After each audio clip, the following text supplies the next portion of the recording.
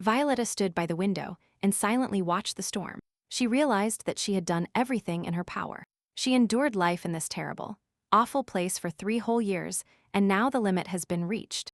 Violetta poured a handful of pills into the palm of her hand and looked at them for a good while. A little more, and everything would be over. She put the pills into her mouth and washed them down with red wine, straight from the bottle. Violetta could no longer stand those taunts. When the bottle was empty, Violetta felt very weak and dizzy. The bottle slipped from her hands and broke. Having reached the bed with difficulty, Violetta lay down and closed her eyes. She had nothing more to regret in this life. Tears appeared in the girl's eyes. She didn't even have anyone to say goodbye to. No one would regret her departure. She was thinking about how she had come to this. Violetta was born as the only princess of the Lacronde family. Everyone constantly admired her. Anyone could envy her life, because she was spoiled from childhood and never denied anything. Violetta wondered if she hadn't married this man back then, she might still be happy. The girl stretched her hand towards the sun, playing with the rays. What good is thinking about it? Time cannot go back. 3 years earlier, the reforms in national policy adopted by King Lacronde failed miserably, and the king, unable to withstand a nervous breakdown, died. The flames of popular rebellion erupted every day, and finally, the rebels burst into the castle and captured the remaining members of the ruling family. Violetta, her brothers, and her mother could not sleep soundly every day that came. It was more alarming than the last. Soon the royal family was plunged into debt and faced imminent death. At that moment, it became clear that Winter Blooming only needed a title. The reason for this was that he was the illegitimate son of the Duke of Blooming, born of a foreigner. Due to his impure blood, the probability of inheriting the title of Duke was extremely small. But he had the talent to make money. At that time in Cronda, there were only 2 ways to obtain a certain title. The first is succession, when the title passes from parents to children, from children to grandchildren. The second way to obtain a title is through marriage, although this option was slippery. It was carried out. Due to his position, Winter only had the second option. He had to marry a girl from the royal family.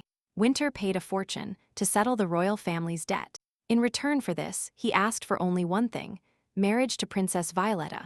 The poor mother had no choice but to make concessions and fulfill this condition of Winter. They did not postpone the wedding, because this process was beneficial to both parties and as soon as possible. Violetta looked beautiful. Her soft blue dress surprisingly highlighted the color of her eyes and her feminine features. The girl did not expect Winter Blooming to be such a magnificent man. Violetta could not even think then that at first sight she would fall in love with the man who would become her husband. The happy girl admired Winter and really wanted him to feel the same feelings for her that she had for him. Taking a moment, the girl approached her husband, took his hand, and told him that when she met him, she immediately realized how lucky she was. When the music stopped, Ash, Violetta's older brother, said that everyone knows that Winter Blooming paid a huge sum as payment for this wedding. He took the opportunity to add that he apologized for endangering the royal family. Ash said that to prove it, royal power would be abolished and all powers would be transferred to Parliament. And to conclude, Ash said that the Lawrence family renounces all titles. This marriage was the only hope of obtaining the title of Duke. And now all their hopes collapsed in a second. In front of everyone gathered, Winter Blooming was publicly humiliated in his attempts to gain power. Winter gripped the wine glass so tightly that it broke and then shattered. He forcefully pulled his hand out of Violetta's palms and sharply headed for the exit. One of the guests shouted to Ash that it was a great decision, but Violetta no longer heard him. Someone in the crowd added that the royal family was the first to renounce their privileges, and that the example shown would be the beginning of a better future. Violetta headed to her room and suddenly heard shouts behind her. It was the guests. And Winter's relatives. They caught up to her and began to accuse her of being the cause of everything, that her family looked down on the Bloomings. The guests began to grab her dress and demanded that she return the money Winter spent to settle their debt. Violet panicked. She understood that her brother Ash's declaration would be the beginning of a future tragedy. The maids ran after Violetta and begged the young mistress to return to her bedroom. The girl managed to catch up to Winter just before he was about to leave the house, and asked him to stay at least one more day. Violetta told him that her mother was throwing a party today and asked Winter to accompany her. Winter replied that this time he would only return in a week and told her to go alone. Suddenly he withdrew his hand and told her not to waste time. Then he reminded her that he spent a lot of money to obtain the title of Duke. Winter added that she should choose one of two things: return the money or give him the title. And if she cannot do either, she should at least be quiet and not bother him. Violetta replied, because nothing will change if he stays just one day. No attempt helped Violetta hold Winter. He simply silently freed her hand and went about his business. 3 years have passed since that terrible ceremony, and sometimes Violetta wondered if this busy man would have attended her funeral. After conducting an examination, Rickman, the attending physician of the Blooming family, said he saw no complications. Violetta replied that she was constantly tormented by headaches, to which the doctor advised her to stop pretending. The girl said the pain is so intense that sometimes it is difficult for her to get out of bed. The doctor just replied that if she called him again, he would be forced to complain to the senior lady. The maids hurried Violetta, telling her she needed to get ready. She replied that if the doctor said she was healthy, so be it. At that moment, the idea of changing something occurred to her. When Violetta came out, one of the maids noticed that something was wrong with her hair. The second replied that she had said some changes and cut her hair, but it was for the best. The maids were annoyed by constantly having to comb her hair. Violetta really didn't want to go to this party. She understood that there would be no place for her there. Everyone would ignore her, but she couldn't avoid going either. At the threshold, she met Winter's mother, Duchess Casorin, and her brother Deve. The Duchess said she was worried about her constantly being sick. The family doctor noticed Violetta from afar and shouted that since she arrived, she was definitely faking it. There were rebukes from everywhere, it seemed. She didn't feel like being at her husband's family party so much that she pretended to be sick. Winter's mother said that she was a princess, so a little pain would seem big to her. In the midst of the fun, Violetta stood alone to the side and thought that this party would end quickly. Deef approached her and said that apparently her brother would be on business trip again if she was always alone. He said that the others were too strict with her, constantly slandering and defaming her name. Deef took off his handkerchief and, tied around Violetta's neck, added that it hurt him to see that no one was taking care of her. He offered her a drink and added that he was willing to cheer up her loneliness, that she didn't need to worry, no one would know. Violetta sharply pulled away her hand and replied that he shouldn't worry. Deef approached her and told her to behave more cleverly and that her brother was constantly absent. Violetta slipped out of his hands and ran away. Deef looked after her and told her in a low voice that she would regret it. The girl ran across the courtyard and was shocked that the heir to the Blooming family and her husband's brother was a libertine who had thought of abusing her. Violetta lay on the bed. She was so tired that she could no longer bear the eternal humiliation. Violetta said goodbye to her happy childhood. I said goodbye to a 3-year marriage that felt like hell. Violetta said goodbye to Winter. Violetta's hand, which had been reaching out to the sun, weakened and fell lifelessly onto the bed. A moment later, she woke up and realized she felt no heavy thoughts. The headache was gone. She felt light and warm. Maybe this was heaven. Violetta thought that if she had known that death was so sweet, she would have died 3 years ago. Winter began to wake up with the bright morning sun shining directly into his eyes. He wanted to call one of the servants, but suddenly felt that something was wrong with his voice. Winter frantically looked at his hands and did not recognize them. They were not his hands. He began to feel great panic and could not understand what had happened to him. It was at that moment that Violetta lay lifeless on her bed, but suddenly her hand moved imperceptibly. Violetta, in a very good mood, approached the mirror and saw with horror that she had become Winter. Secretary Hale entered Winter's office with breakfast and said that Lowell Badeline had already arrived and that he needed to dress urgently. Hale added that Winter had also overslept and that they were running out of time. He left his clothes on the bed and asked Winter to put on a tie. After all, the meeting was official. Winter thanked Hull. At first, the secretary was surprised by Winter's politeness, but then decided that he was trying to talk. According to etiquette, he reminded Winter that he had lost his temper yesterday. Winter held his head and asked what happened yesterday. Hale began to say that they were discussing the supply of coffee beans, and Lowell was trying to raise the price. And then the secretary remembered the time and asked Winter to change clothes quickly. Winter asked Hale to leave for a while. He was embarrassed to change clothes in front of him and then come to tie his tie. Hale could not stand it and replied that Winter had not been himself since morning and that he was starting to worry about him.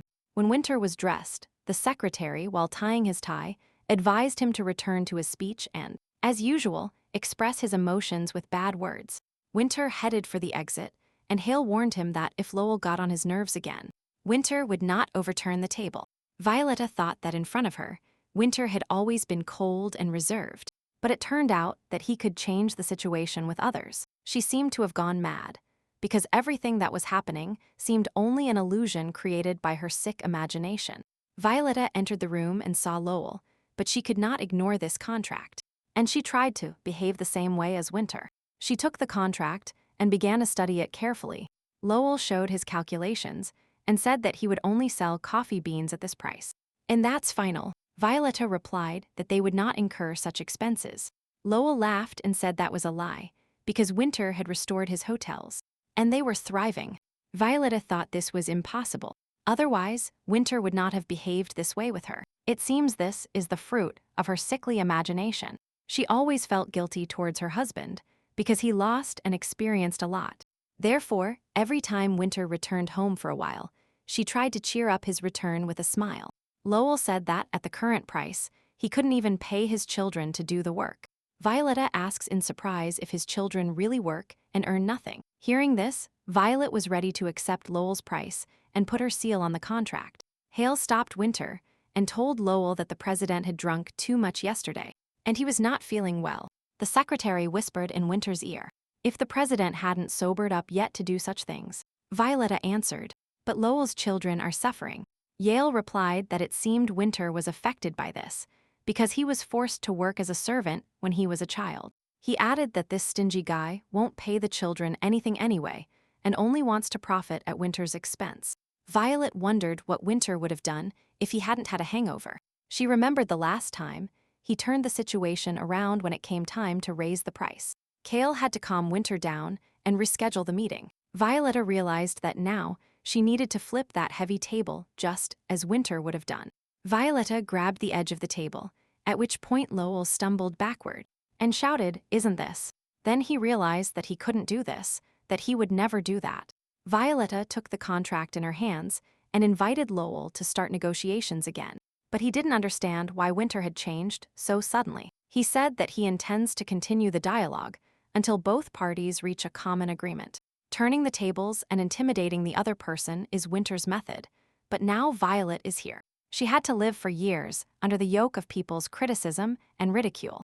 Now this is what she knows best. Violetta must treat this as another test she must endure. She told Lowell that now they would read the terms of the contract from the beginning. You will work until you make a decision, or one of you gets tired. Upon hearing a bell ring in the young mistress's room, the servants hurried to answer Violetta's call. One of the servants guessed that Violetta would complain of a headache again, and suggested that the second pretend not to have heard her. Without waiting for the servants, Winter decided to leave the room himself and stumbled over the empty wine bottles on the floor. Upon going down the stairs, Winter saw his attending physician talking to someone in the house hallway. Coming down, Winter told Rickman that his head hurt and asked him to examine him urgently. The doctor took Violetta's pulse and stated that he had said she was fine just yesterday. He released Violetta's hand and asked how long she was going to pretend. Winter grabbed the doctor by the chest and shouted that today he needed to sign a contract with that stingy Lowell Badelin. He told the doctor to stop being rude and do his job. Winter went to the safe and, opening it, asked Rigman if this was enough to stop acting so brazenly. He threw a wad of bills at the doctor and told him to repeat what he had to do. Dr. Rickman fell to the floor and mumbled that he had to cure the young mistress. Winter told him to move and get her back on her feet. Anything would do, otherwise he, or rather her husband, would fire the doctor. Winter thought he would fire him anyway, as soon as he got his body back. Rickman was surprised how the young gentleman could give his wife the safe combination, and why she started behaving so arrogantly. One of the servants asked how he could help the young mistress.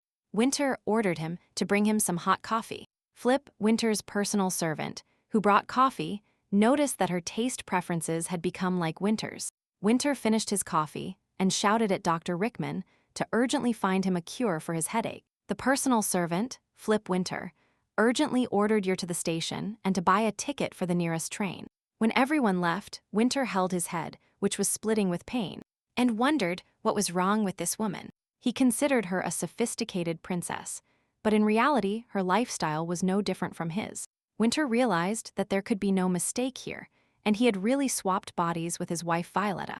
But for some reason, this did not surprise Winter. It was better than being a slave in the land of the Lilliputians, or being kidnapped by some magician and subjected to his terrible experiments. Winter looked at himself in the mirror. A lot of time had passed, and Violetta had finally cut her hair. A year ago, in winter, a small conversation took place between Violetta and Winter. Before dinner, she said she was glad Winter was home for 4 full days, and they spent several wonderful evenings.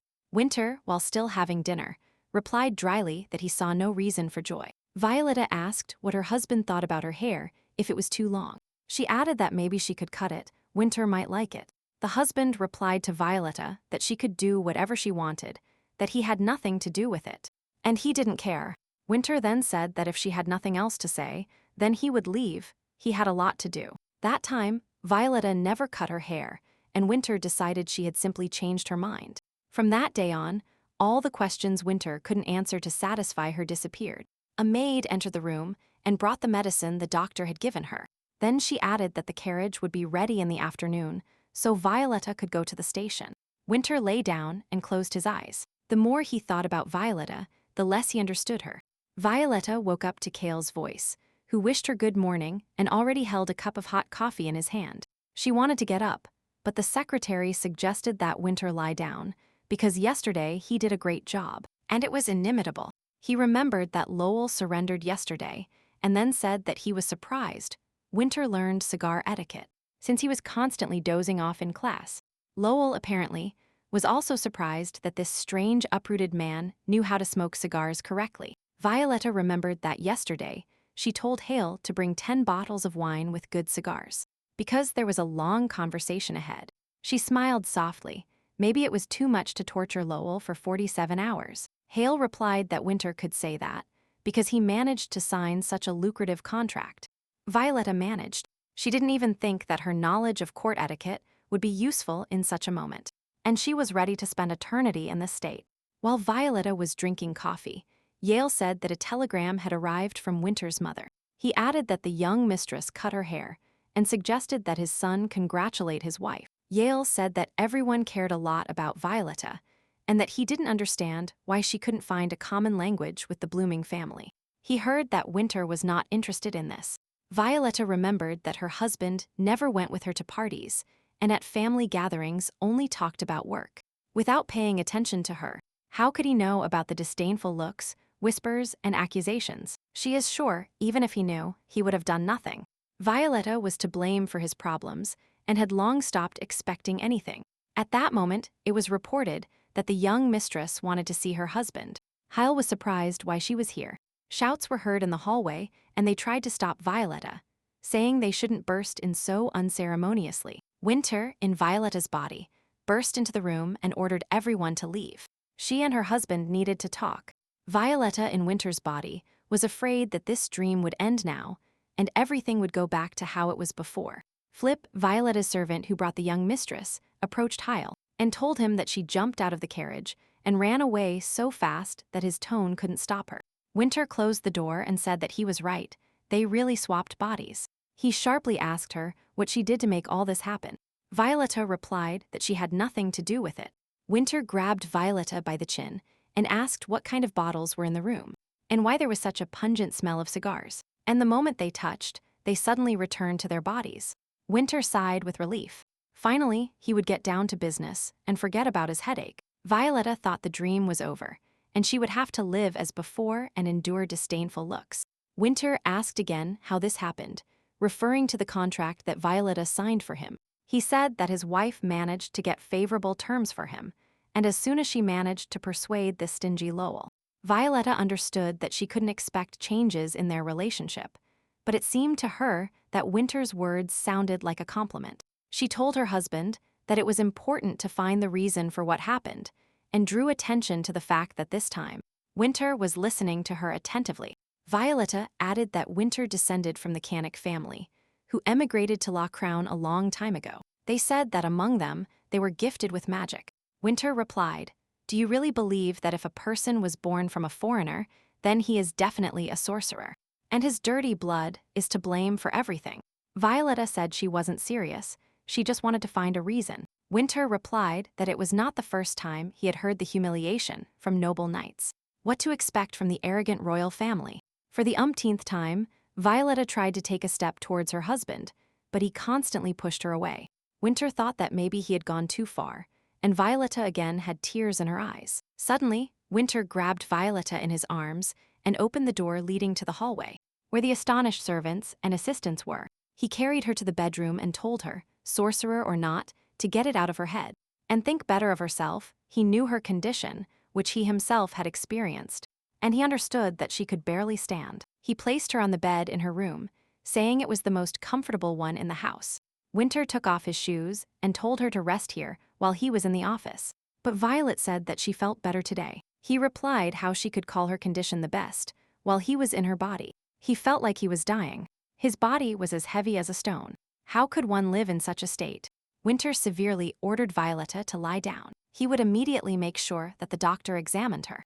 Leaving the bedroom, Winter ordered to urgently find another doctor for his wife and choose comfortable clothes for his wife, to which Hell replied that the president, strangely enough, continues to show the image of a gentleman. The doctor came and carefully examined Violetta and said that she had obvious heart problems. Then he asked how long she had been taking medication. Violetta replied that she took the pills prescribed by her family doctor.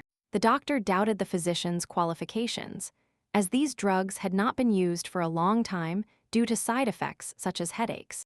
As soon as the girl heard that her pain was curable, she immediately started getting out of bed. The doctor replied that in her condition, it was better not to get up and to lie on the bed. But Violetta replied that she needed to go to her bedroom before the owner of the room arrived, which surprised the doctor that such a relationship existed between the spouses. The next day, Violetta's room was bustling from the morning. The maids were running around and worrying. Some offered her this or that dress, others tried to help her choose gloves and to style her hair. The head housekeeper, Lulu, complained and said that they would do everything at the highest level and prepare her for dinner with her husband. The maids put one dress after another on her, and Violetta did not understand what all this meant. But most of all, she was perplexed when she learned about a joint dinner with Winter. Violetta herself wanted to choose an expensive and beautiful dress, but immediately thought about how the Duchess might react to this. Casorin will definitely not ignore this, and will decide that her son Winter is spending too much money on her. Violetta decided to choose a more modest dress, but the maid said that the color of the expensive dress would suit her very well, and she noticed that the young mistress was looking at it. And the girl decided to wear this dress because it was her favorite color and the style was very feminine. When Violetta started doing her hair, she already understood that no one would contradict her or ignore her requests and interests. Lulu said that Winter is lucky to marry such a beautiful mistress. In kind, Violetta replied that she was worried that Winter was spending so much money on her and that he was on the verge of bankruptcy because he paid off her family's debts and bought her so many dresses today. Lulu was surprised because Winter constantly buys dresses. This was a shock to Violetta. She had never seen them. The girl panicked when she found out who owned all these dresses he bought. Winter was nervous because Violetta was late and he looked at his watch. Angel asked him to wait a couple more minutes. Winter turned around and finally saw Violet. The girl approached him and said she was very happy to see Winter. Violetta usually dressed very modestly, but today she surprised her husband by choosing a beautiful dress. And expensive. Winter said maybe she was hungry and offered to take her to the table. Winter overheard a conversation among those present at the restaurant about the fact that an elevator was installed in his house. It was very convenient, especially if one was ill, and he ordered Kyle to urgently install an elevator in his house. Violetta felt ashamed. She understood that this whole problem was her fault. Was her body really such a heavy burden? At the table, Winter said that he had found out and was convinced that she was indeed from the Canic family. He found no records of witchcraft, but there is information about cases of body swapping. But it is unclear why this happens. Winter then said that while he was in her body, Violetta had signed a brilliant contract, and he wanted to express his gratitude to her. Violetta smiled and replied if instead of thanking her, she could ask for his consent to go to her father's birthday together. Winter replied that his time was more valuable than hers, and he wanted to express his gratitude with a valuable gift, asking her what she wanted to receive. Although they were spouses, Violetta felt they were like strangers and said she didn't need thanks. It was enough for everything to end well. Winter replied sharply that Violetta had irritated him again with her behavior. Violetta said she had wanted to ask Winter a question for a long time. He replied that he was listening to her. She lowered her head and asked if Winter would have attended her funeral if she had died. He looked at his wife fearfully, not understanding why she had such terrible thoughts. Violetta added that it would be better to commit suicide than to continue living like this. Winter was furious. Even when he was beaten and humiliated, such thoughts never occurred to him. She doesn't even know what it means to work for days, be locked up, and starve. Winter was surprised that Violetta was now trying to threaten him with her death. The girl replied that she just wanted to know. Then her husband could set aside one day of his life for this. At that moment, Hale was in a hurry to see Winter. He was in a hurry to show the president the budget for the elevator installation. Winter sharply snatched the papers from the secretary's hands and threw them, and, throwing them aside, he sharply headed for the exit, leaving Violetta alone. Winter left without saying a word to Violetta, which evoked mixed feelings in her. The maids who accompanied the girl to the exit said that she must be tired and wanted to return to the estate. Violetta replied that they hadn't had an easy day either and told Lulu to prepare the carriage. Suddenly, Ariella Lawrence, Violetta's cousin and a famous actress, approached her. Ariella was happy to see her sister and asked why she wasn't visible in society. She needed to visit the capital more often. Then, she added that her husband Winter is a good person. She sees him often at Keisel Stadium, and even found a common language. Violetta replied that she didn't really like sports, which she barely knew, and that, generally, she and her husband had different interests. Ariella said that her sister hadn't changed at all, and it was no wonder that Sir Winter was already tired of her. Hearing this, Violetta said how can Ariella say such a thing, and she replied by saying that everyone realizes this. If Violetta had been the same, she would have expressed everything to his face, but she understood that her words would be useless. In his eyes, she is an insignificant princess who grew up in luxury and is incapable of understanding common people. Everyone would rather consider Violetta boring, perceiving her revelations as mere whims. In the carriage, Violetta asked Lulu if Ariella often stays at the Cannock Hotel, and she replied that she did quite often and said that their hotels were the best. Suddenly, Lulu thought that was the reason why the young mistress did not know about the existence of dresses. Winter was often not home, but Violetta waited until the end that he was not the type of person to cheat. She understood that her husband hated her, but until the end, she hoped that he did not have another woman. Lulu served Violetta tea and told her that if she refused dinner, she could bring her dessert. She added that when you are full, life doesn't seem so hard if you're tired, and there is a haze before your eyes. Then you just have to drink a cup of tea, and everything will disappear. Violetta took a sip and replied that it really helps. Her eyes filled with tears. Then she changed her mind and asked Lulu to prepare dinner for her to gain strength. Closing the door behind her, Lulu replied that she would bring dinner soon, which would be prepared by Turin, the cook who prepared a magnificent dinner in her restaurant, but for now the young lady could rest. Later, sitting at the table, Violetta began to listen to Turin talk about his magnificent dish. Lulu interrupted him and began bringing the dish she had prepared closer to the girl, chirping that she was also a good cook. Violetta found it amusing to watch how these two argued, and each tried to get the girl to try their dish. In order not to offend either of them, Violetta ate all the dishes they had prepared, and then asked if her husband had returned. Lulu replied that she thought Winter would stay at his hotel in the capital, but that he had returned home recently. Violet remembered that Ariella had told her that her husband was tired of her, and she was determined to talk to Winter. She recalled her husband's reaction to her words about death and her funeral. At that moment, Winter was in his office tearing up and throwing papers off the table. He considered himself a pathetic coward for reacting that way to his wife's words. There was a knock on the door. Winter saw Violetta, who said she wanted to talk to him. Violetta noticed Winter's dissatisfied look, but said that this couldn't go on, and that they needed to get a divorce. Winter recalled for a moment the day of their wedding, that elegant stride and aristocratic manners, and this sophisticated princess was forced to marry him out of duty to the royal family, and he tried to buy a title only because of his ability to earn money. He had no title or blood ties. The only thing Winter was capable of was earning enough so that his wife could bathe in luxury. It is his fault that with his indifference, he drove Violetta to think about death and his divorce. For a second, Winter imagined what might happen to him if Violetta disappeared from his life. In response to her proposal for divorce, Winter said they could divorce at any time. He agreed, but with one condition. She would return the money he spent to cover her family's debts. Then he added that they had been married for 3 years, so he also added interest. Winter approached, took Violetta by the head, and said that perhaps he could add more for her lying idly on the bed. He looked into her eyes and added if she still wanted a divorce. Violetta replied that she understood that their marriage was causing him losses. She really didn't want to get rid of that marriage. She said she was willing to pay off the debt, even until death, so she could repay his debt. Violetta added that she felt Winter hated her, so why torture each other? Winter replied that she was mistaken about the hatred, and that he was not going to divorce her. He added that if she doesn't want a divorce, no one will help her with this. At that moment, Winter told Violetta not to mention this topic again.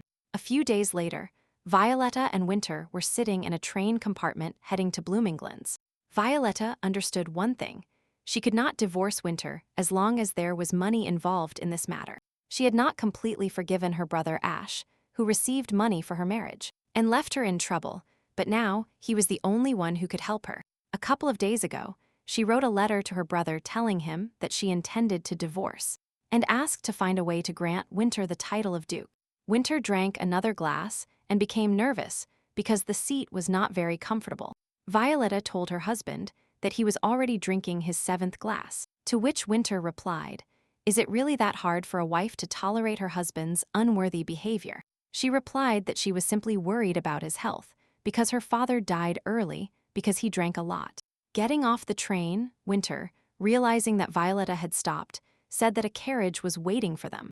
Violetta pointed to the girl selling flowers and asked him to buy them for her as a reward for a successfully concluded contract. Winter asked if she would like to ask for something worthwhile as a gift, to which Violet replied that she liked flowers. The husband said he would buy her flowers somewhere else. Even in his garden, the flowers are much more beautiful. But Violetta replied that she wanted exactly these flowers that the girl was selling. Winter, as always, was absent for his affairs, and Violetta constantly wondered why he hadn't granted her a divorce. If there was some kind of personal benefit for him that she didn't know about. It was her father's birthday, which Ash and Winter were supposed to attend, and Violet was going to talk to her husband again after agreeing with Ash. At that moment, Violetta was informed that Mr. Ash had arrived. She ordered him to enter. Suddenly she saw that Winter's mother, Duchess Catherine, had come with Ash, and said that Ash had told her everything. The brother said he was disappointed with his sister. He didn't think Violetta was so selfish. A year ago, Ash met with the Duchess and current Duke James, blooming to reveal to him that Sir Winter had allocated Violet a sum of money as part of the property, and he offered to take it with her. He said that Violetta doesn't even know anything about them and that the money is idle. There should be no problem with its loss. Ash suggested dividing them into 3, and no one would find out. Duchess Kasorin expressed concern that the bank might be interested in the loss, to which Ash replied that there was no need to worry about that. He reminded them of their situation, and it would not be difficult for him to cover his tracks. He had already taken care of everything. Ash offered them joint cooperation and awaited their decision. Entering Violetta's room, Ashley asked how she could think of divorce. If he wants to, he will make sure that she doesn't even dare to mention such a thing.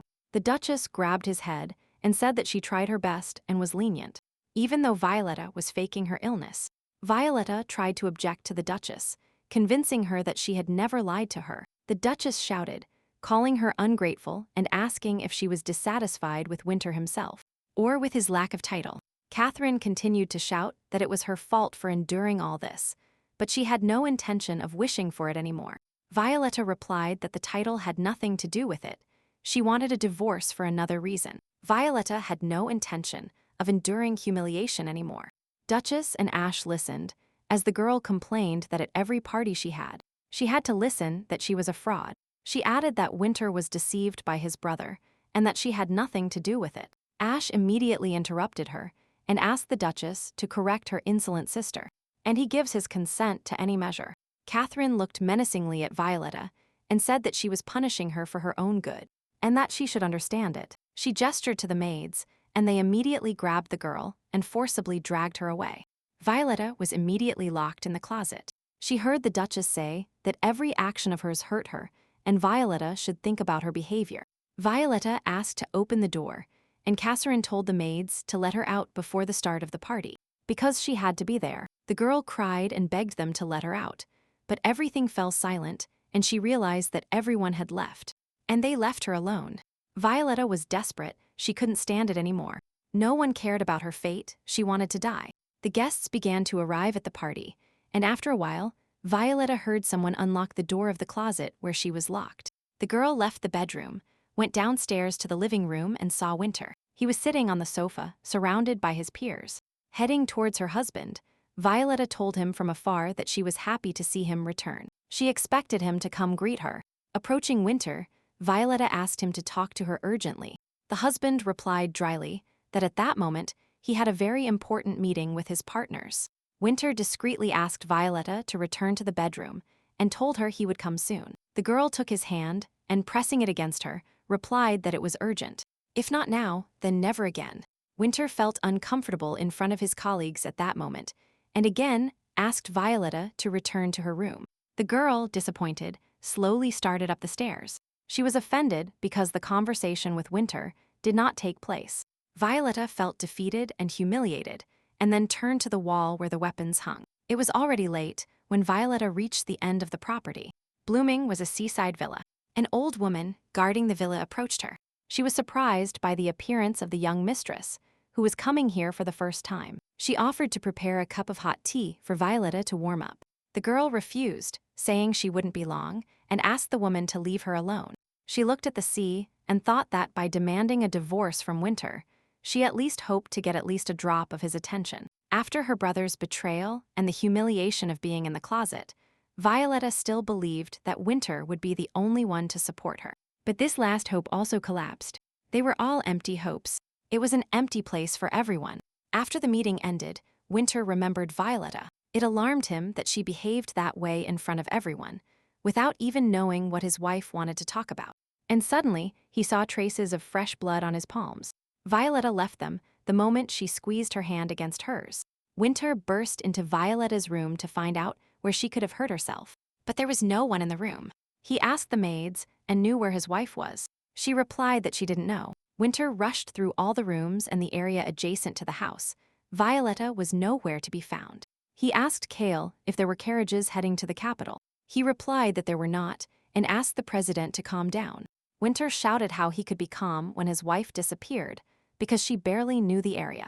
At that moment, a maid ran up to him, quietly saying that Violetta was locked in the closet by her brother and his mother. She immediately ran away. Upon returning to the hall, Winter met Ash, who warmly told him he was glad to see him. Winter, without paying attention to Ash's speeches, sharply asked if it was true that he and his mother locked his wife in the closet. Ash calmly replied that Winter might not know, but among aristocrats, this is a common punishment. And easy. Ash added that he knows about his sister's desire to divorce Winter, and that her behavior is crossing all boundaries. At that moment, something happened, and Violetta felt herself again in Winter's body. While in Winter's body, she sharply replied that it was a personal matter between him and Violetta, and that if it happened again, she wouldn't let it go like this. Ash felt that something was wrong with Winter. Knowing his character and attitude towards his wife, he should have simply ignored Violet's punishment. Violetta went out to the courtyard and headed for the coachman. She knew she was at the villa and told the coachman to take her somewhere. Now she understood why she and her husband were swapping bodies for the second time. And this was not just a coincidence. Once Violetta chooses death, bodies are swapped, no matter what path she chooses. Winter came to his senses and couldn't understand how he ended up in a seaside villa, on the very boundary of his domain. The old maid was already running towards the young mistress to find out what happened and where the gunshot came from. And then Winter saw a revolver lying on the sand. The old maid quickly picked it up and took it into the house, not understanding how this weapon ended up on the shore. Winter looked around and couldn't understand why Violetta would come to this place alone at night. He didn't understand why he and his wife swapped bodies again. He approached the horse, but told the maid to call a carriage, saying he was too tired to ride a horse. but in reality, he just didn't know how to ride it.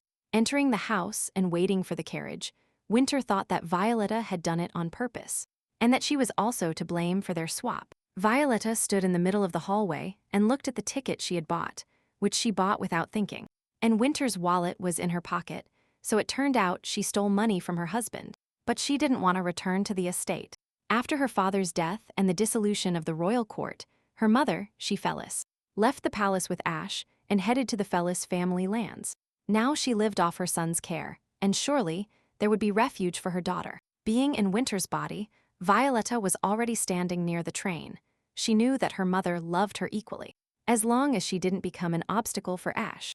On the train, next to Violetta, there was a girl who chirped the whole way that she had run away from home. Her family reproached her for not knowing how to spend money correctly and having no idea how to earn it. Violetta smiled and said she was a very brave girl, and then the girl asked if by any chance her interlocutor was Sir Winter Blooming. Seeing the young man's reaction, she realized she hadn't been mistaken and warmly said she was delighted to meet you. The girl introduced herself, saying she was the princess of the Principality of Two, named Sharon, and that she was a childhood friend of Princess Violet Lawrence. Violetta's eyes widened in surprise. It was really the same Sharon, her friend, and she remembered her. Violetta replied that her wife often told her about the time they spent their childhood together, and they studied ballet together. For a moment, Violetta forgot she was in Winter's body and cheerfully communicated with her childhood friend. At the same time, the carriage stopped near a house by the sea. Cale ran out and shouted to the president. Winter was surprised by Yale's quick arrival, but was even more surprised how the secretary realized he was Winter. Yale recalled that Winter had recently asked her to find out about the body swapping in the Canic family, and furthermore, the president's actions seemed strange to her. Yale added that she was finally convinced of this when Winter left on horseback, not knowing how to ride, and the young mistress called a carriage. Sitting in the carriage, Hale asked Winter what happened. He replied that, apparently, Violetta decided not to go to the party and ran away. Winter urgently ordered people to search for Violetta and was only calm because in his body, she shouldn't be in danger. Hale replied that it would be so, and added that Winter needed to do something when they returned to the estate. Upon entering the hall, Hale said that Winter should attend the party instead of his wife while they search for her. To avoid panic, Winter agreed and started choosing an outfit, but he didn't like it at all. He considered all of Violetta's dresses boring and dull, and then an idea occurred to him, and he headed to his dressing room. Yale tried to stop him, thinking that might anger the young mistress. Hiding in the fitting room, Winter replied that he should be angry, because now she was using his body as she wished, so he would pay her back in the same way. A few minutes later, Winter was ready and, opening the curtains, came out of his fitting room. A year ago, Hale brought Winter a report on his financial situation and said that the situation had stabilized, and that he could breathe easy. Winter remembered that he never gave Violetta a wedding gift and ordered several expensive dresses to be bought for her and brought to her dressing room. But after a while, the president was informed that Violetta had returned the dresses, saying she didn't need them, leaving only one wood color. In addition, Winter was brought a letter from his mother stating that the dresses were luxurious, but that Violetta's family was modest and advised her son to better deal with restoring his finances.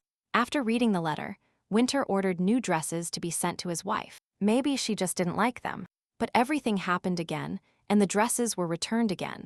Winter decided to drop this idea for now and ordered all the returned dresses to be placed in his dressing room. When Winter came out of the dressing room, Hale saw that the president had put on almost all the jewelry he had given to his wife and said it was too much, but Winter didn't listen to him. Hale tried to convey to the president that a normal noblewoman would not dress like this. People wouldn't like it. Winter grumbled, not understanding how to put on this dress. Hale offered him his help. The president sharply turned and asked Hale if he was going to fondle his wife, and ordered the maids to be called. Hale felt embarrassed and called the maids, who immediately began helping Winter put on his wife's dress. A few minutes later, the president looked in the mirror, satisfied with the way he dressed his wife. Noticing that expensive dresses suited her very well, one of the maids whispered to the second that the lady looked as beautiful as at the wedding, and she replied that there was no need to remind her of this event, because then there was a big scandal.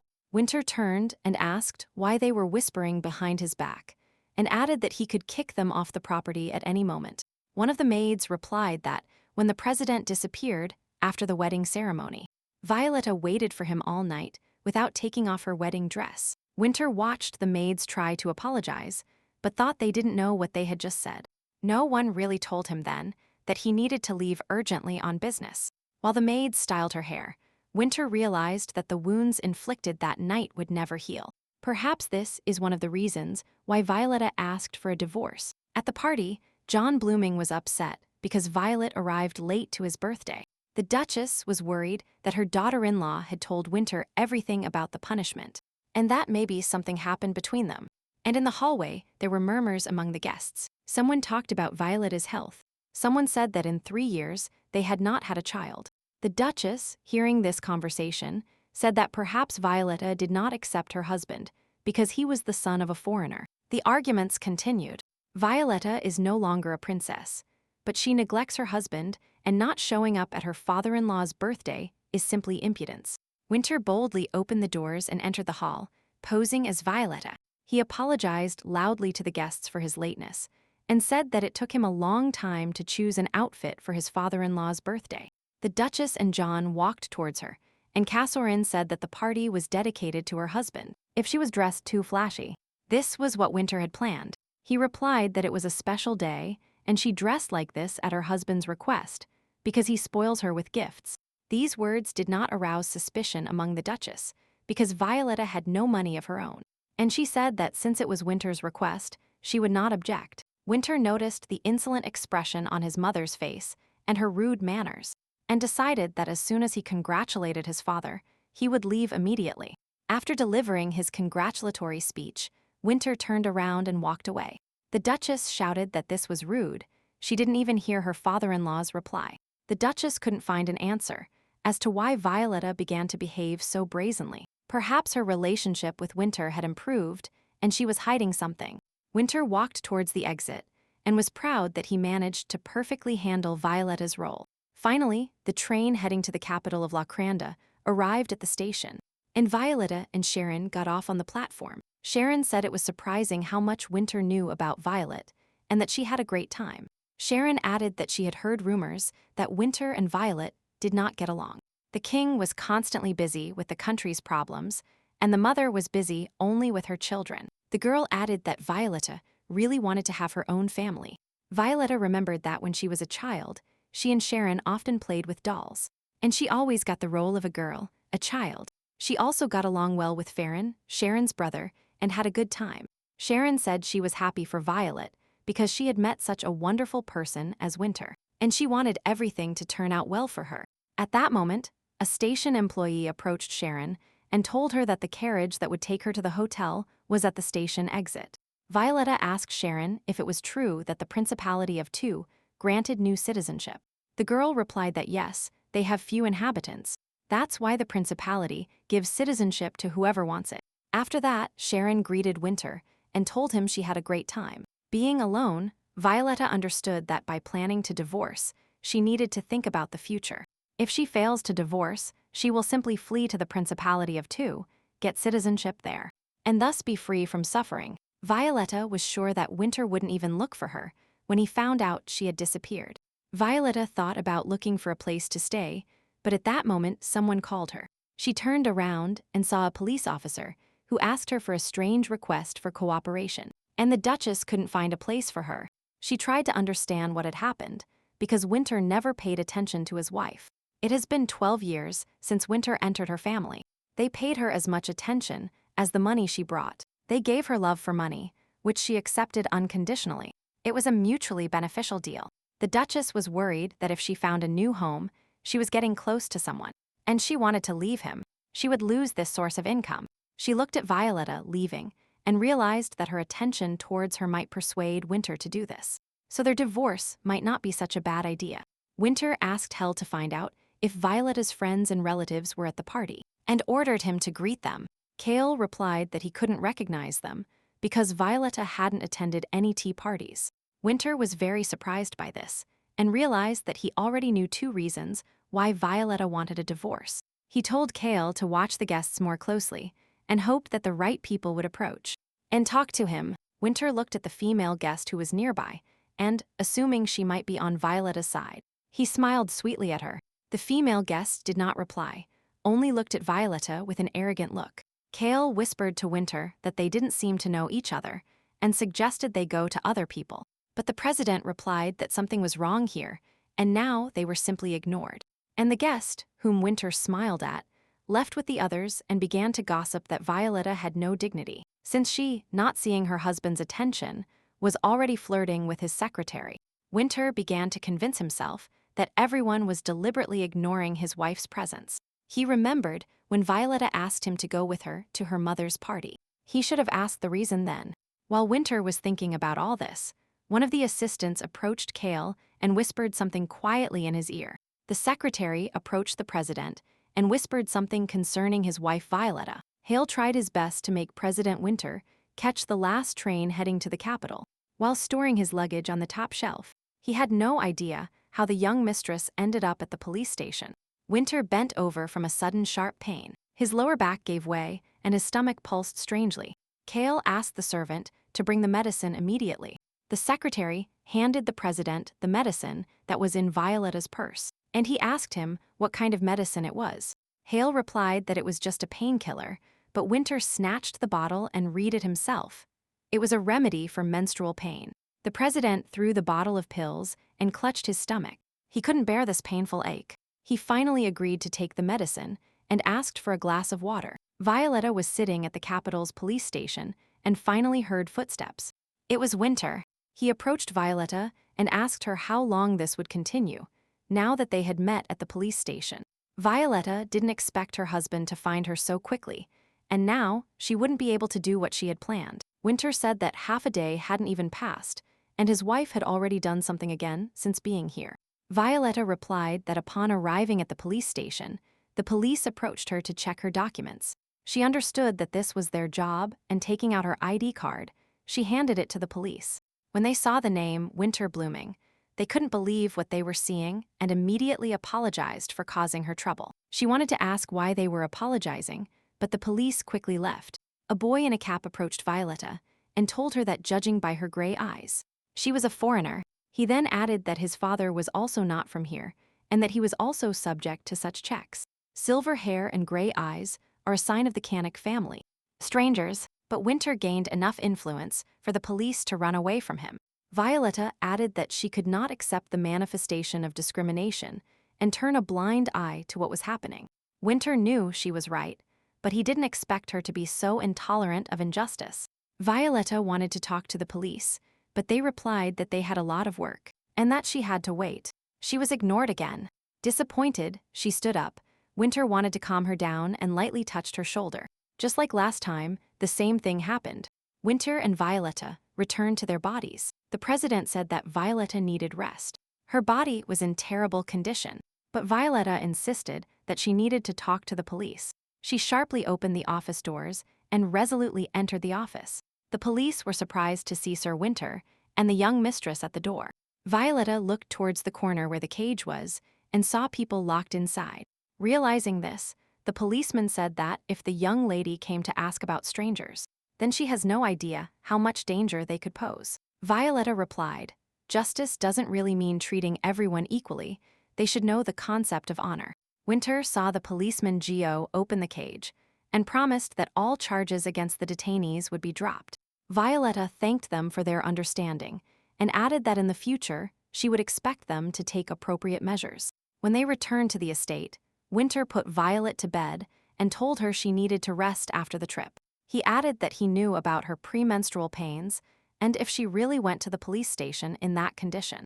Violeta replied that this was not the most difficult condition she had experienced in her life. Winter asked if his wife had friends in the South, and Violeta asked why he was so interested in this. She explained that there was no one at the party who tried to talk to her. She went very often, but never made friends. In 3 years, Winter had never attended events with Violeta, so the aristocrats had the impression that he hated her. Violet said that maybe Winter had a lot to do, and she wouldn't stay with him. Winter replied that if they suddenly swapped bodies again and a policeman approached her, then he would allow his wife to kick him. Then Winter took Violeta by the chin and said it was the first time he had seen that expression on her face. Coming to his senses, Winter withdrew his hand and said that he had recently begun to get used to her body, and therefore he was paying attention to every detail. Kale followed Winter and told him that he had arranged a meeting that was interrupted last time. He then added that after the meeting, there would be a management meeting. He would later explain the details of the party to the sponsors. But Winter thought of Violetta. He was worried that with the onset of menstruation, her pain would intensify. It was difficult for her weak body. He told Kale that he needed to go see Violet. The secretary was noticeably surprised because they had to hurry and a carriage was waiting for them. Winter quietly entered Violetta's bedroom and, seeing that Violetta had fallen asleep, he sat down next to her on the edge of the bed. He stroked her head and told her not to get sick, not to think about divorce, and to live with him. At that moment, Winter thought he had come in vain. He needed to urgently go to the meeting, but his legs did not obey him. When Violetta woke up, Lulu entered the bedroom and said she was glad to be able to attend to her again. She saw that Violetta looked better today. The girl said that after breakfast, she would go to the Fellis lands and asked for a carriage to be prepared for her. Violetta added that she would like to send a secret message to a friend who had run away from home. Lulu replied that her friend was not a shy person and that she would now entrust everything to the servant. After sending the message to Sharon, Violetta had already arrived at Fellis's lands and was getting out of the carriage. Violetta's mother, she Fellis, came out and said she was happy to see her daughter Violetta and asked how she was. Violet apologized for not visiting her mother, to which she replied that her daughter was now part of the blooming family, and she understood her. She invited her mother for a walk in her garden and at the same time to discuss something and ask for advice. Hale handed Winter an envelope and told him it was information about the upcoming sponsors' party. This year, the organizer will be Cantus, a monastery in the south-central part of Kronda. Winter read the information and asked Hale if they had received wine from them as a gift for donations. The president added that they had excellent taste, and he intended to supply it to the hotel he would soon build. Hale replied that it would be problematic, but Winter himself knew that with his level of etiquette, it was useless to negotiate. And then the president thought of his wife Violetta, who knew how to swap bodies. She knew court etiquette and negotiation tactics, so why not offer her to swap bodies on the appointed day? From a conversation with Violetta, she realized that she and her husband Winter did not get along very well. Violetta added that her husband didn't even tell her when he would return and that the southern aristocrats hated her. The mother said that everything was fine for them, but Violetta replied that she simply didn't tell her difficulties. Violetta told her mother that she wanted a divorce from Winter and asked for help. She took her daughter by the shoulders and anxiously replied that under no circumstances should she do this. The mother added that problems happen in any family, and divorce is not a solution or a solution to problems. In the next moment, she said very important words. You cannot blame another person when solving problems depends only on you. After a brief silence, the mother said that her position was much better than Ash's, because he, having renounced the throne, lost everything. Violetta perfectly understood her mother after the death of her older brother. She became even more obsessed with the care of her second son. She said she knew everything perfectly, but sometimes she just wanted to be her poor daughter. Upon returning home and receiving no support from her mother, Violetta saw Lulu, who said that a response had arrived from her friend Sharon. Lulu read to Violetta that her friend Sharon was staying at the Flower Garden Ojal estate in the south of the capital. Violetta decided at all costs to visit her friend and headed to the capital. Sharon ran out to meet her and joyfully exclaimed how long it had been since they had seen each other, and she was very happy to see her childhood friend. Sharon was followed by Anastasia Ojal, Sharon's maternal grandmother and owner of the Ojal Flower Garden. Violetta asked her to address her formally, to which Anna replied that Violetta could call her grandmother as before. While sitting having tea in the greenhouse, Sharon constantly praised Violet, saying she was good with flowers, even wildflowers. At that moment, the servant ran in and said that something bad had happened. Flowers had been brought for tomorrow's dinner, but they withered during transport. Sharon panicked about what to decorate with now that the flowers had withered, and the roses in the garden had already fallen by this time of year. Violetta decided to intervene and proposed her own idea, changing the theme of the event and decorating with other plants. She said that malosellas bloom very richly in her garden and could be used as decoration. They would add freshness to the room. The bouquets can be tied with green ribbons and white wine can be served at dinner, whose transparency will create a sense of lightness and freshness. Serve green grapes and olives with wine, and guests will be able to enjoy the atmosphere of a summer evening. Sharon happily exclaimed that her idea was brilliant and asked Violet to help her with the decoration and the organization of the party. And the grandmother added that if Sir Winter tolerates his wife's absence for one day, Violetta will be able to stay with them until tomorrow. The grandmother said she was willing to pay Violetta if she helped and save the current situation. Violetta replied that she would be willing to help. She always wanted to try earning money with her own work. The girl turned to Flip, Sharon's brother, and asked him to tell her husband that she would be staying at the flower garden today. Violetta thought to herself whether it was necessary to inform him about this. She had to wait for Winter. But he sent her no news, and it had been like this for 3 years. She told Flip that she had changed her mind, because Winter would not return home either. So there was no need to inform him of her absence. Violetta wanted Winter to experience the same feeling she did, painful anticipation and uncertainty. Yale told Winter that she remembered when the president bought the island after the wedding, but the financial situation was not very good. No one thought Winter would go out. They arrived on business at the main Canique Hotel, located near the mouth of the Reclais River. Yale added that the Canique Hotel chain has now become the largest on the continent. Winter approached the carriage to return to his wife, and Hale offered to spend the night in the office because he worked hard, and he needed proper rest. The president boarded the carriage. When working, he could go days without sleeping or eating. For 3 years, he worked like hell. Winter intended to invite Violetta to dinner. Tomorrow, he knew his wife didn't leave her room until breakfast, and he wanted to take a look at her before going to bed. Upon returning, Winter met Lulu in the hallway, who reported that the young mistress had not returned. He assumed that Violetta was having a great time with her friend since she didn't come home yesterday. Winter was surprised that Violetta spent the night away from home, and moreover, did not warn him that she would be late. The president knocked on Violetta's bedroom door, but there was no answer, and Lulu repeated that the young mistress had not returned. Winter turned around and sharply replied that his wife didn't like places where there were many people, that he would never believe she would go out to have fun and not even stay home overnight. He scolded the assistants and servants. They really weren't alarmed by her absence and not having news from Violetta. Lulu tried to justify herself because the young mistress went to the flower garden, and nothing should happen to her there. The maid told Winter that he rarely appears at home, and now he is causing a commotion because his wife decided to relax and go out for the day. If Lulu hadn't been Violetta's favorite maid, she would have been kicked out the door already. However, in some respects she was right. Having calmed down a bit, Winter ordered to inform him as soon as Violetta returned. Left alone, the president remembered his wife's words that she was ready to commit suicide rather than continue living like this. If she hadn't started talking about death at that moment, he wouldn't have lost his temper out of nowhere. To ward off bad thoughts, Winter decided to work, but he kept thinking that his wife was late. It was barely morning, and Winter began checking papers and invoices. By noon, the president only drank a cup of coffee and got distracted by work again. It was already getting dark. Winter was already skimming through the newspapers for the umpteenth time and couldn't find a place for himself. Finally, he couldn't bear this torment. He threw the documents aside and shouted for a carriage to be prepared for him. Sharon lay down, tired from the preparations, and the grandmother told Violet that she knew from her granddaughter that Sir Winter knew surprisingly well about his wife. Violet smiled discreetly because Sharon had met her, not Winter. The grandmother asked if it was difficult for Violetta to live in the South. Violetta replied that it wasn't easy, but much harder for her husband, who spent a lot of money on her.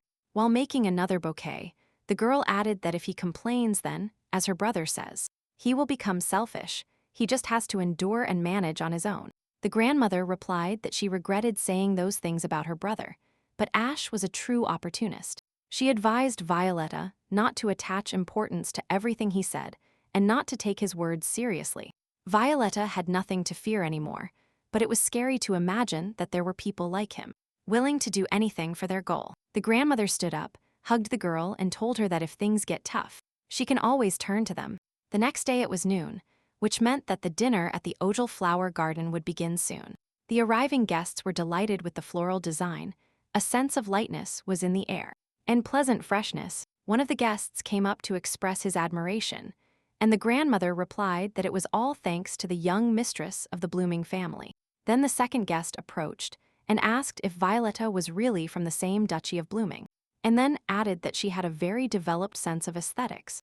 Then came Kenz's, former commander of the Royal Guard and now chief of police. He kissed Violetta's hand. She learned that, after the dissolution of the royal court, he became a policeman, and he replied that he regretted not being able to protect her as before. Kenz's added that he knew she had recently visited the police station and promised that he would take care of everything. Violetta had already forgotten that feeling when she was chatting and laughing so carefree with other people that it seemed so distant. She really wanted to forget her worries for a while and feel enveloped in warmth and attention, but the second day passed and Violetta was not at home, and Sir Winter left her on their wedding day and returned only a few months later. Suddenly she heard Winter's voice, who apologized for coming uninvited. He approached an Hell and gave her a box of wine. Violetta approached her husband and asked what Winter was doing in that place. Winter didn't know what to think and replied that he was traveling on business and decided to stop by here. Violetta said that there were people here who were very dear to her. She hadn't seen them in a long time and asked permission to stay here a little longer. Winter replied that he didn't mind, and Violetta, surprised by this answer, invited him to greet everyone together. This was the first party in 3 years where Violetta and Winter appeared together as husband and wife. They returned to the estate, and Winter noticed that Violetta was a little drunk, although the wine wasn't that strong. As they went to greet the guests, she completely downed her glass. Apparently, she liked the wine very much. Violetta smiled when her husband said that she even got quite drunk. She replied that she had always dreamed of saying at a party with Os, "This is my husband." Violetta added that she was very nervous, that Winter would soon leave to take care of his own business. Winter rested his head against him and suggested that she sleep and not worry about him. Violetta said she wanted to talk to her husband.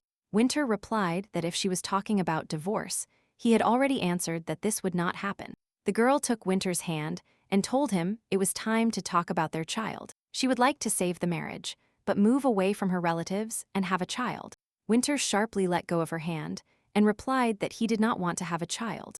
Violetta said, "This is really his whole reaction, and he doesn't even explain the reason for his refusal." Winter became gloomy and did not answer Violetta. Violetta said that a child is a guarantee for saving a marriage. Winter replied that he knew it very well, but he could not give him the opportunity for this child to be born. The next morning they had breakfast in silence. Violetta wanted to ask him what Winter wanted from her. She understood that it wasn't for nothing that he came to her room in the morning, and then offered to have breakfast together. Finally, Winter asked if Violetta wanted to talk today, believing she had a lot to tell him. Violetta replied that they had already talked about everything, and that there was no need for these late conversations. Winter began to get irritated, and said that he was ready to listen to her, and his wife started being sarcastic. He asked his wife what the secret was to swapping bodies, to which Violetta replied that she wouldn't say, that she needed to have her own weapon. Violetta made a counter-question, why Winter did not want to have a child. Winter replied that they would talk about it when she stopped insisting on divorce. Violetta said that she felt like something bought at an expensive price, but that it was not fit for use. It's like a product bought by mistake, thrown in the attic as unnecessary, but it's a pity to throw it away because of the money spent. She is useless, but Winter does not want to leave her, and hence, what is the point of her life? Winter said he was not going to leave Violetta, that he did not have such thoughts. He added that thanks to the body swap, he knows how she feels, and he will try to find a solution. Until today, money is the only way to solve problems, and it has been like this all her life. Violetta asked him if he really solves everything only with the help of money, and has plenty of it. Winter replied who would he be if he didn't have money and didn't solve problems with it. He led Violetta to the window and offered to look at the open spaces he owned. Winter said he was acting this way because he demanded money from her during a divorce conversation. He added if she really thought that amount meant anything to him, since he has a lot of money. If she thought his divorce proposal would make him happy, then she doesn't know him well. Winter said he would try to understand her, and asked Violet to do the same. Then he added that if Violetta hadn't planned anything, in 2 days he would ask her out. 2 days later, Violetta's entire room was filled with flowers, and she asked Lulu if it was too much. Lulu looked at the young mistress and replied that maybe Sir Winter had gone too far with the gifts. But she seemed very pleased. The maid asked where they would go on their date today. Violetta replied that she didn't have familiar places and they would go where Winter was. The girl told Lulu that she would have breakfast in this room and asked her to bring breakfast here. Lulu, while making the bed, said that Mr. Turing had bought excellent butter. It's a pity that Sir Winter doesn't eat it. Violetta replied that she didn't know her husband didn't like butter, but preferred vegetable oils. Lulu added that her childhood wasn't easy, so he wasn't used to haute cuisine. So he preferred vegetables over meat. Violetta was once again convinced that she knew nothing about her husband, just as he knew nothing about her. When Violet and Winter arrived at what her husband called their date, she was a little confused by what she saw. Seeing the bare torsos of tanned and sturdy men, Violetta now knew what Kaisel competitions were like. Winter was in a good mood. He told his wife that he would not be jealous because she was looking at other people's men. He handed Violetta a bottle of alcohol, offered her a drink, and told her that here you can drink straight from the bottle. Violetta, taking the bottle and trying to relax, realized that, until now, everything wasn't so bad. She looked at Winter. She liked that today he wasn't dressed so pretentiously as always. His casual style suited him very well. At that moment, Ariella Lawrence approached them and, surprised that Winter was with his wife, asked them what they were doing here together. Winter replied that he and Violetta had a date here. Ariella laughed. How can true spouses act so coldly towards each other? She added that, considering how cold Violetta is, it's no wonder she was so ideal since she was little that it's uninteresting to be with her. Suddenly, Winter grabbed Violetta and sat her on his lap, hugging her tenderly. Winter replied to Ariella that watching his wife was much more interesting than watching the competitions. Ariella made a face of disgust and immediately walked away. Winter breathed a sigh of relief.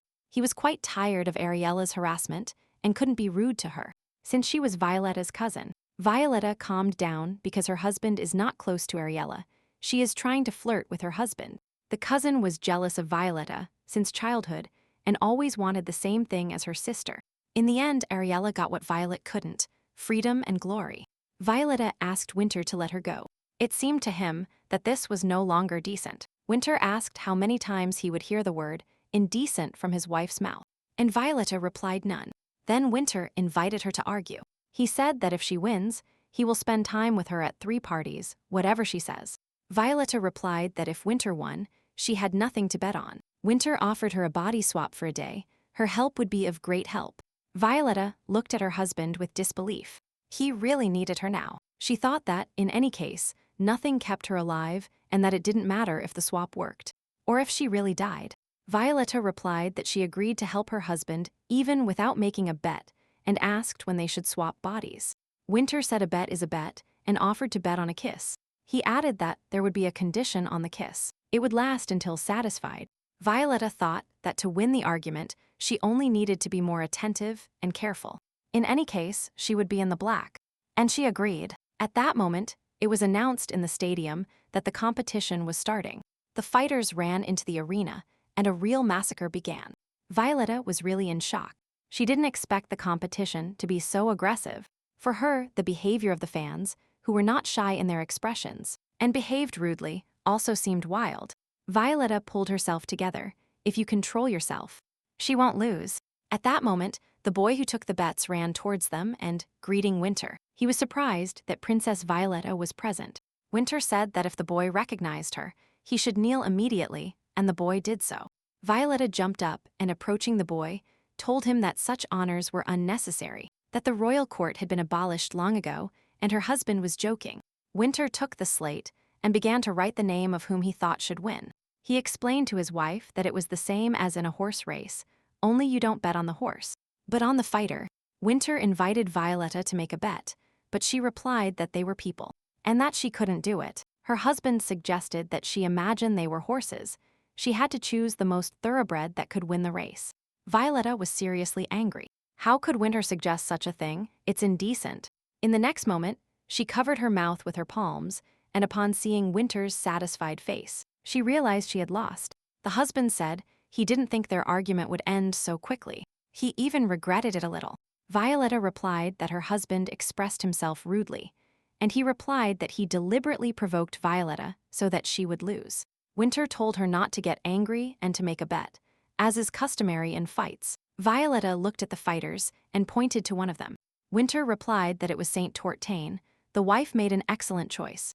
After 20 minutes of fighting, the judge announced that the victory belonged to Saint Tor. Winter said that Violet won this argument. Violetta felt that if you get used to it, excitement appears, like junk food that opens your appetite even more. Winter got up and went somewhere. Maybe he saw some acquaintances. He stood nearby and chatted affably with a young couple. Violetta saw Winter smile for the first time. She thought that if she died, Winter would be freer. He called her to join his friends, and she thought about how beneficial it would be for him if she continued living. When they returned to the hotel, they were brought some buns that Violetta had never seen before. But they tasted excellent. Winter said that these are cheap baked goods from the night market, because today they do, and try things they haven't done before. Violetta liked them so much that she even smacked her lips with pleasure. Winter smiled and said she looked very cute now. Violetta was chewing a bun and didn't know how to react to her husband's words. Since it was the first time he called her cute, Winter reminded his wife of the promised kiss and added that now they were alone for that very reason. He warned Violetta that this would not be the childish kiss she was thinking of. Winter said that Violetta had a specific upbringing. She is modest, sleeps dressed. She is not used to being touched and makes no unnecessary sounds. Violet looked at Winter and asked if that kiss was not just a touch of the lips. When Winter sat Violetta on the table, she tried to say it was indecent, but her husband replied that it was fine during a kiss. Winter said he wanted this for 3 years and endured it, and Violetta wanted to know what kind of kiss it was and why she was so worried. Behind the door were Lulu, who wanted to tidy up the young mistress's bed, and Hale, who was rushing Winter because he had work. Violetta felt embarrassed because she heard voices outside the door and asked Winter to stop. Winter hugged Violetta close to him and told her that he had worked as a servant for a long time and that he could take care of the bed and it would be done tomorrow. Violetta tried to say that Winter should be ashamed of those words. Finally, the doors to the room opened, and the girl apologized for not opening them immediately. Judging by the expressions of Lulu and Hale, they guessed everything. Winter, disgusted, told Kale that as soon as he decided to rest, he immediately appeared. And Lulu asked Violetta in surprise what happened with her hair. When he was leaving, Winter said that if Violetta was going to a party, she should tell him and that they would go together. But only twice. Violetta replied because she lost the argument, and her husband said he decided to show generosity towards her. She watched her husband leave and thought, I wish I could argue like this more often. Lulu, upon entering the room, was surprised that it was warm in there, although no one had lit the fireplace. Having done everything necessary, Lulu wished Violetta good night and left. Violetta lay there and remembered how Winter's behavior was throughout the day. It seemed strange to her, but she didn't dislike it. 4 days later, Violetta and Winter were returning to the estate. Everyone loved Violetta so much that they didn't want to let her go. They wished her health and advised her to eat well. Winter noticed her behavior and said that the hotel staff seemed to like her. Winter looked at the servants and said that he could take them to the estate and compensate the cost of the move as salary. Violetta flatly refused. She didn't want the servants to see what she was like on the estate, but she replied to her husband that it wasn't necessary, there was no need. Violetta didn't want to return to the estate and suggested to Winter that they live in the capital, because his work is also located there. She added that she was willing to swap places with him as much as he needed. Violetta could already imagine how angry Winter would be and would deny her request. But to her surprise, Winter calmly replied that they would do so. He agreed with Violetta that it was not advisable to travel such a long distance for work. Winter said it would be difficult to move immediately because the Blooming family has lived on the property for generations. Violetta replied that, in any case, she was glad Winter agreed. The president said that he still finds it difficult to understand her emotions because she behaves very reservedly, even when she is happy. Violetta remembered the people who were very dear to her and dreamed of returning to the capital. At that moment, a train employee announced that he was forced to stop for a short time due to problems with the train track. Violetta and Winter learned that the stop could last 2 hours at the Longrood station. They got out of the car, and in front of them opened a large valley flooded by the setting sun's rays. Violet told Winter that she always wanted to thank him for giving her this valley. She added that her brother Ash told her about it on their wedding day. Winter replied that he could not allow his wife to starve. Violetta smiled. She was glad that lately she and Winter could communicate so freely, and he didn't get irritated like before. Winter suggested finishing the walk, as their train was ready to continue the journey. Violetta was grateful to Winter for such a gift, but in case of separation, she wanted to return these lands to him intact. She knew Winter was a person with a strong sense of responsibility towards his family, but she was surprised thinking that she still loved him, even when he was away from home for a long time. A few days later, Winter told his parents that he planned to move in the near future. The Duchess and Duke were stunned by this news and asked why so suddenly, and what was the reason. Winter replied that it was too far from the estate to the capital for work, and that he and his wife intended to move to the capital. The Duchess asked if this was Violetta's proposal, to which Winter replied that it was simply difficult for him. The Duchess said that in any case, they rarely see each other, and she is afraid that if he moves, he won't come back. The son promised his parents that he would come as soon as they called him. They shouldn't worry about it. The mother decided to press with compassion and asked if she and his father had really done anything wrong to him. She started sobbing and saying that apparently he couldn't accept them as family. Winter replied that he didn't say that and that they were always kind to him. The Duchess asked them to think about it and not do it. They weren't even mentally prepared to part with their son. Winter said that he heard them, but for now, he will create a temporary residence in the capital so he can travel there, because his wife cannot live in hotels like him. The mother sarcastically said why his daughter-in-law doesn't like that expensive hotel built by Winter, that maybe she is not happy with him. Winter repeated that Violetta would not move from hotel to hotel. You cannot call a place where you do not belong home. The Duke decided to calm the situation and said that, in any case, a temporary residence is not so bad. Winter replied that we can assume he received their consent and asked for permission to leave, that he had a lot of work. When her son left, the Duchess began to think frantically what they should do now, because they would lose part of the wealth their son brought them. Winter was only 5 years old when his mother abandoned him, leaving him in a small diner. There he began to be subjected to violence. Winter was forced to work hard and was beaten for any offense. Winter endured this for a full 7 years, and when he turned 12, he was determined to escape.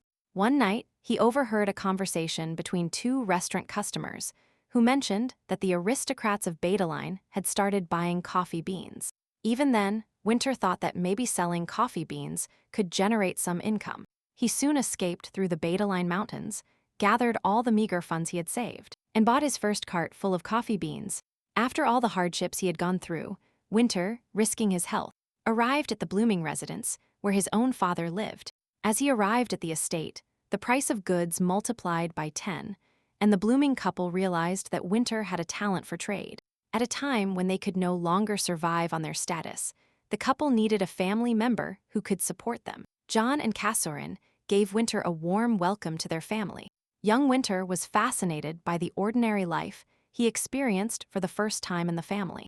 Winter became smart, cold, and ambitious, and most importantly, he was a bastard who didn't need to bequeath to the family. The Duchess was nervous. She didn't want to lose such a reliable source of income because of Violetta. She became indignant when Winter began to listen to his wife. And if she told him to stop giving them money, what would Winter do?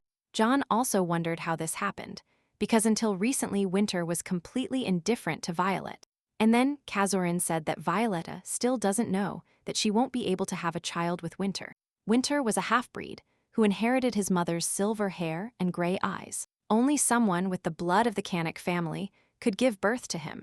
John replied that he also saw that in the 3 years of their married life, the child had not appeared, which means that maybe it was true. The Duchess said that Winter himself would not admit it to his wife, so as not to destroy their marriage. And his family, John replied that they could use this after finding out about the deception. Even Violetta would not stand idly by and would definitely insist on divorce. Winter sat on the edge of the bed and looked at the sleeping Violetta, who had fallen asleep immediately upon arrival. He couldn't understand how she lived with such a weak body. At that moment, Cale quietly approached and said that he had opened Violetta's dressing room. As soon as they returned, Violetta put on one of her boring dresses, and Winter decided to personally find out what her taste was, and headed to his wife's dressing room. He couldn't understand why she bought such dresses. Even the witches of the West dress more expensively. Maybe she needs to buy more land, although it is unlikely that he will touch it. Kale replied that something was wrong here because, by leasing these lands, you can make a lot of money and not deny yourself anything. Winter suggested that Violetta was leasing the land at too low a price. Otherwise, it would be impossible to earn money just from these dresses. The president ordered Kale to find out at what price the land was being leased. He did not rule out an incident like the intermediary taking most of the money delivered, and only a few pennies reaching Violetta. After paying a considerable amount to the office employee, Hale checked the documents and heard that even the owner's relatives hadn't shown them. He asked why in the newspapers the lands were divided into 504,500 hectares. The employee replied that maybe the royal family members used to divide private property this way. Hale said that the royal family had collapsed long ago and the documents were in a terrible state. And then Hale saw that there was a mistake in the owner's name. There was a different name there. He asked the employee why the rent for 4,500 acres was transferred to another person, and who was listed in the newspapers as Carlson Lowe. And then Hale remembered that Carlson Lowe was a singer known in the circles as a womanizer. But what could connect him with the young mistress? Having found out everything he needed, Kale went out and asked the employee to keep everything a secret. Hale hurried to report to the president that most of the income goes to the handsome principal of Kronda and to the scandalous singer Carlson Lowe. The maid woke Violetta up and told her that today she was invited to dinner with the owner and the lady, who asked her to arrive before lunch. Violetta tried to get up, but she felt heavy in her body.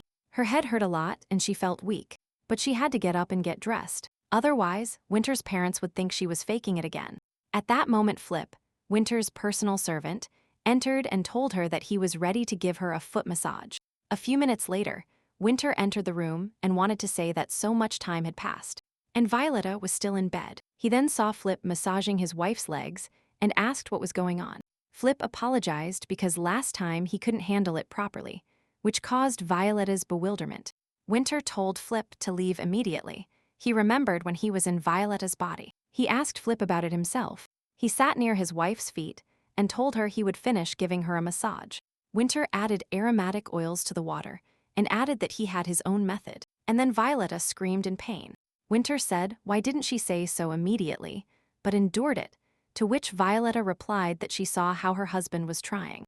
Winter tried to massage as gently as possible so as not to hurt Violetta.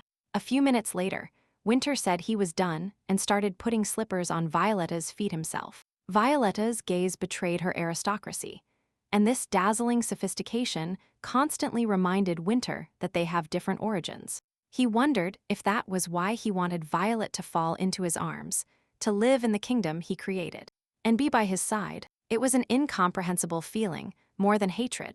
Winter told Violet that yesterday he and his parents discussed the move, and it seemed they were both unhappy about it. The girl decided that this is exactly why they were invited to dinner. Winter told his parents that he would arrange a temporary residence for Violetta. In the future, he would buy a property there and take his wife with him. Violetta replied that she could easily live in a hotel, but Winter replied that it would be easier to hold parties in their own home. Violetta realized that Winter was doing all this for her and cuddling silently. She thanked him. Winter didn't understand her and asked why she was doing this.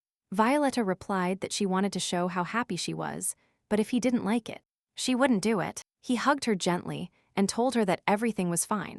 Violetta replied that they had to hurry. Otherwise, they would be late for dinner with his parents because he was a gentleman and the eldest son of the Blooming clan. Winter replied that he didn't know how aristocrats behave towards him. Violetta cannot imagine how they react when he introduces himself to them as the eldest son of the clan. They looked at him as if he were a rat belonging to the slums. Violetta replied that she learned about their attitude when they swapped bodies. And this is not disdain, they are afraid of him. Violetta added that they are trying to pressure him with his status, but he doesn't need to be arrogant, because he himself is already an aristocrat whom everyone fears. She said there was no need to think about such nonsense, and Winter felt her warm and soft palm on her cheek. He pulled himself together and said that they would soon need to swap bodies, and he would need her etiquette manners and behavior. Winter added that there will be a sponsors party at the Cantus Monastery in September, and he wants to monopolize wine sales but he must act arrogantly. Violetta replied that she would help him as thanks for moving, and Winter said the princess had a sense of humor. The girl no longer felt Winter's hatred and also heard his request to move, but she would feel his sadness. The more hope entered her heart, the more intense the feeling of fear of death became. But she promised her husband. Violetta feared that if Winter understood her feelings, she would no longer be able to swap bodies with him. During dinner, the Duchess said she would really like Winter and Violetta to live with them a little longer, because she doesn't ask for much. She sadly added that they would no longer be able to meet or dine together. Her husband John asked her not to get angry prematurely, because they were still close to them. Violetta realized that her husband's parents opposed the move more than she thought, and she feared that Winter would change his mind. The Duchess turned to Violetta and asked how her health was, as she had missed parties due to health problems. She added that she was worried the move would have a negative effect on her condition, but Violetta replied that she was much better now. Winter interrupted their conversation and said that Violetta was still sick and had difficulty coming down for lunch. He added that her attending physician, Rickman, was a quack and gave Violetta low-quality medications. Winter was sure that the doctor was embezzling the money meant for purchasing medicine, and said he would definitely imprison him. The Duchess exclaimed that she didn't know and told Violetta she must have suffered a lot. The mother added that if she needs anything, Violetta can always turn to them, because they are one family. Winter's father, who had kept silent until then, asked Violetta why she wanted to move out of their house. The son wanted to reply that it was his idea, but John said Winter shouldn't cover for his wife. The father added that he, as a father, and knowing Winter since he was 12, perfectly understands that he is not the first to talk about moving. John continued to pressure Violetta and asked if perhaps she thought the capital was more suitable for raising a child. Winter abruptly stood up and said that if she finished dinner, they would leave, and told Violet to follow him. Violetta tried to say that they hadn't finished the conversation yet, but Winter sharply replied that he had already said there would be no child, and that there was nothing more to talk about. The Duchess and her husband looked at each other in silence, and John asked what it meant that he would not have children. Violet replied that Winter told her he didn't want to have children. The Duchess said that Violetta must convince her husband, but she herself knew very well that Winter was stubborn, and suggested that Violetta calm her husband down. When Winter and Violet left the dining room, the Duchess said she didn't think they had become that close. John replied that it was obvious at first glance that Winter had begun to care about his wife Violet. Moreover, they constantly started appearing together everywhere, like a real husband and wife. The Duchess said that now they know for sure that Violetta does not know that she cannot have a child with Winter. John took a jar out of his inner pocket and said that he had prepared the necessary medicine for Violet. The Duchess called the servant and ordered him to immediately invite Violetta's new attending physician. Winter stood in front of the entrance door of his parents and anxiously waited for Violetta, who promised to come out soon. At that moment, Cale approached him and told him that he had discovered something about the young mistress's private property. Cale wanted to tell the president what he had discovered, but then Violetta came out. Violetta persistently asked him to tell her the reason why Winter refuses to have a child. The husband replied that she didn't need to know the reason and that they should go home. Violetta said she wouldn't leave him alone and would still ask him to tell her everything. She understood that Winter was very stubborn. Maybe she should be content with his answer. Winter asked why Violetta wasn't managing her lands. That he gave her. He added that she doesn't buy jewelry and that her dresses are the cheapest and most discreet. Maybe the money goes elsewhere. Violetta calmly replied that she wasn't doing any of that. Winter believed her. He offered to buy her something, but Violetta replied that she didn't need anything. She said there was something she would definitely like to try. Violetta approached Winter and, taking his hand, told him that this was exactly what she wanted now. Winter was surprised and replied, "Is this really all you would like?" But suddenly, Winter pulled his hand away and said that holding hands was nothing serious. Apparently, they really had nothing in common. In the next moment, Winter himself took Violetta's hand and told her that he had done what she wanted, and that now they would buy her something she would like. He dragged her and told her they were returning to the estate, and Violetta replied that she thought going shopping meant going to a busy street. Winter replied that he didn't have time to walk the streets, that he could simply call a very busy street here. Violetta remembered that when she stood in front of her future husband on their wedding day, she was very worried. and she didn't know what to do. The only thing that came to mind then was to take Winter's hand. Later, she always regretted letting go of his hand. Winter put Violetta in the carriage, but then Kyle appeared and briefly reported what he had learned. The president said he knew Carlson Lowe, but didn't understand why he was receiving part of the rent instead of his wife. Winter suggested that the property was divided due to taxes, but it was unclear why another recipient would be needed. When the president said that Hale could go, he was surprised that Winter really didn't want to fix this. Winter replied, maybe it's okay if another man uses his money, but if there is an affair between them, then Hale can deal with Carlson Lowe. The president said that if Violet doesn't love Lowe, then it's okay and he can forgive her as long as they are together. Although he sent his wife away citing work, Violetta is not the type of woman capable of cheating. But Winter was not entirely sure about this. Many people with pretty faces do bad things. Violet screamed when Winter squeezed her hand tightly, and he apologized. And at that moment the girl thought that, finally, their relationship was starting to improve. Winter decided that he would not suspect his wife of something she didn't know for sure. Beautiful dresses and various jewels appeared before Violetta one after another, and the workers competing with each other offered to choose one outfit or another. Violetta said that now she understood what it meant to invite the street here, and her husband replied that it would be indecent to buy them a single dress. A lot of time had passed, but Violetta couldn't decide in her thoughts. She tried to decide if this ornament would suit that dress, or if the color was too bright. Winter watched Violetta, and finally said that they were buying everything delivered to this estate. After a while, the entire room was filled with boxes, and Violetta sat on the bed and watched the enthusiastic servants pick them up. She lay down and thought that Winter had been paying a lot of attention to her lately, giving her expensive gifts, and she was surprised thinking that she didn't want to divorce him. At that moment, one of the servants approached her and asked where to store this purchased item. The girl's name was Jen, who said she would now serve the young mistress. Violet remembered that Winter had once told her that he was going to change half of the estate's staff. She told Jen that she was doing a good job and added that she wanted to join her and order the gifts he had bought. The new servants whispered that the young mistress was not like what they said about her. She even remembered their names immediately. At that moment, Winter entered the room and, finding Violetta unpacking the boxes, pretended not to notice. He said he needed to go to the Japhet region for work, and that it would take him approximately half a month. Violetta asked in surprise why he was telling her this, because he never informed her about his departures and arrivals. Winter didn't reply, just added that it was unlikely that all this would fit into her wardrobe, and suggested throwing away all the old stuff. Bravely, she approached her closet and opened it to start collecting old clothes. Suddenly, she noticed scratch marks on the inside of the doors that had a bloody tint.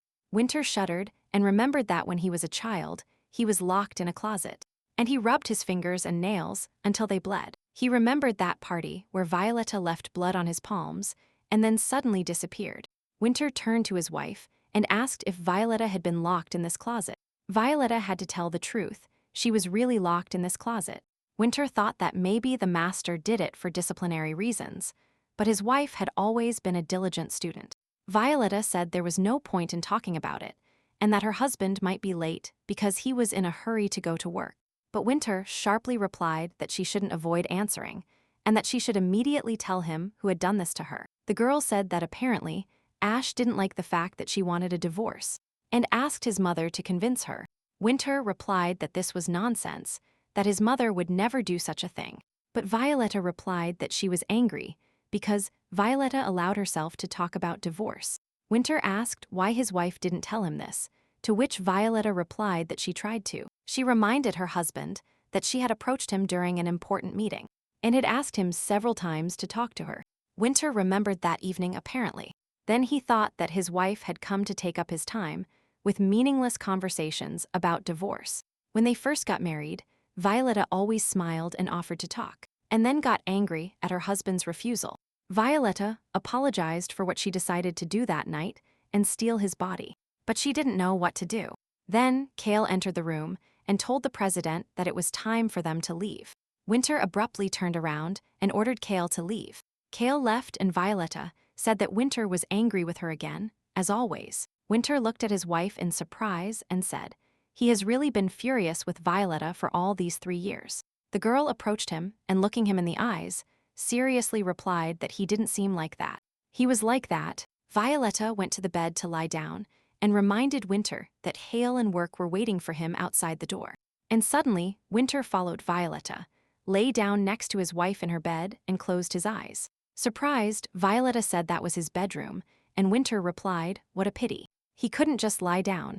After a couple of minutes, Winter fell silent, and Violetta thought her husband had fallen asleep, and she turned to look at him. To her surprise, Winter lay there looking at her silently.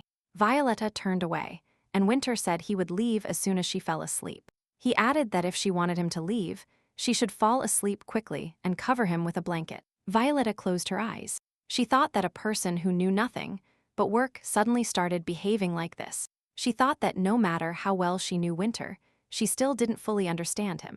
Winter went out into the hallway to tell Kel that he would be late and returned to Violetta's room.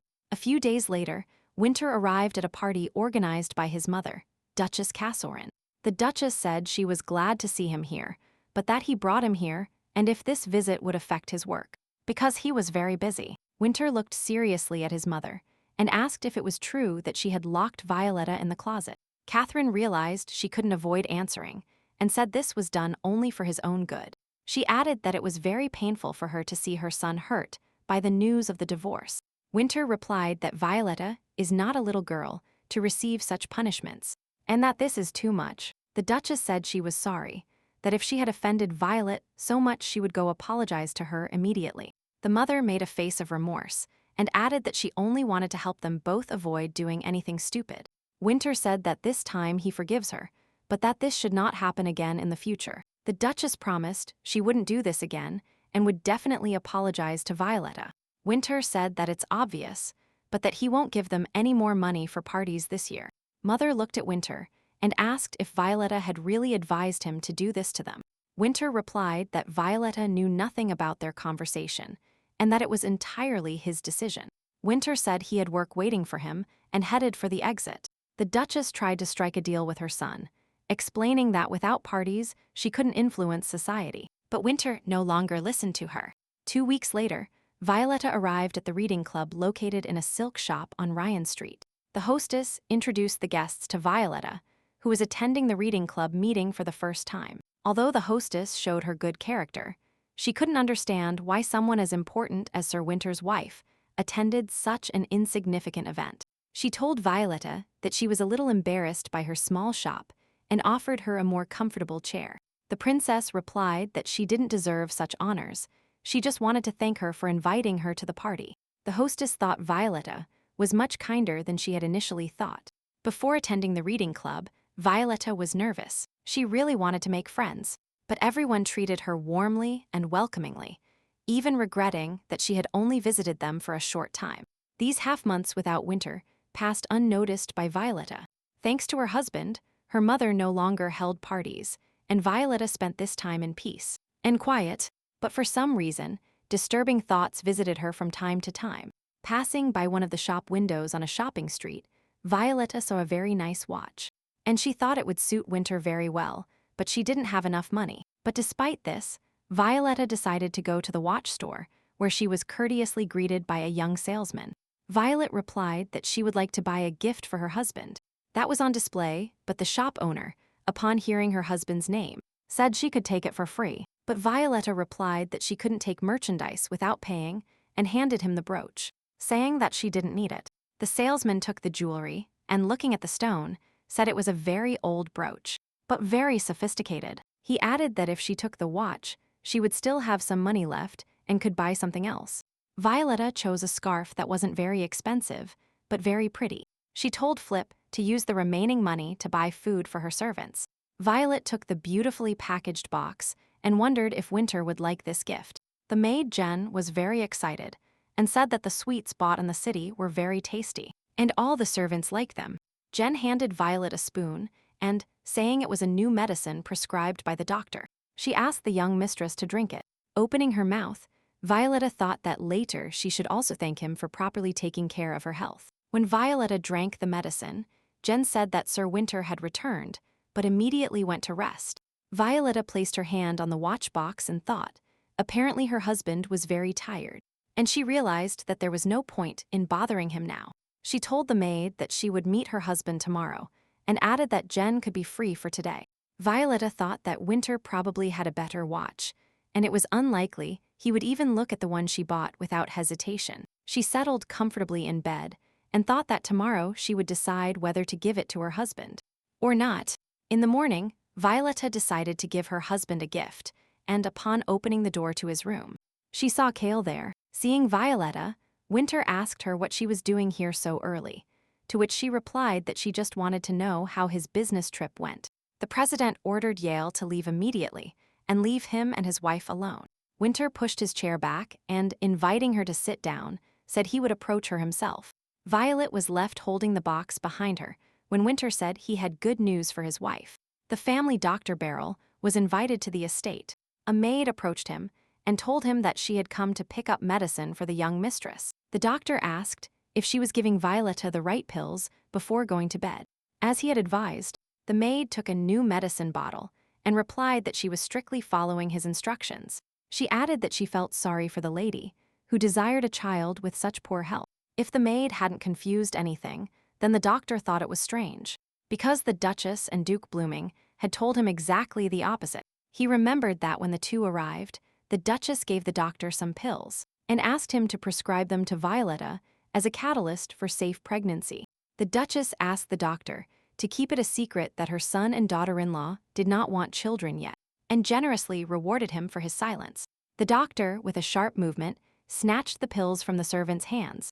Beryl wondered if he should confess everything before something happened to Violetta. He will get away with it anyway. The doctor returned the pill to the frightened servant and said that he just wanted to make sure he was giving the right medicine. The doctor decided that if anything happened, he knew nothing about the medicine. He was just following the instructions of the Dukes of Blooming. Winter informed Violetta that he had already chosen the property, and that Hel was now in the process of buying it. He added that the estate was on a hill, and that she would probably like this place. Violetta cheerfully replied that they could spend next spring there watching the spring sun rise. Winter replied that Violetta could plant many flowers there to make his property more comfortable. Violetta, seeing that her husband was in a very good mood, realized that she had done the right thing by coming. She mustered her courage and said that she had recently seen a wristwatch in one of the stores. Winter interrupted her and told her that if she liked them, she could buy them. Violet quickly took the watch out of the box and, placing it in her husband's hand, said that when choosing it, she hoped it would suit him very well. Winter looked at his watch, and his only reaction was telling his wife never to do this again. It doesn't fit the rules of the aristocrats. He added that what he earns is enough, and there's no need to pay him or anything like that. Winter said that he had trained himself not to want anything, so as not to be disappointed later. He recalled when, on their wedding day, Hel reminded Winter of the rules of chivalric etiquette, how to behave with ladies, and now he holds the title of lord. Winter replied that after the engagement, he had been a lord for a month already, but no one addressed him that way. Knowing the aristocrat's attitude towards him, it was hard to believe that Princess Violetta, like heaven, recognized him as a stranger. Winter remembered how Violetta first approached him, and there wasn't a drop of arrogance in her behavior. When she offered him her hand, he remembered the etiquette rule and had to pretend to kiss it. Violetta brought him back to reality and said that his rule of what is accepted by aristocrats and what is not is ridiculous. With her words, Violetta questioned Winter's rules. He told her that he could not believe that the princess would buy a watch like a simple common person. And ordinary. Winter said he liked the watch and would wear it without taking it off. He began to see Violetta as a simple girl who did not need to prove her existence with money. At night, Violetta reminded Winter that they were supposed to spend the night together for 2 days. But this did not happen due to his business trip. Winter replied, "If the princess doesn't mind, we can do it today." He looked into Violetta's eyes and thought how sweet and simple she was. Winter added that this day was designated by birth, to which Violetta replied, "Is this really the only reason?" She added that she knows Winter doesn't want a child or a shared room. Winter replied that it was true about the child, but what made him think that he didn't want a shared room? He added that if it weren't for this room-sharing rule, he would spend time with her until she herself wanted to throw him out the door. Violetta listened, as Winter said he was willing to deviate from the room-sharing rule, but it wouldn't happen so quickly, and that he was ready to lie down with her. Winter asked if he could kiss his wife now. Violetta agreed, but would like it to be like the last time. Winter laid Violetta on the bed and kissed her tenderly on the lips. He slowly began to pull the strings of her robe, taking them with his teeth. Violetta was very surprised and asked him why he was doing this with his mouth, because he could untie her with his hands. She wondered why smart people become stupider in bed. Later, Winter took a hot shower, but his thoughts were on Violet. When he returned to the room, he saw that Violetta had already fallen asleep. He quietly approached his wife, gently stroked her cheek, and then carefully covered her with a blanket. A silent knock was heard in the room. It was Kyle, who asked why Winter had called him. The president, taking a sip of hot coffee, said he was thinking about the child. That for the moment, they only know about the mixing of blood in the Kronda. He told Kyle to go to the Alaka area, where the Kanak tribe lived, and start an investigation. Maybe this way, he would find more complete information on this topic. Winter thought that if they somehow had a child, he could avoid divorce. If this happens, Violetta will no longer have a reason to leave. Then Winter heard that Violetta had woken up and hurried to give the glass to Kale to return it to his wife. Violetta wished her husband good morning and added that she didn't feel bad at all. Winter said that since she was already up, they could look at the outfit prepared for the trip to the monastery, because the party would be this week. Entering the dressing room, Violetta carefully examined the suit and took the invitation. She said that the invitation stated that you must come dressed according to basic standards, for which you should replace your tie with a white bow tie. Winter replied that he didn't have a white bow tie and needed to buy one. He asked if a blue scarf would match the suit. Violetta replied that in that case, the preferred color of the blooming family would be appropriate. Winter replied that, unfortunately, he didn't know the color preferred by his kind. He hadn't had the chance to learn it. Violetta opened the box and showed a scarf, which she bought in the same store where she bought the watch. Violetta added that the people of Lawrence preferred dark gray and suggested using it. She added that just as she became part of the blooming family, Winter became part of her family, so this scarf would be appropriate. Winter put the scarf in his pocket and said that he was definitely lucky with the body swap. At that moment, Violetta asked if she and her husband could swap bodies one day earlier. She explained that her mother was holding a tea party and asked Winter to go there. The husband agreed, but in return asked to receive the maximum benefit from the monastery. Violetta was delighted and replied that she would be ready to swap bodies on Saturday morning. And then the day came when it was supposed to happen again. During this time, the distance between Violetta and Winter decreased. They tried to understand each other. Violetta stood in front of the poison bottle and was invaded by fear. What if this time she died for real? But the fear disappeared when she thought about what she was doing for Winter. Violetta wondered again if Winter would attend her funeral if she really died. Already seated in the carriage, Hale said they should finish their work and then head to his mother's party. Violetta was surprised, thinking she couldn't get used to Winter's body. She was alive again. She looked at her hand and saw that her husband was wearing the watch she had given him. Hale already knew about today's body swap, and he told the young mistress that the president usually gets bored of things quickly, but he wears this watch without taking it off. Winter, upon arriving at the party and getting out of the carriage, immediately heard rumors that the young hostess had arrived at the party again without her husband. And like before, no one paid attention to Violetta or communicated with her. Winter thought that was fine, because that's why she came here. He glimpsed a conversation about a new building being built at the beginning of Ryan Street, but its purpose was still unknown. Winter boldly approached the guests and told them that he had heard that a theater organization was building it. The guests turned surprised towards her and asked how the young hostess knew this. Winter replied that her husband shared it with her because sometimes they discussed their matters together. He needed to move little by little towards the goal of swapping bodies and asked if they wanted to learn something interesting. Winter could tell them that Violetta would definitely make friends. Then one of the guests asked if it was true that Sir Winter had recently invited all the merchants to his house. Winter replied that she needed clothes and her husband invited only the best ones in the capital. The man asked about the party in the capital. Was it really true that Violetta was there with Sir Winter? Winter replied that this was also true, but he couldn't understand what was wrong with these people. And one of the guests exclaimed, which means the rumors that Sir Winter had forgiven his wife were confirmed. Then Winter saw that one of the guests stumbled and broke a wine glass. The interlocutor explained to Winter that now this lady had become a scapegoat and an object of contempt for the guests because she was the one who mocked Violetta the most. And now this girl is treated the same way the young mistress was once treated. Winter decided to leave this unpleasant company and heard the guests apologize for their previous behavior, saying they had no choice because Sir Winter's influence was very strong. Now Winter realized that it was his fault that his wife was bullied in society without recognizing her end. If Violetta hadn't dressed so modestly, she would have received the condemnation of society, which considered her an outcast. If it weren't for this body swap, he would never have found out. Winter approached the place where carriages with guests were arriving and was worried that Violetta would be late. He couldn't wait to see and ask Violetta what she was experiencing and enduring all this time. At that moment, his brother approached Winter and asked what the young mistress was doing here, to which Winter replied that he was waiting for his husband. Dave smiled and asked if someone who had never attended a party with his wife would really come. He leaned down and said quietly that Violetta seemed desperate from loneliness and added that she could trust him. Dave began to hug Violetta, saying that only he could help and protect her.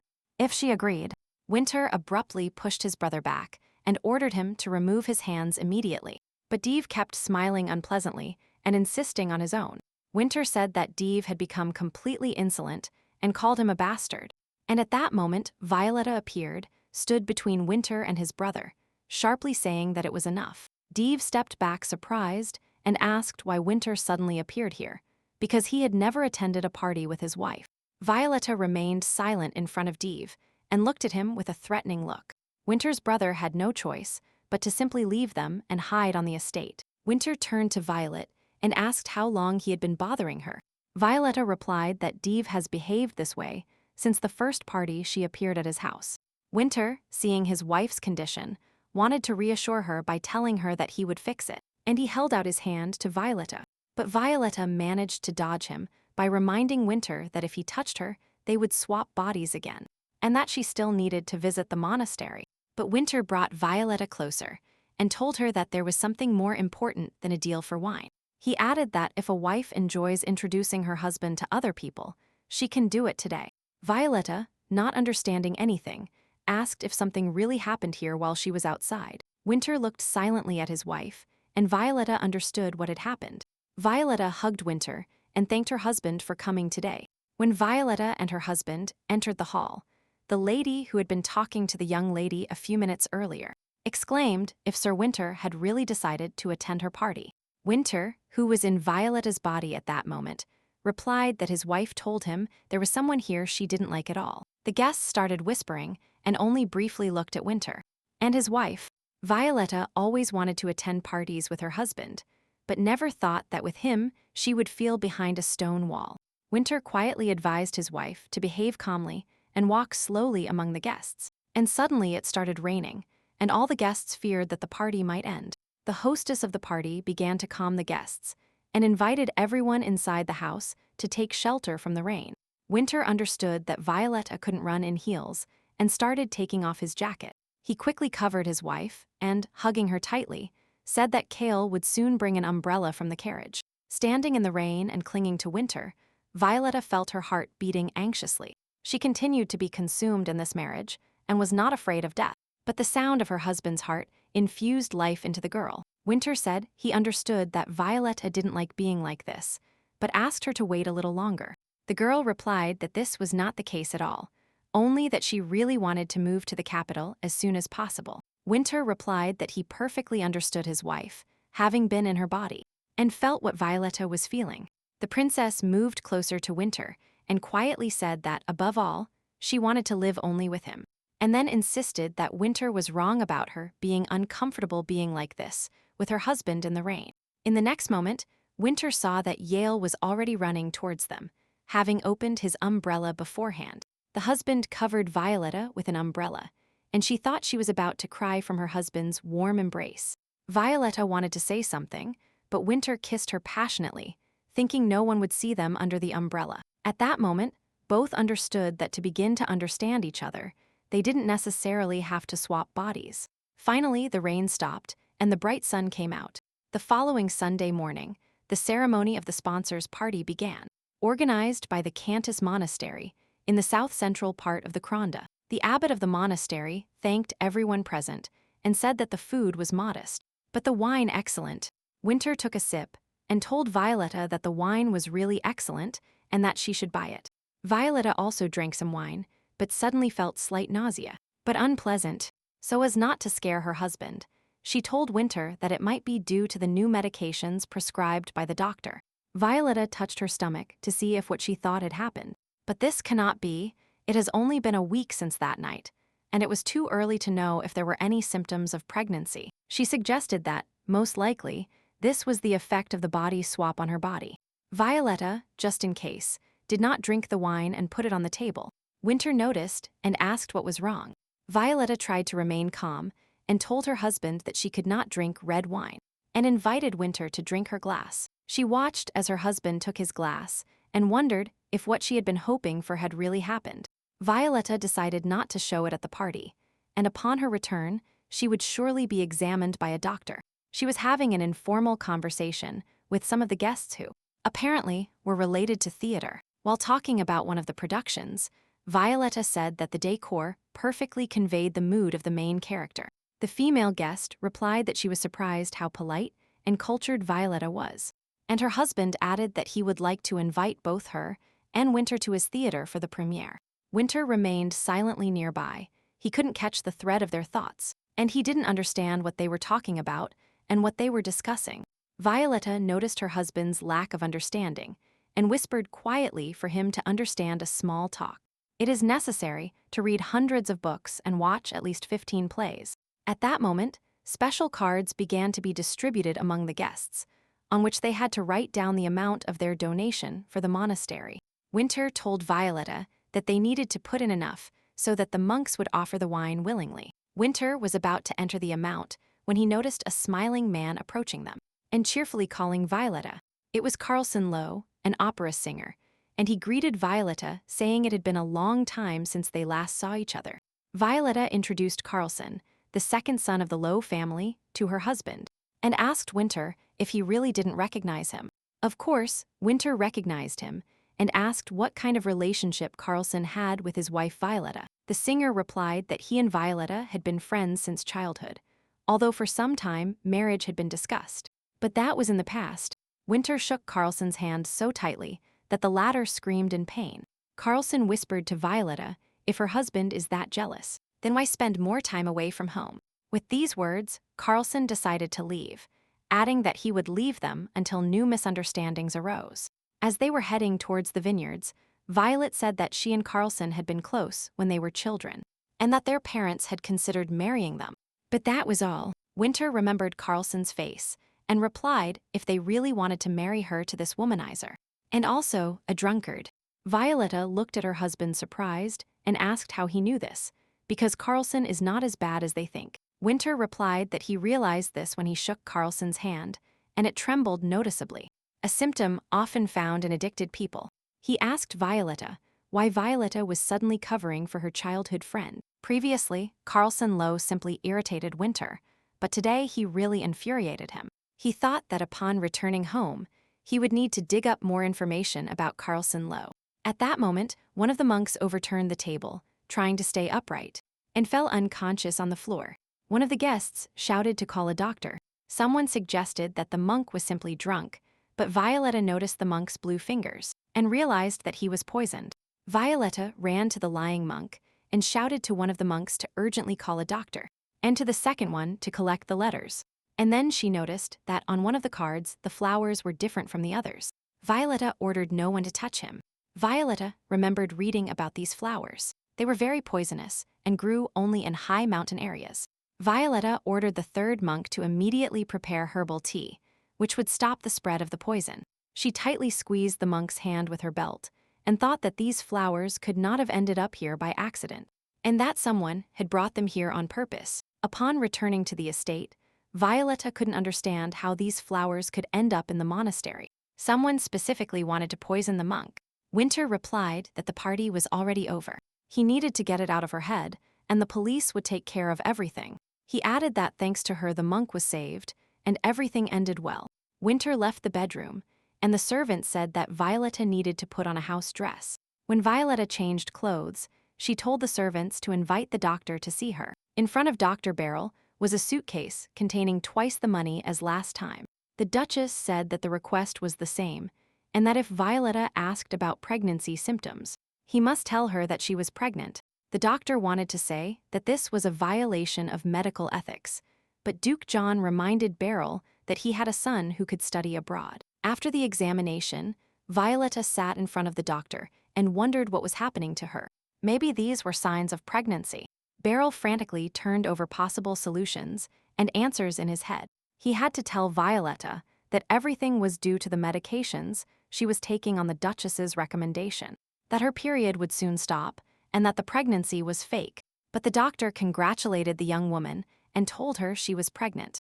Violetta exclaimed, "It's really true," because thanks to the doctor's care her condition improved, and she was able to get pregnant. Violetta asked Beryl to keep this a secret for now, because Winter doesn't want children. She herself will tell him everything, choosing the right moment. And the doctor only made sure for himself that nothing bad would happen with this lie. Choosing the moment, Violetta decided to tell Winter about the pregnancy, but he said he was reviewing documents, and that the negotiations regarding the wine went sideways due to the incident at the monastery. And then he looked at his wife and said, after all, she saved the life of one of the monks, and he should come to thank her. Winter added that, according to etiquette, he would ask for a thank you return, and then the issue of wine could be raised. Violetta replied that she didn't save the monk for a reward, and that using someone else's fortune for personal gain is inhumane. Winter replied that if it was unpleasant for her, then they could swap bodies, and he would do everything himself. He added that if Violetta knew what he had to do to get rich, she would faint herself. Violetta was sure that her husband had done nothing wrong, to which he replied that his wife still knew him so poorly that she started talking about divorce. Winter invited Violetta to sit down and asked what she wanted to talk about. Violetta asked Winter if he didn't want children with her or if there was another reason. He replied that he simply didn't want to.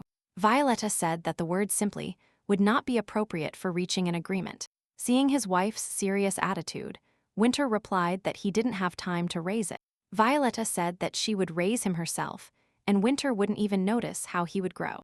Winter understood that her sense of responsibility was so great that Violetta even felt responsible for her brother's guilt. She could use this when talking. Then it will break her heart, and she will be able to trust another man.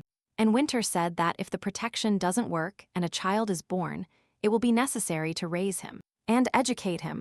Violetta responded to her husband with gratitude because he wasn't angry, although it was not entirely clear whether he was against it or not.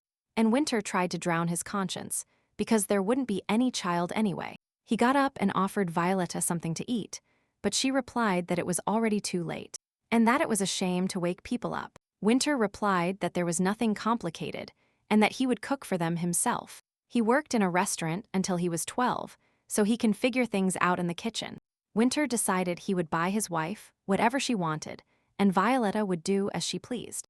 And if she doesn't find anything worthwhile other than a child, they will talk, and Winter will say that they cannot have children. Kale informed the president that a letter had been received from the monastery, and they were interested in how to thank him for saving the monk. He added that he touched upon the topic of wine, and they gladly accepted a meeting. Kale said that, thanks to the young mistress, everything was resolved quite easily and securely. Winter knew this issue would bother him for some time, but for some reason, Winter wasn't so inspired by the good news. He wanted to finish his business quickly and return home. He knew Violetta was waiting for him.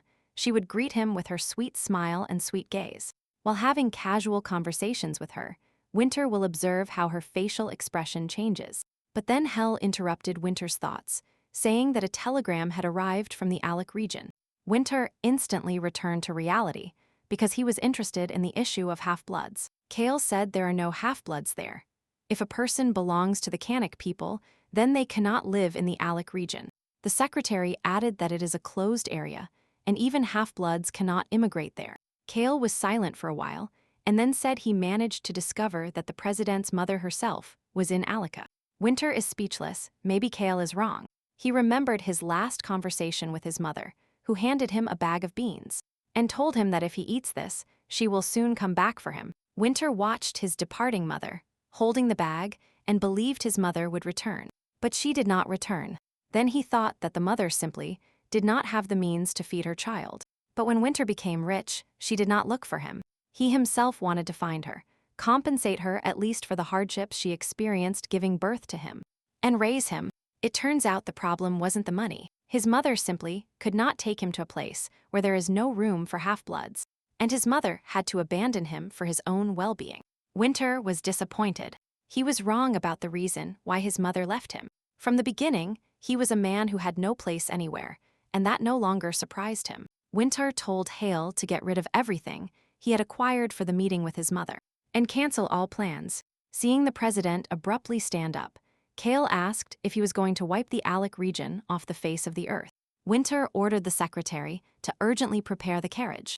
He is going home, he needs a wife now. Thanks to the help of the merchant community, Violet organized a party for an occasion. One of the party organizers told Violetta that this green dress suits her very well. Then the second assistant of the organization approached and said they were delighted to help Violetta organize a party. Violetta replied that this was actually not a party. She decided to organize a romantic evening for her husband, during which she wanted to tell him something important. At that moment, the servants were already running towards Violetta to inform her that Sir Winter had already returned. The attendees quickly got ready, happy to have managed to organize everything before the early arrival of the mistress's husband. Violetta, seeing Winter, said she was only waiting for him for dinner, but was happy to see him anyway. Winter quietly approached his wife and, hugging her tight, rested his head on her chest. Violetta, noticing her husband's pale face, gestured to dismiss the servants, and asked what had happened. Winter replied that everything was fine, and looking around, asked what the party was about. Because his wife didn't like them very much, Violetta said she wanted to create an appropriate atmosphere and tell her husband something. Winter began to insist that Violetta tell him right now, but she replied that she needed to rest. This did not stop Winter. Violetta replied that she didn't know how her husband would react to this news, but for her, it was great happiness. Violetta told Winter that she was pregnant. She added that she was afraid to say this earlier, but when her husband said that if a child appeared, they would raise him, Violetta decided to tell Winter. The only thing Winter could say in this situation was that it was great. In the next moment, Winter changed and angrily asked whose child it was. He knew that he and Violetta could not have children. Winter did not allow Violetta to answer and said that he was a half-blood, so he could not conceive children with someone who was not of his kind. And if Violetta is pregnant, then there is only one thing: she is pregnant with another man. Violetta looked pleadingly at her husband and said this cannot be, that it is Winter's child. Winter told her not to lie to him, that he would assign a man to watch her for days. Violetta replied that she did not deserve such treatment, that her husband could not do this to her. Winter got angry and said that maybe he had forgotten what his family had done to her. He added that if Violetta hadn't been his wife, she would be nothing now. Now she would have no money or status, and he could do whatever he wanted with her. Violetta was horrified by what she heard. Her throat tightened and her eyes filled with tears. She tried to be patient, not to get nervous or panic.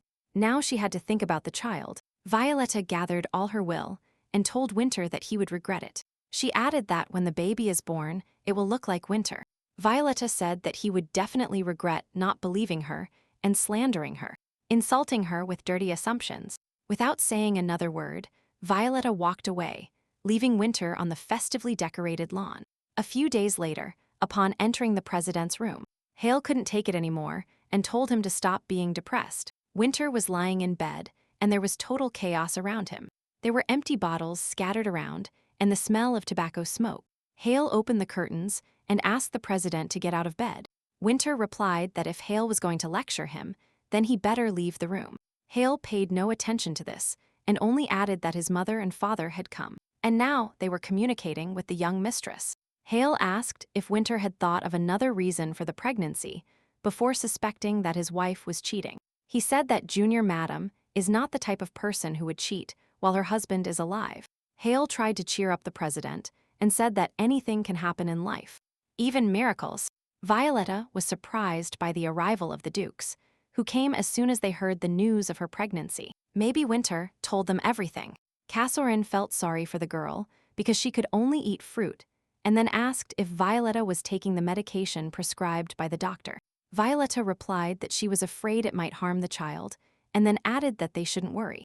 Violetta could have and give birth to this child. The Duchess said she knew that she and Winter could not have children. Violetta replied how they could know and not tell her, because for 3 years they blamed her for the absence of the child. Duke John said that Violetta and Winter had nothing in common except money, and that this marriage would have taken place anyway, regardless of whether she knew it or not. Violetta replied that if she had known this much earlier, she would have simply accepted this bitter truth and would have continued to live. The dukes looked at the girl with reproach, and Violetta tried to justify herself and asked to wait for the birth of the child. Then they would recognize him. Then Winter burst into the room and said that he heard everything, that parents have no right to say that to Violetta. He attacked his mother, saying that before condemning his wife, they should answer what they have been doing for these 3 years. For the money Winter gave them all this time, they were supposed to take care of her, and he is the only one in the family who is doing something useful. With a sharp movement, Winter pointed to the door, letting his parents know that they had no business there. The Duchess told her husband not to be angry with his son, and that it was better to leave now. Violetta, almost crying, sat on the bed and asserted that this was Winter's child. Winter replied that he had nothing to say in response, but that he couldn't prove it either. He would only believe what could be believed. Violet said that if Winter cannot believe her truth, then the divorce proposal is still valid. Winter became very angry when he heard Violetta talking about divorce again, and added that now we are talking about the child. He will not allow others to judge him because his wife gave birth to another man. Winter leaned towards his wife and told her that he had paid a bribe and checked her cadastral records, which contained evidence. After all, this bastard Carlson Lowe is not for nothing receiving rent from the lands owned by Violetta. Violetta looked at Winter in surprise and, asking what this meant, asked him to explain everything. Winter said he wouldn't believe that Violet didn't know Carlson Lowe's name was there, and that he wouldn't believe her excuses. Violet replied that she really didn't know anything about that. She got up to show Winter the papers on the land she had. Winter looked and said he wasn't referring to these 500 acres, but the remaining 5,000. Violetta replied that she only had these documents and she did not own that part of the land. Maybe those lands became property of the kingdom. Winter, looking at the documents, said that he originally received 500 acres from his brother. Violetta replied that this was so, but then Winter gave his wife 5,000 acres. Whether for sale or rent, they should have belonged to her. So, how, without her permission, could Lowe transfer these lands to royal ownership? Winter was speechless. Violet replied that Ash liked to play golf with dignitaries, and that the governor of the central bank in the capital, who was in charge of royal property, was there often. Winter shouted how rotten these aristocrats must be if Ash and the bank manager could be plotting something behind her back. He asked Violetta if it didn't seem too strange to her from the beginning. He didn't understand how Violetta could maintain the status of a princess with such misery, because she could have come to him and found out everything. Violet replied that she knew what Winter felt for her, so she didn't think it was strange. She added that she would go to the central bank herself and find everything out there. Winter replied that she should not tremble in the carriage while she is heavily pregnant, and that he would handle this matter himself. Violetta asked her husband to check everything as thoroughly as possible, even if it cost a lot of money. She needed to know how they managed to do it. Winter looked at his wife. She was no longer the insecure Violetta he had known until yesterday. He wondered if this child was born safe and sound, Violetta would find the will to live. Cale walked quickly behind the president. He informed Winter that he had brought Carlson Lowe immediately after the performance. Winter walked down the corridor and thought that if the central bank was on Ash's side, neither he nor Violet could do anything. Although the monarchy was abolished, Ash still had enough influence. Carlson, upon seeing Winter enter, asked the servants to serve him more wine, and said affably that he was glad to see him. He asked with disgust why he had been brought here. This was not very polite on the president's part. Winter replied that it was Carlson who was behaving indecently and drinking without any reason. Lowe replied that his speech was already over and that he had the right to relax a little. Winter said that in that case, he would get to the point and began to unbutton his cuff to roll up his sleeves. He approached Lowe and asked how he managed to obtain the Long Riot lands. Carlson replied that Winter is not a good business name if he realized it now. Winter could not resist, grabbed Lowe by the shirt, and asked why he was receiving money for renting these lands.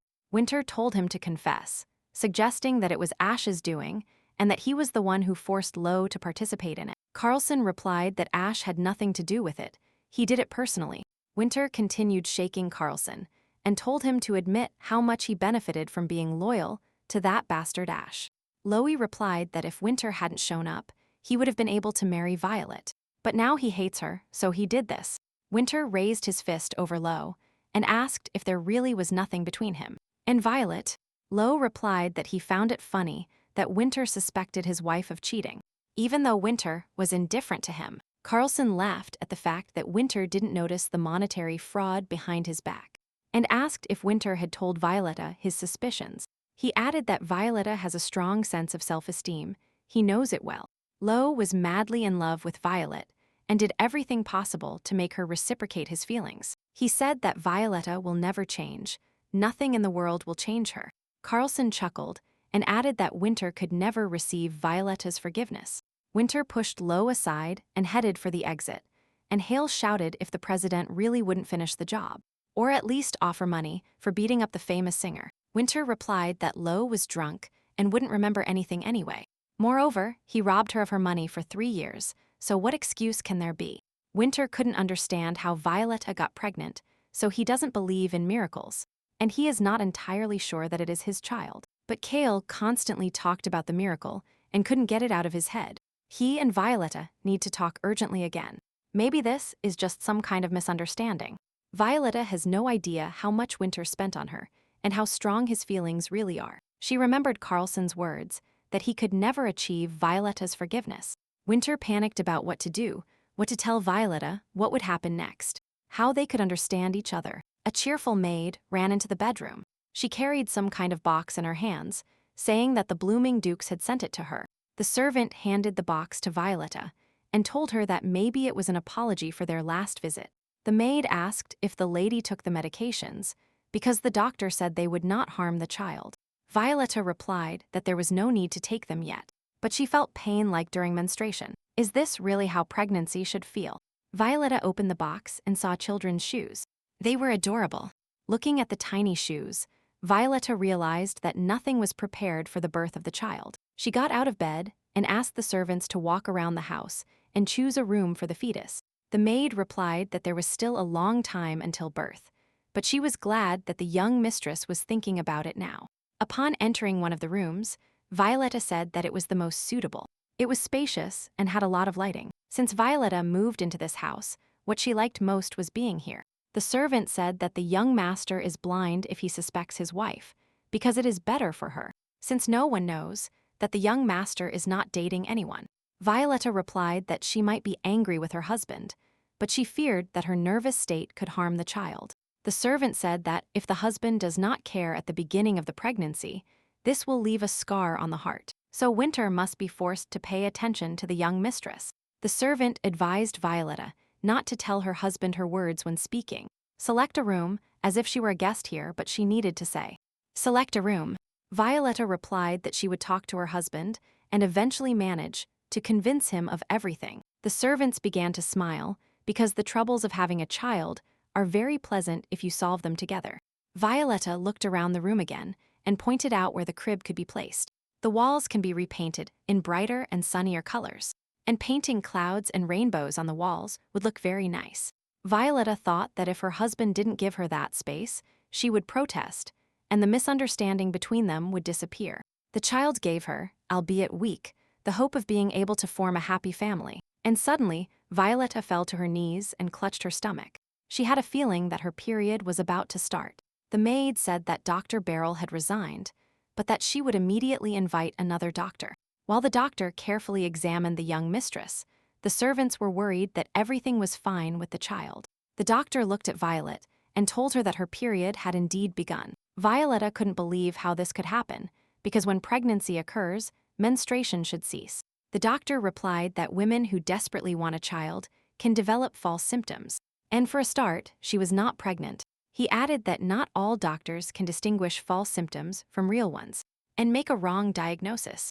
In one moment, everything dissipated like dust, neither pregnancy, nor hopes, nor dreams. Nothing came true. Dr. Beryl arrived at the capital's port, the Crown. Before leaving, he went to the port post office. He handed the letter to the worker and asked him to send it by sea. The post office clerk said that the freighter would not be in La Crown for another year. Wouldn't it be easier to send a message by telegram, which would be delivered in an hour? But the doctor replied that the letter must be sent by sea. He had his own reasons for this. He knew that Junior Madam had stopped taking her medications, and it would soon be revealed that she was not pregnant. Burl could no longer hide it, and this letter was a late regret for Violetta. He remembered how, before leaving the estate, Violetta ran to him upon learning of his dismissal. She handed the doctor a bag and told him it contained sweets for her son as a token of gratitude for his work. Smiling, the young mistress assured that her son would like it very much, because Violetta chose them herself. The child shouted to his father that the carriage had already arrived, and he couldn't wait to see the new place they were moving to. Dr. Beryl and his son left the post office to get into the wagon and not miss the train. The letter said that the medicine Violetta was taking was given to her by the doctor in collusion with the blooming spouses. And in fact, this medicine only causes symptoms similar to those of a real pregnancy. Dr. Beryl asked for forgiveness for such a grave sin, and so cowardly fled, without telling the young mistress everything. Upon entering the house, Winter looked at the servants and asked why there was such a heavy atmosphere in the house. Hale replied that the young lady was feeling unwell. They called a doctor, who reported that Violetta was not pregnant. Winter did not understand how this could be and ordered Hale to explain it to him. Hale replied that, according to the doctor, Violetta so much desired to have a child that she was experiencing false pregnancy symptoms. He added that this news shocked the young mistress so much that since yesterday she has been sitting silently in bed, without eating anything and without reacting to what is happening. Winter replied that all this was nonsense and that he should see his wife himself and make sure everything was in order. Upon entering his wife's bedroom, he walked up to her and asked why she had been sitting like that since yesterday and hadn't even gone to bed.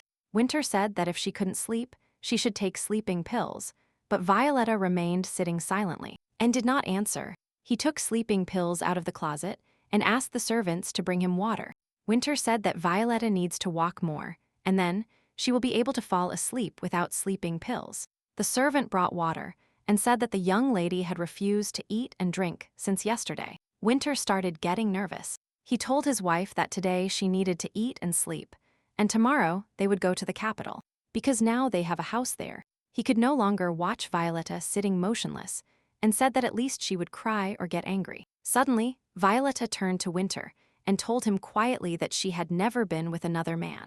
But she no longer cared whether her husband believed her or not, whether he was angry or not, she didn't care. Finally, Violetta lay down on the bed and added that she had high hopes of giving birth to a healthy child, similar to her husband, and that Winter would accept him.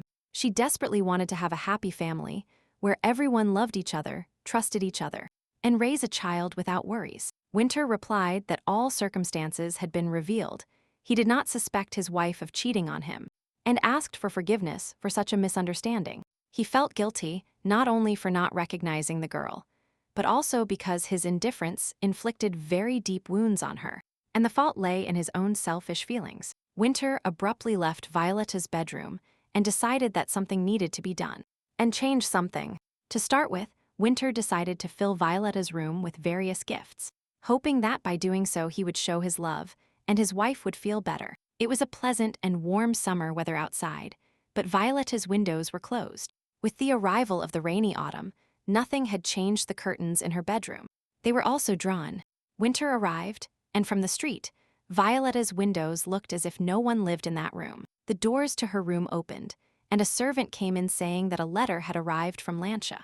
He reminded Violetta of that incident in the monastery and suggested that it was a thank you letter from the saved monk.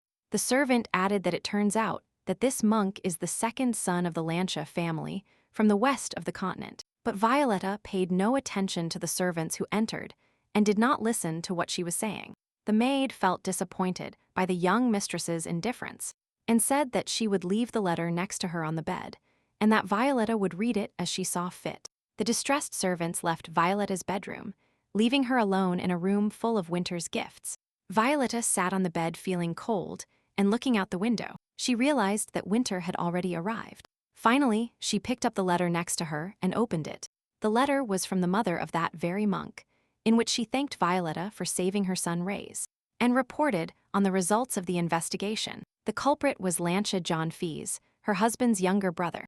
The eldest son was bedridden, so the younger one, Ray's, was chosen as the head of the family.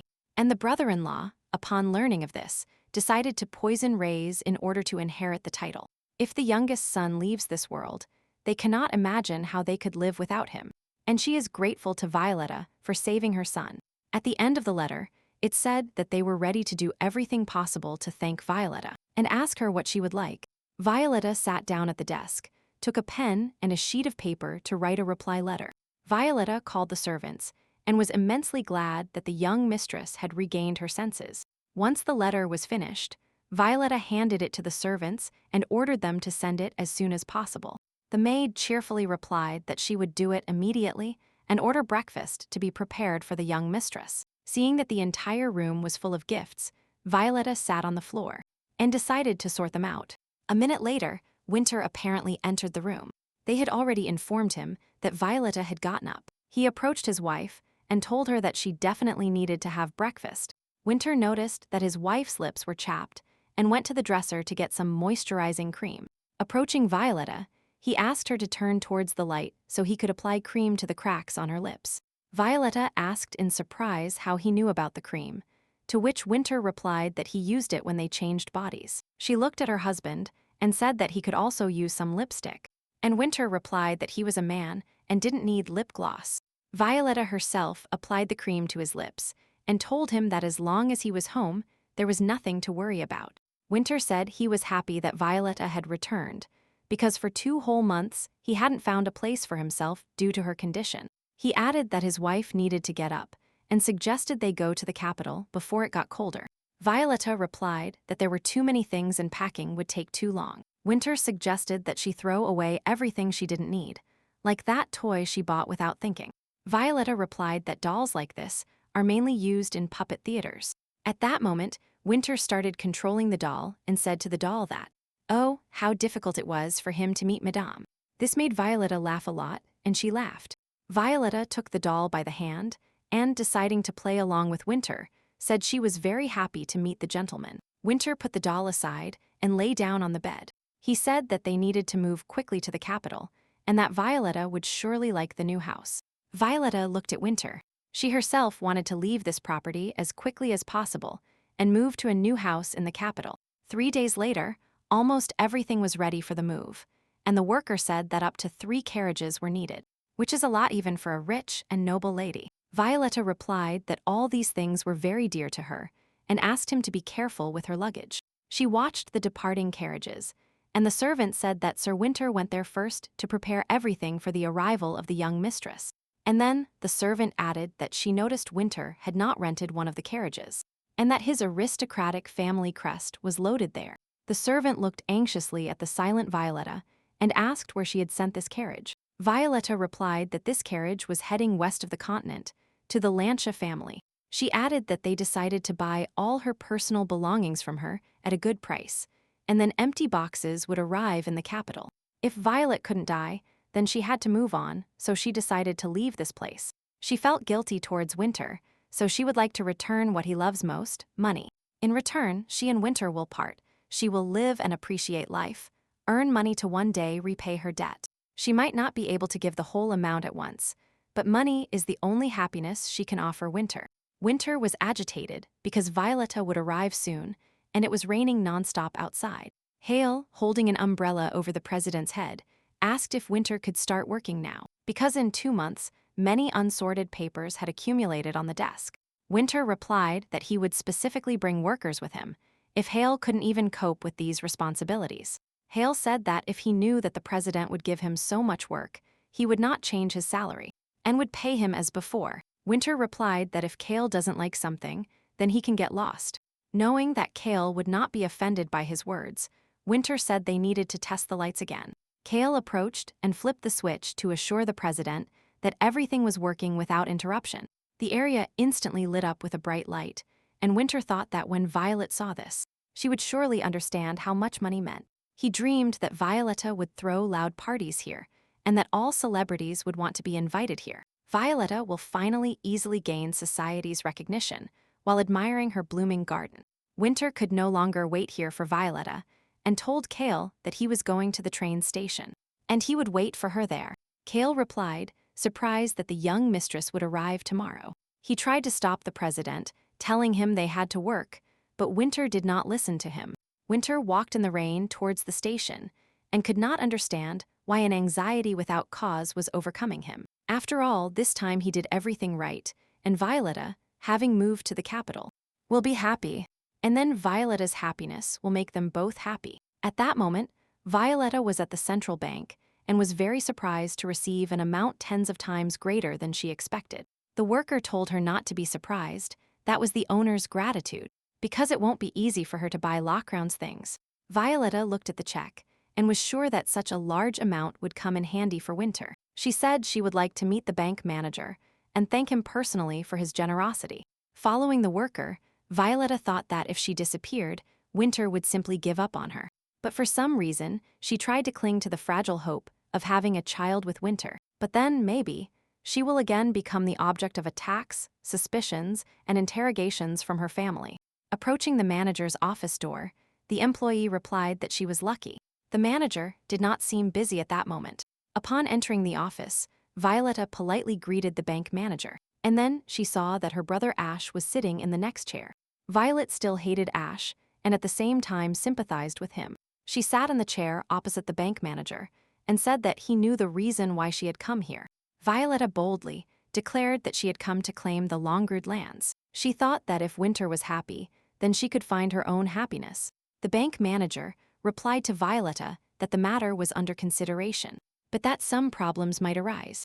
Violetta asked why there could be problems, because she only wants to get her lands back. She added that she knew very well that they had conspired and intentionally appropriated her lands. The bank manager replied that if the royal lands now passed into her possession, the people would rebel and call her greedy. Violetta replied that the document was initially drawn up incorrectly, but she received these lands before marriage and asked to officially declare it immediately. Violetta's brother smiled and said that if the secret of the contract was revealed, her marriage would be automatically annulled. The brother replied to Violetta that the marriage contract had a clause about maintaining secrecy, and if it were revealed, the marriage would be automatically annulled, which is why Sir Winter did not publish the contract. Ash told his sister that Sir Winter already loved her very much, so why shouldn't she keep quiet and continue with her life? Violetta understood that in this situation, neither she nor her husband Winter could do anything. The princess wanted to believe that there was still a way, and that what Sir Winter could not do, she would do. And then Violetta declared that those lands could be registered as a dowry. The bank manager replied that 3 years had passed since the marriage, and that it could be discussed what kind of dowry, to which Violetta replied that she had not received anything then, and that she was asking for it now. She added that the Lawrence family must provide dowries for their women, and that if she filed a lawsuit, she would win the case in court. Ash began to get noticeably nervous and asked what kind of lawsuit we could be talking about. Since he and Violetta are relatives, Violetta suggested that her brother stop there and not destroy her ideal image, because she had difficulty creating it. She even refused the throne. The bank manager had known Violetta for a long time and remembered that she herself didn't even know how to button her buttons. But now she had changed and was determined. Ash couldn't believe that Violetta could take the matter to court, because she had been silent for 3 years. And now, when the lands had practically become her property, she suddenly became bolder. Ash replied to Violetta, "How can you threaten your brother with court?" Apparently, having lived with a nullity, she herself has become the same. But seeing Violetta's determined attitude, her brother replied that she must take back her lands because he was not going to wait for her husband to stab him in the back. Ash was only counting on his mother's request to help her brother and sell the land. She would make concessions, and the land would return to him again.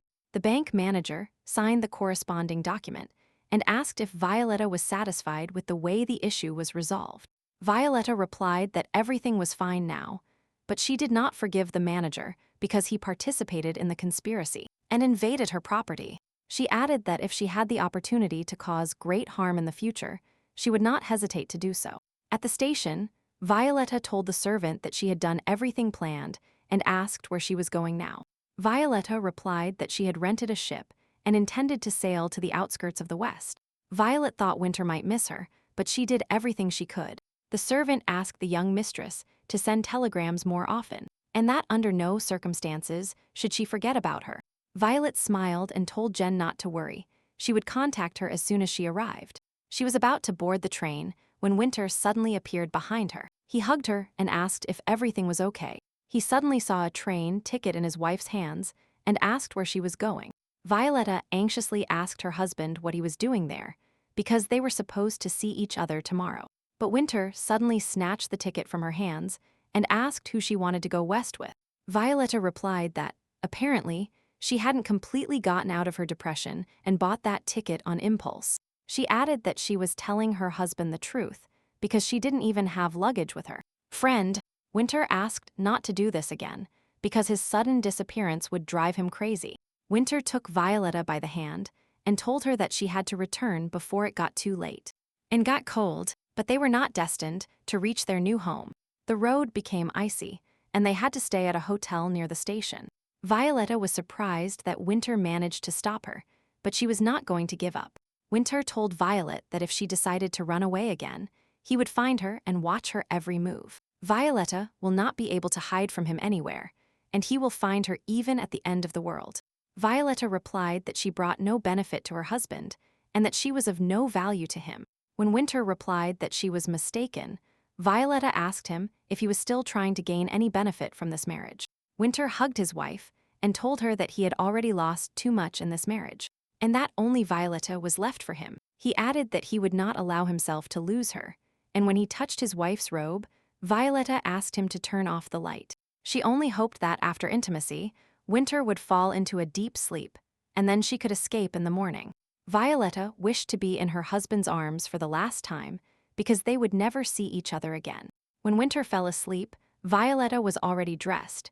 She was sitting next to him and was ready to leave this house. She gently stroked her husband's cheek and said that since childhood she had been attracted to everything mysterious and fairy tale-like. Violetta quietly said that, without even knowing Winter yet, she fell in love with him in his absence. And she didn't even realize that it would turn out to be even more surprising than she thought. Violetta gently stroked her husband's head and added that she was very lucky to have met him, because he really fell into her heart.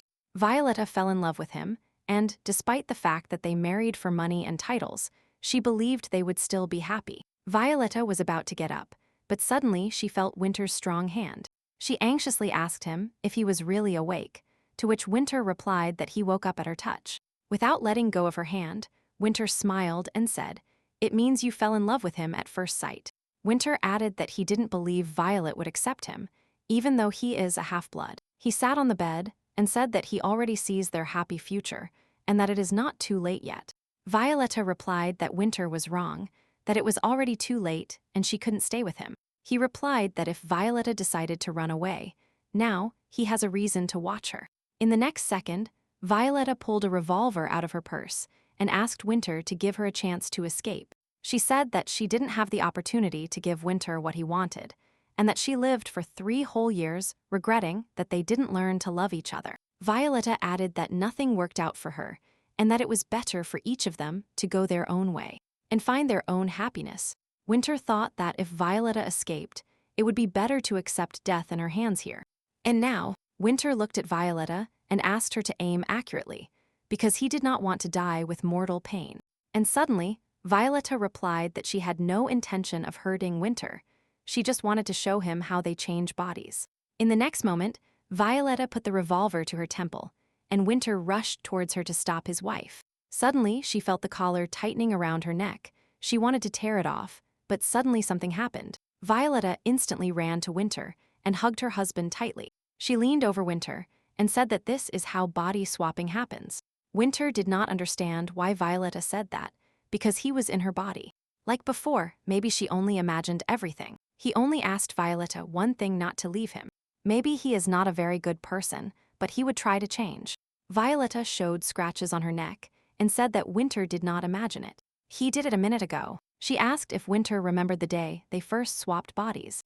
And before that, she made a deal to buy coffee beans, which failed the first time. That day, she escaped from the party, unable to bear either the attacks from society or the harassment from her brother. With a desire to die, Violetta swallowed sleeping pills in her desperation to end everything once and for all. But instead, there was a body swap, and then Winter knows everything for himself. Violetta remembered the day she was locked in the closet. She waited until the end for her husband to stand up for her, but this did not happen. Winter was very alarmed that Violetta could kill herself so easily, but it is possible that this time she would die. Violetta replied that Winter was saying strange things, because when she committed suicide, she really wanted to die. But no matter how hard she tried, death never came, and now Violetta does not know what to do next. Violetta told Winter that the only solution was to leave him forever. Winter replied that Violetta cannot leave because how can he live without everything he has now? Violetta replied that she doesn't know yet, but it took 3 whole years to make this decision. She added that if Winter had supported her back then, perhaps they would not have come to this. Winter said he couldn't let Violetta go, because then he would feel guilty for the rest of his days. Violetta replied that with him she was dying, and that her life was like a hell in which she couldn't even die. Violetta said the decision was made, and Winter begged her to stay, that he could not live without her. Already at the exit, Violetta turned around and said that Winter was not a bad person and asked him to take care of himself. The alarmed servants called the president and asked where she had gone without a coat in such cold weather. But Winter did not listen. His soul was empty. When the servants and Secretary Hale rushed over, Winter told them that his wife had left, that she had abandoned him. Winter, of course, wanted his wife back, but not now. First, he needed to let her go. Violetta told Winter that she was going through a hard time with him, but she hoped he would come back when he felt better. She raised her head and looked at the snowflakes falling from the sky. She must return, he cannot live without her. The weather was getting worse, and Winter hoped she would return immediately. Then he and Violetta would spend the whole day together. He will ask her forgiveness and beg her to stay, otherwise death would be better. In the next moment, Winter's head started spinning. His legs gave out, and he fell unconscious onto the floor.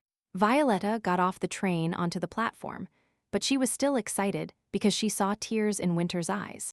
But Violetta knew that if she hadn't treated her husband with such cruelty, he would never have left her here. She hoped Winter would recover soon, because building his kingdom was much more important to him.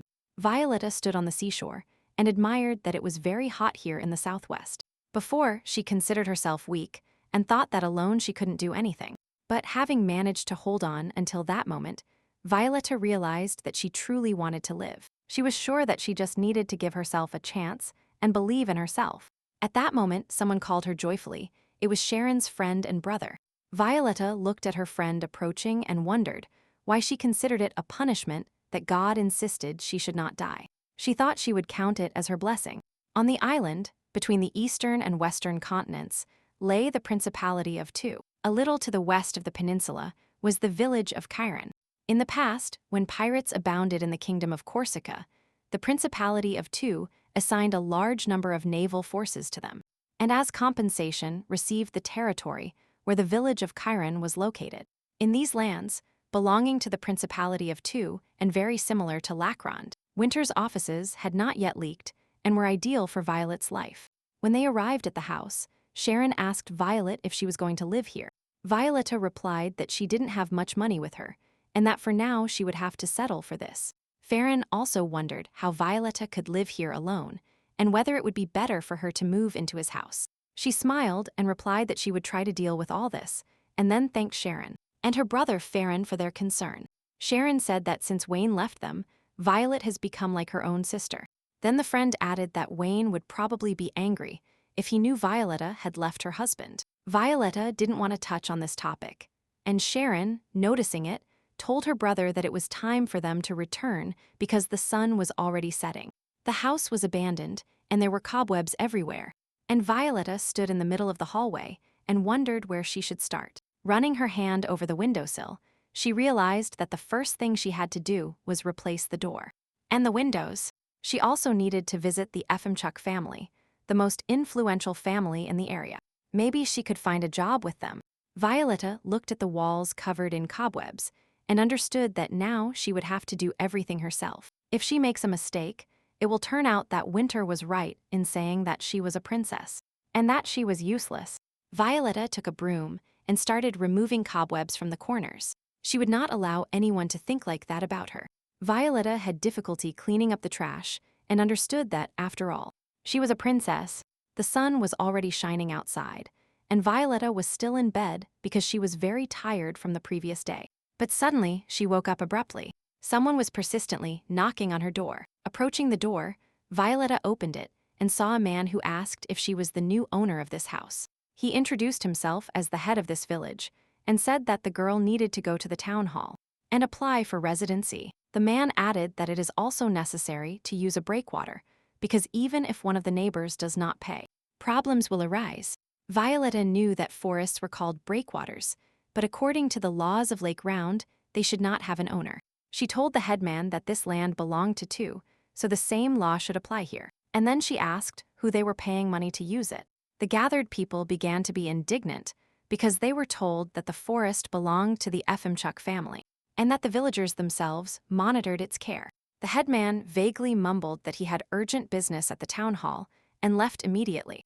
Immediately, the villagers ran after the headman, demanding an explanation, and Violetta wondered if she had intervened in vain. Returning to the house, Violetta suddenly saw unfamiliar women cleaning the dust and washing the floors. One of the girls replied that they noticed she hadn't finished cleaning yet, and since they came, they decided to help her.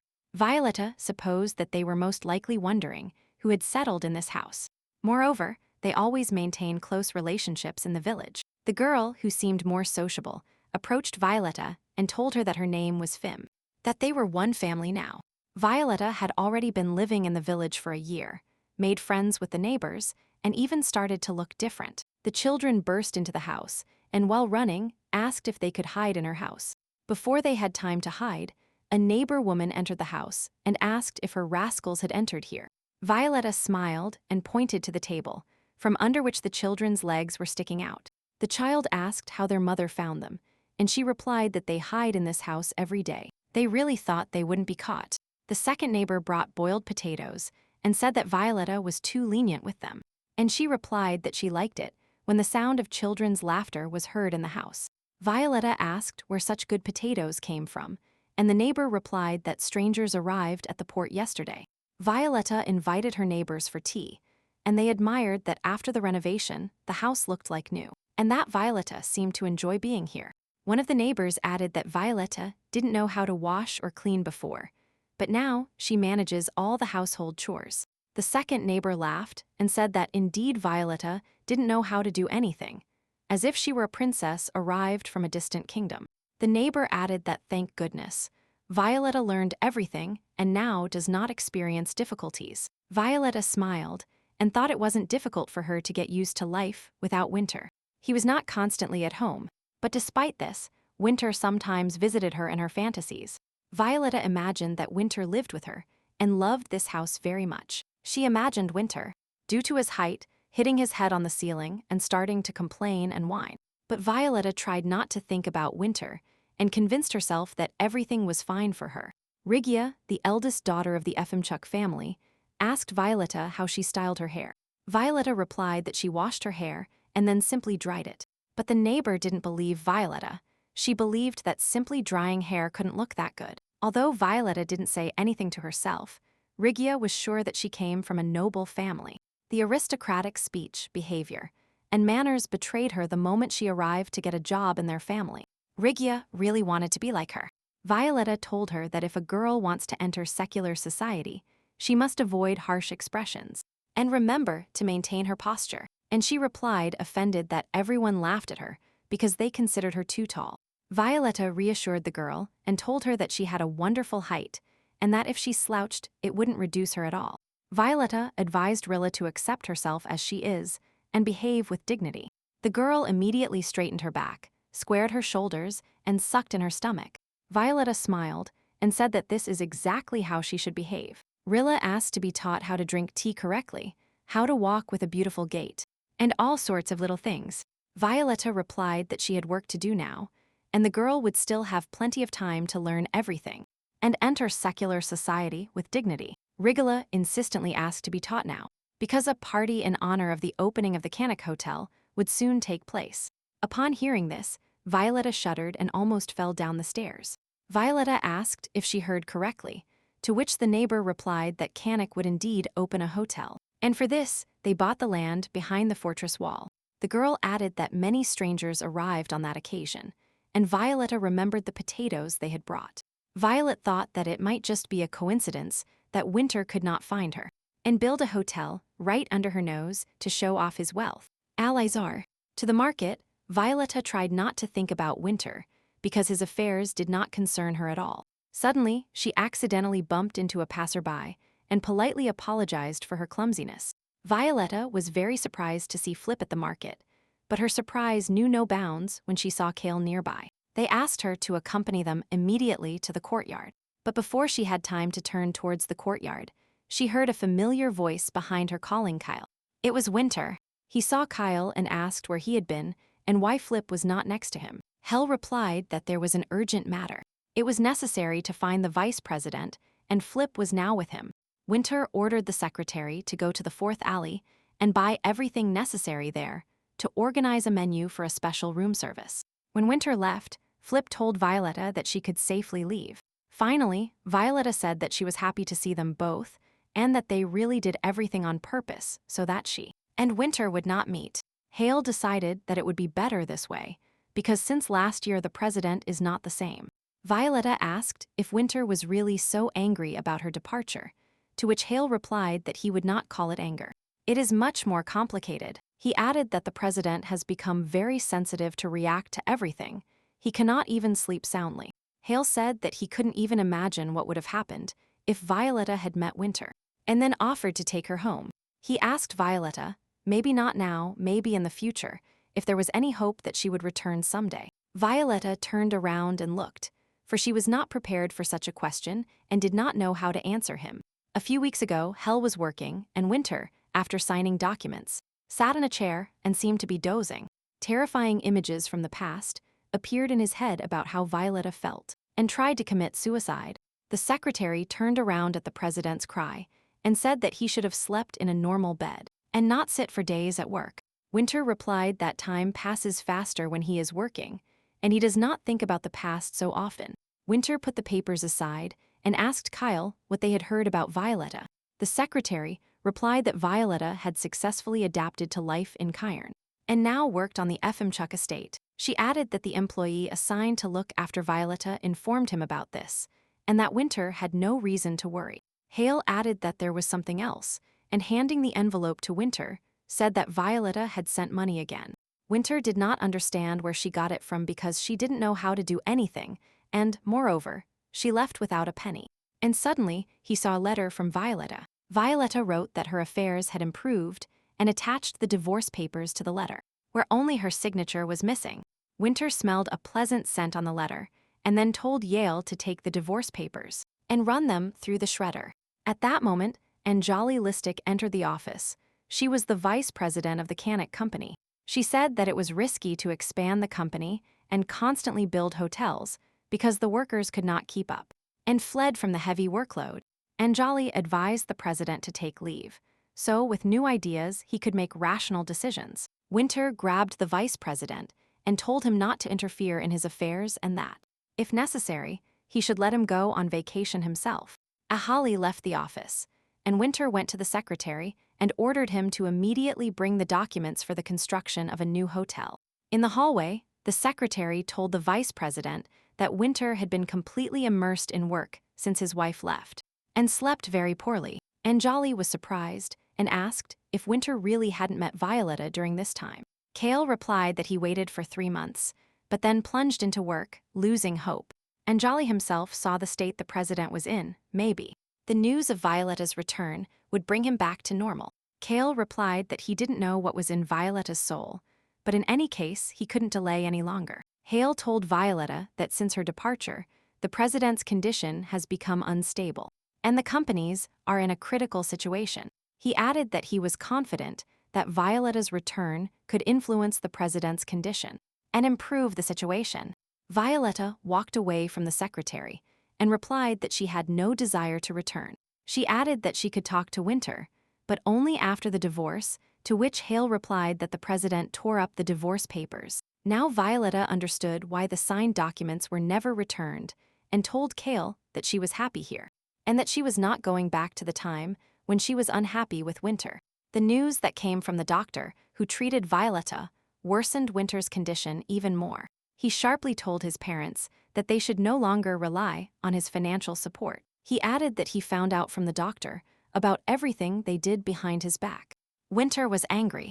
They really thought he would get away with the way they treated his wife so easily. The Duchess tried to justify herself by saying that Winter had misunderstood everything, to which he replied that he did not want to hear any excuses, and that they should both not even try to contact him in the near future. So, after escaping from his parents, Winter ended up in the same place where Violetta lived. He still considered his wife his support, but he could not become Violetta's support. In his own eyes, Winter became the most hated and disgusting creature in the world. At Rigia's request, Violetta came to work earlier than usual, but she claimed that she was late anyway. The girl was noticeably nervous and held some kind of envelope in her hands. Rigia said that this is an invitation from Canuck's company, and they are inviting her to a private party. The girl couldn't find answers as to why they invited her family, and important people from all over the continent should be there. But most of all, Rilla was worried that she had never learned social etiquette and looked like a complete rube among the guests. She began to beg them to help her, because Violetta comes from Lawground and maybe knows something about it. For example, what is the best gift to give? Violetta knew Winter well and everything he liked, so she advised the girl to give him olive oil. She added that it is much colder in Kronda and olives are not grown there, so olive oil produced by the Efimchuk family would be an excellent gift. And the day came when a party was held on the occasion of the opening of the new Kennick Hotel. Rilla was noticeably nervous. Everything around her was very luxurious and unusual. The brother who accompanied her to the party assured his sister that they would stay there for a while and leave, and she told him that it was better to look around and find a girlfriend. Approaching the main entrance and seeing Winter, Rigia tried to make the bow that Violetta taught her. She couldn't even imagine that Winter was so handsome, young, and elegant. The brother whispered quietly in Rigia's ear that the rumors were not lies, and that Sir Winter really felt the pressure. The girl once again made a deep bow and said that her name was Ritzia, from the Efimchuk clan. When presenting her brother Geordie, the girl handed Winter a box and said that it was a small gift from her family. Ritzia opened the lid and said that she knew Sir Winter really liked olive oil. Winter was surprised and asked how she knew this, and the girl replied that a man from Lockround told her. Winter, after tasting the oil, said that Rigia has excellent taste for gifts. And suddenly, Winter said that he had a business proposal for their family regarding olive oil. Winter took the girl to the hall and asked her to wait a little. Going to the kitchen, Winter thought that Violetta worked for the Efimchuk family, which means he did the right thing by sending them an invitation. He had no doubt that Violetta recommended this gift based on the recipient's preference, knowing that it was Winter. Now the most important thing for Winter was that Violetta remembered what he liked. He continued to harbor hopes, the hope that he and Violetta would one day live together. Winter saw the secretary and wanted to ask him to add this oil to all the dishes in the hotel. But then he heard Hale telling the vice president that the deception about the company's bankruptcy didn't work, and that Violetta was not coming back. Winter heard the vice president say that if Violetta returned, the president might even buy her the royal throne, to which the secretary replied that he had spoken with Violetta and that she was quite happy with her current life. They talked about how Violetta did not want to remember her past life and considered herself unhappy living with Winter. Winter sat in his hotel room and, rereading the letter, realized that his dreams had collapsed, and Violetta would not return. He tried to take over the whole world, and now the people living in Kronda walk on his lands. Now Winter understood that all this was in vain, and that Violetta, being by his side, would still be unhappy. He stood on the balcony railing and understood only one thing: Violetta would never return. Winter looked at the watch Violetta gave him and took a step forward. I smelled a familiar scent and opened my eyes. Violetta was horrified to discover she was in Winter's bed. Suddenly she panicked. She didn't understand how she got here and generally what could have happened. Winter opened his eyes and looked at his hands in surprise. They were Violetta's hands. Finally, Violetta realized that she had body swapped with Winter again. But how did it happen, and did she really die while sleeping? At that moment, Cale entered the room. He was glad that Winter woke up and was worried about him. Approaching the president's bed, he added that he needed more rest. Otherwise, he would already be losing consciousness on the way. The secretary told Winter that a guard found him on the castle walls, and that it was good that everything turned out well, because they could have been kidnapped by thieves. He couldn't calm down and urgently demanded that the president rest for at least a month. And suddenly, Winter said he was glad that the secretary was taking care of his husband, and that Winter should know. Hale instantly fell silent and looked at the president in surprise. He asked if it was really the young mistress in front of him again. After getting dressed, Violetta thought about why Winter was discovered near the fortress walls, and what he was doing there. Maybe this time, he was the one who caused the body swap. She thought that this time Winter died or found another way to swap. Violetta found no reason why Winter would want to die in any case. She had to meet her husband, but suddenly the secretary stopped her and asked if she could arrange her husband's affairs that he had postponed and left unfinished. He added that first he needs to attend a meeting that Winter has been missing lately, and also look at the documents that the president signs without review due to his condition. Hale told the young mistress that all of Winter's actions or inactions finally led to his business being in decline. At that moment, the vice president entered the office, but the secretary hastily stopped him, telling him that the president was not feeling well today. Violetta stopped the secretary and asked the vice president what happened. The vice president placed an envelope on the table and said that it was a statement of his resignation. Hale remembered very well how the president behaved last time and grabbed the vice president by his clothes and said unnecessary things to him, although he was wrong. The secretary understood that this statement implied that Winter should reconsider his behavior and his attitude towards the vice president. But Violetta didn't know. She told the vice president that he had done a good job, especially recently. Hale panicked because the young mistress had to refuse the dismissal, and if the vice president left, the company would collapse in the current situation. The secretary, taking advantage of being behind the vice president, started making hand gestures to Violetta to refuse the dismissal. Violetta immediately understood Hale and told the vice president that she hoped he would work just as hard in the future, and withdrew the application. Then the vice president said that he no longer intended to remain silent, and he wanted to know how the president was going to get out of the impasse if he was constantly only expanding the company.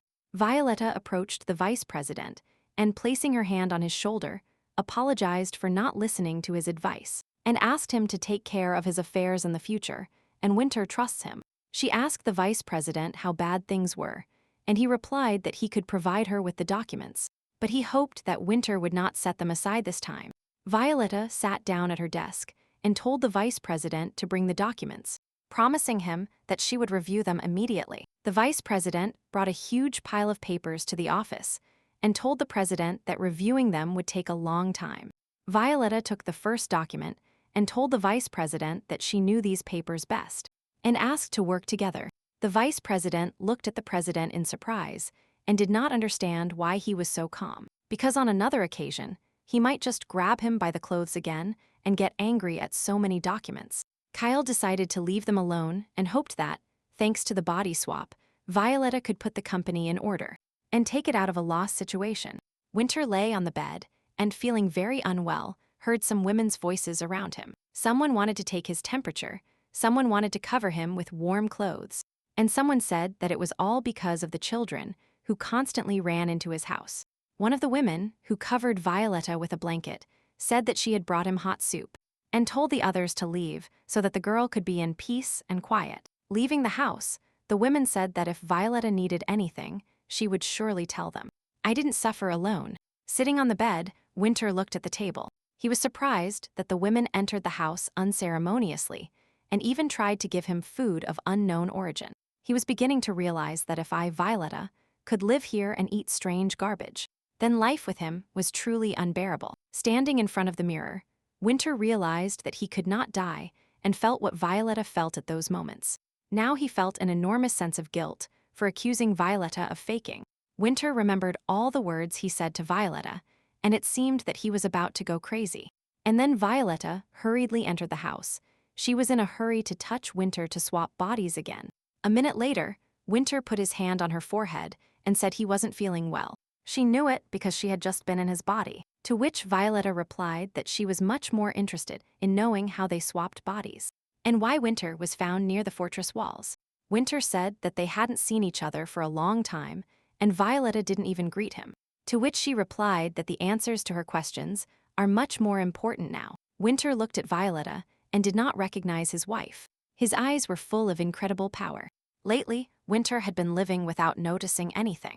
But now, after seeing Violetta, it seems that his feelings have begun to come alive again.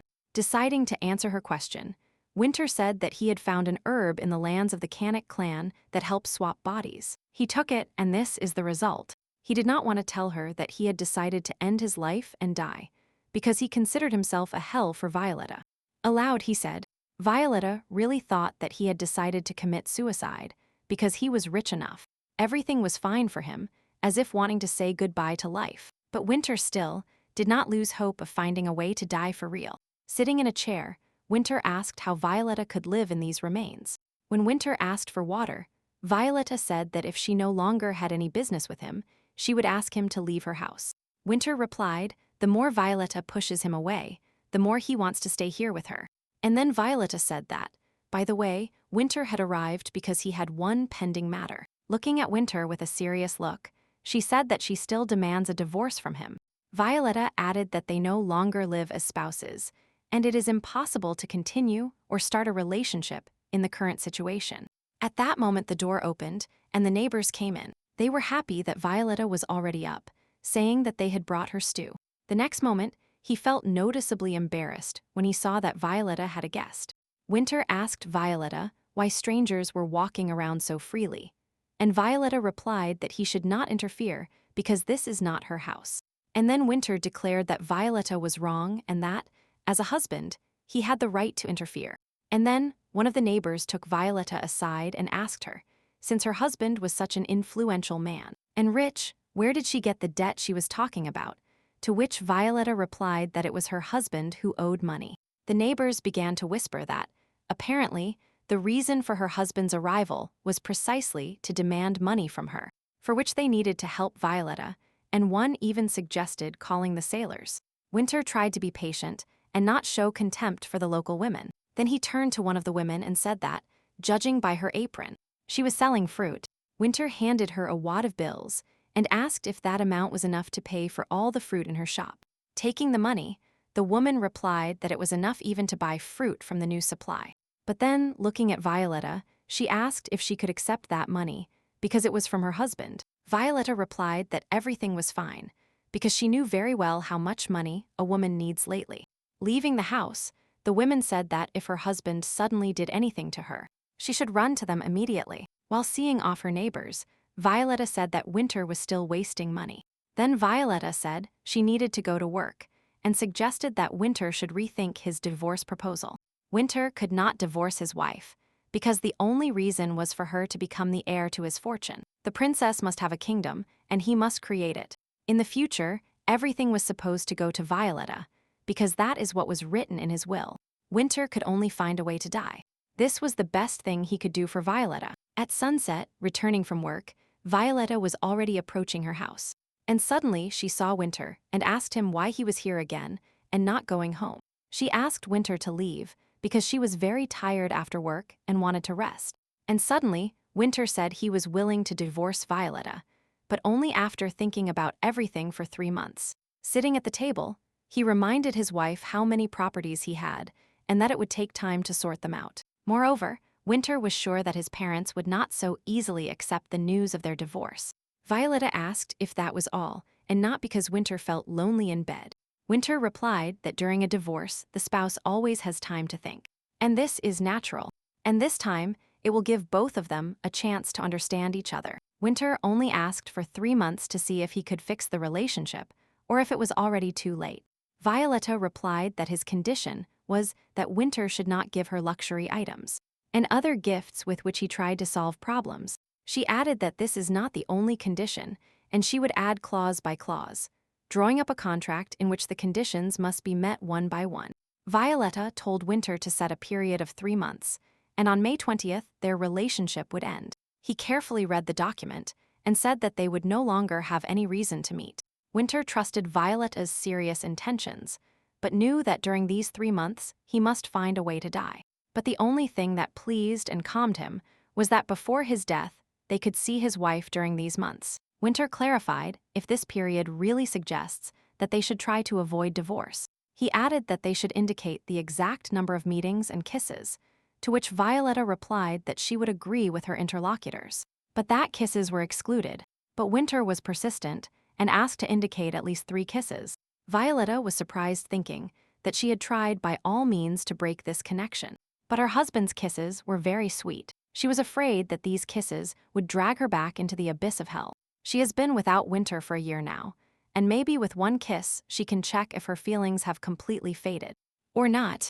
Violetta looked at her husband and said that she agreed to those 3 kisses, but in return, her caresses would be limited. Winter smiled and replied that without touching or hugging, kissing would seem ridiculous. Violetta had to accept Winter's persuasion, and after adding this to the contract, she put the document aside. A minute later, after exchanging signatures, Violetta said that the contract had been drawn up, and it came into effect right now. Winter put his copy of the contract in the inner pocket of his jacket, and in the next moment, grabbed Violetta in his arms. Violetta shyly said that this was very unexpected, to which Winter replied that he was not going to wait for the next meeting. He began to blow gently in Violetta's ear. Violetta didn't understand why Winter was making her so hot before the agreed kiss. She could smell his cologne, the faint scent of cigars and shaving foam. Every time she inhaled these scents together, her heart started beating faster. In the next second, Violetta almost choked on a sweet kiss, but Winter pulled away and said that this was the first kiss and that she had to cherish it. And then he added that the 3 kisses specified in the contract, and Violetta herself can kiss Winter whenever she wants. Violetta said that Winter should be ashamed of such a proposal, to which he only smiled. He headed for the door and, turning around, said that they would see each other again soon. The next morning, Yale was already on the threshold of Violetta's house. Violetta opened the door, and the secretary said that the president asked him to give her something. Winter, sitting at the table, asked what was happening with the man they introduced to Violetta, to which the secretary replied that he had sent a report. But Winter did not look at it, and told the secretary to bring the man and Violetta tomorrow morning. After some time, Yale stood on the threshold of one of the village houses and asked the woman that in the morning she should take the young mistress to the Canic office. Telling her a possible pretext, the woman was supposed to take the young mistress to one of the hotels under construction under the pretext that Violetta did not receive compensation for the noise caused by construction. A hotel employee will have to invite them to understand the situation and proceed to reception to wait. Kyle told the woman that soon everyone living near the hotel would receive gifts as compensation for the noise. But Violetta would not be given any gifts. This would be the reason to contact the hotel. Violetta and the woman with the child were waiting in the reception area. There was chocolate on the table, and the little girl was trying it for the first time. The woman sat next to me and said that she was also seeing chocolate for the first time. It was probably as tasty as that expensive ham the hotel sent me as compensation. Violetta asked Winter not to give her expensive gifts, but in return he sent food to the villagers. At that moment, a gallant man entered the reception hall, and the woman recognized him as Winter, who was Violetta's husband. Violetta told the woman that she and her husband were considering divorce. Winter asked everyone to leave the waiting room and leave him and his wife alone. The woman got up and said that she could not leave Violetta with the man she was going to divorce. Violetta replied that she had nothing to worry about, that everything was fine, that she could leave, and leave them in peace quietly. The woman's daughter started being fussy, saying she didn't have time to finish the chocolate. Winter told the girl that she could take all the sweets she wanted, even for the whole village, while Violetta was distracted by a little girl picking up sweets in her hem. Winter asked the woman if she had asked Violetta about remarrying. The woman replied that Violetta told her that she could not remarry because her brother had a very strong influence over her. Winter understood it because their wedding took place that way, although Violetta herself thought it was her own choice. Winter often wondered how Violetta felt when she married a man who proposed marriage only for the title. When they were alone, Winter said that he devised this noise compensation specifically to meet Violetta, and he asked her to listen to him. And suddenly, Winter knelt down and told Violetta that she once called herself a useless thing, bought at an expensive price but unfit for use. And now, after many years, Winter understood why Violetta said that.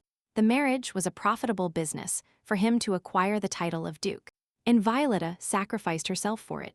Winter said that he did not admit it for so long, and now he asks Violetta for forgiveness. Violetta believed that Winter had been thinking about her the whole time. Suddenly, Violetta extended her hand to Winter and told him that she also asked him for forgiveness. Winter replied that if Violetta asks forgiveness for leaving, then there is no need to do so. He will not forgive her forever, and everything is fine. In the next moment, Winter pretended that his legs were numb. He hugged Violetta and said that he found it hard to stand.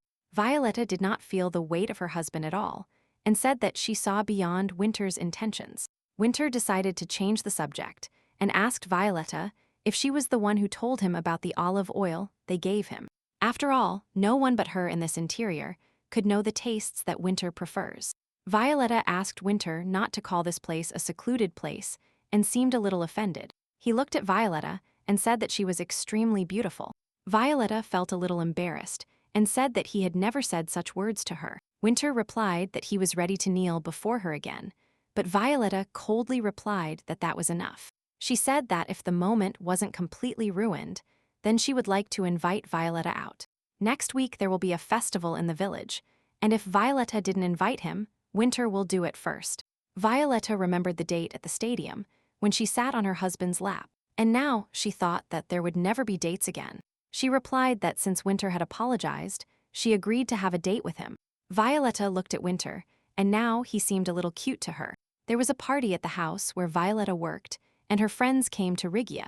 One of her friends joked that Rigia has become even taller, so she is not a lady, but a gentleman, she can call him that. It was Elsa Aiden who made fun of the girl's height the most. The friends noticed Violetta from afar, who was busy with flowers and judging by her manners. They decided she was a noblewoman. Rilla was offended to hear how her friends talked about Violetta, saying she had no pride, since she had descended to the work of a maid. But the girl could not defend Violetta, because in front of her friends she was nobody. She realized that she would only cause a scandal in vain, that nothing good would come of it. Rilla approached Violetta and quietly tried to remind her that the girl should keep her back straight and not hunched over. Violetta handed her a vase and ordered that it be placed on the table in front of the guests. She added that this is sometimes done at tea parties in social circles. And then you had to wait, and if the petals of the tree flowers fell on the neck, then you had to make a wish, and it would definitely come true. Violetta added that another very important rule of etiquette must be observed. While drinking tea, you should never stick your pinky finger out to the side. Rigia drew her attention to Elsa and told Violetta that she was doing exactly that.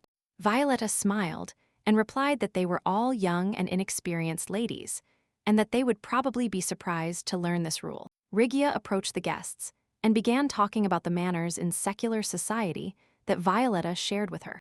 The girls were happy to learn new manners, and only Elsa considered it brazenness.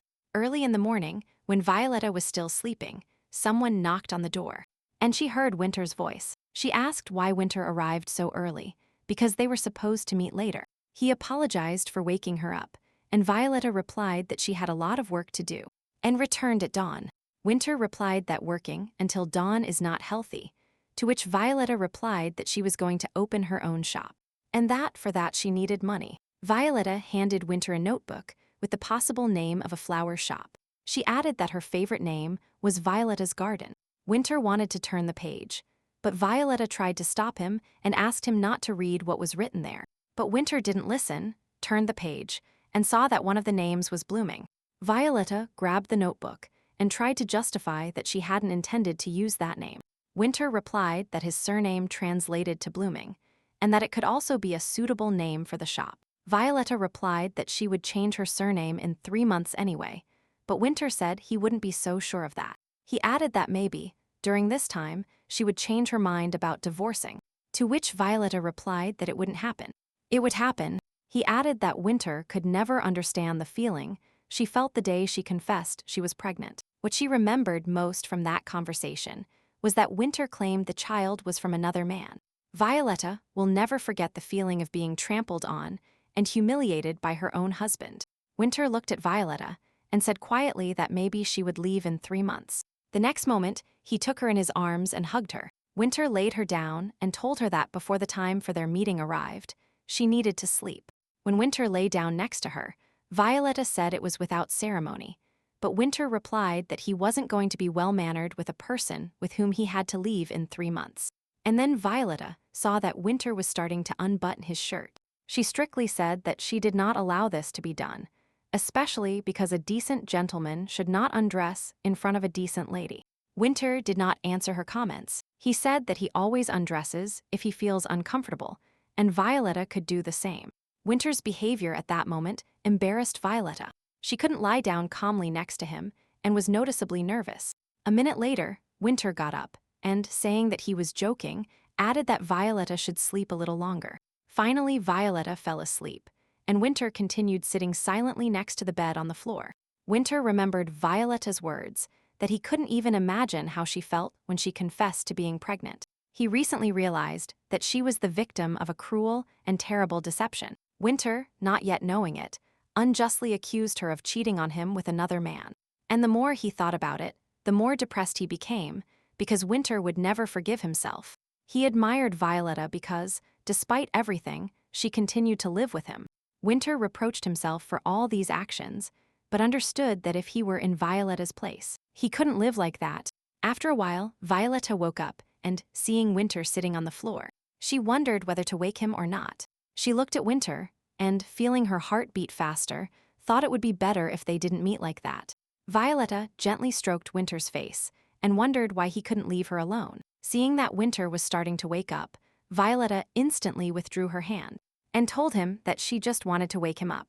Winter noticed that it was a bit hot outside and asked why Violetta was wrapping herself in a warm jacket. She replied that it was because of his presence. She invited him to imagine that he wasn't in the room. And when Violetta accused her husband of dissolute thoughts, he added that it was no wonder, because a whole year had passed alone.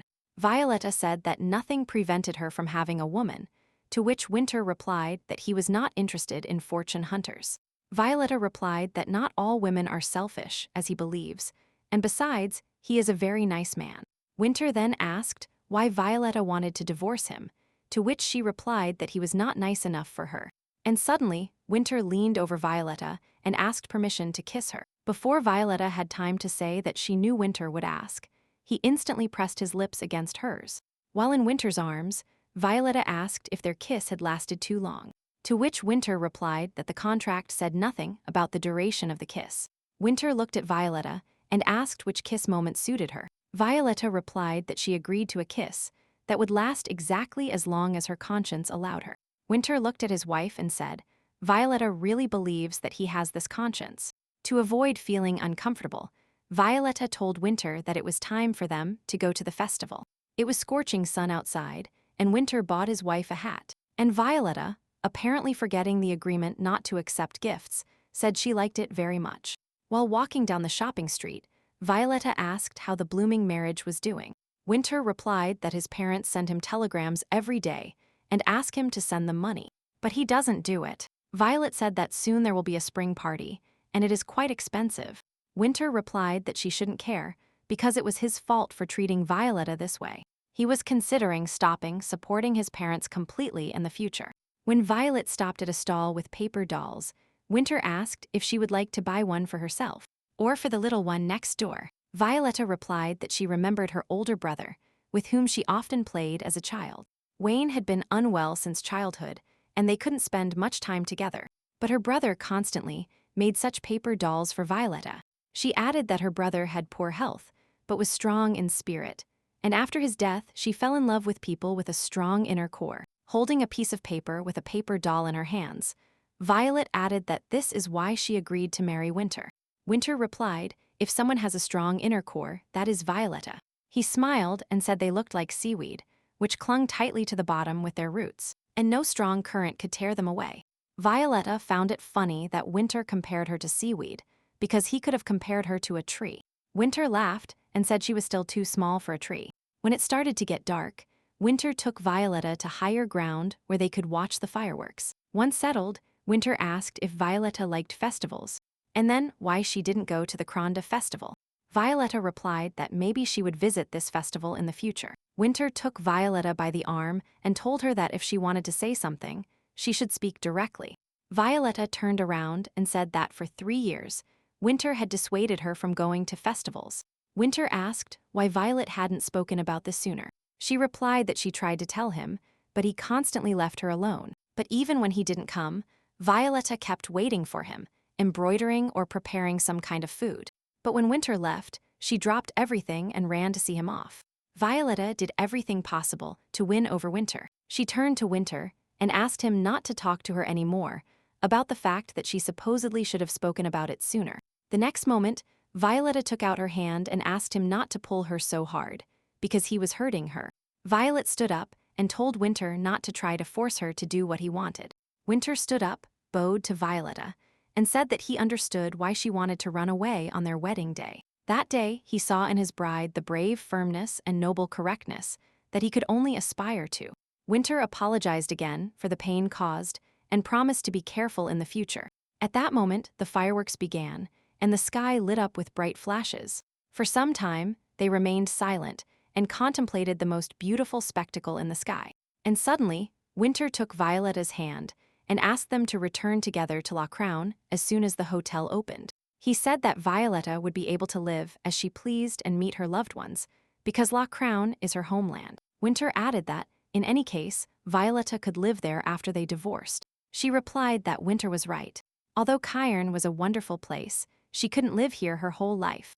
Violetta added that she knew she would have to return someday anyway. In the next second, their conversation was interrupted by Farron and Sharon suddenly approaching. Sharon smiled shyly and asked if their sudden visit had disturbed them. Violetta replied that everything was fine because they were about to return downstairs. Violet introduced Farron to Winter and told him that the three of them had been friends when they were little. Farron shook Winter's hand and told him that he had heard a lot about him. He added that he would be very happy if Winter came to his two principalities someday. But without waiting for an answer from Winter, Farron told Violetta that she could come alone, and that they would have a great time together.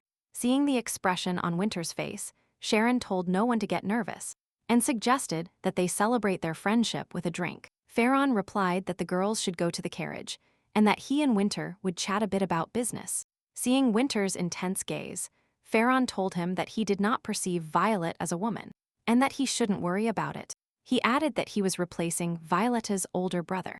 Winter replied, "What kind of brother can we talk about if they are not even blood relatives? And he is not going to believe this nonsense." Farron asked Winter to refrain from making harsh statements. He was just defending Violet instead of Vane.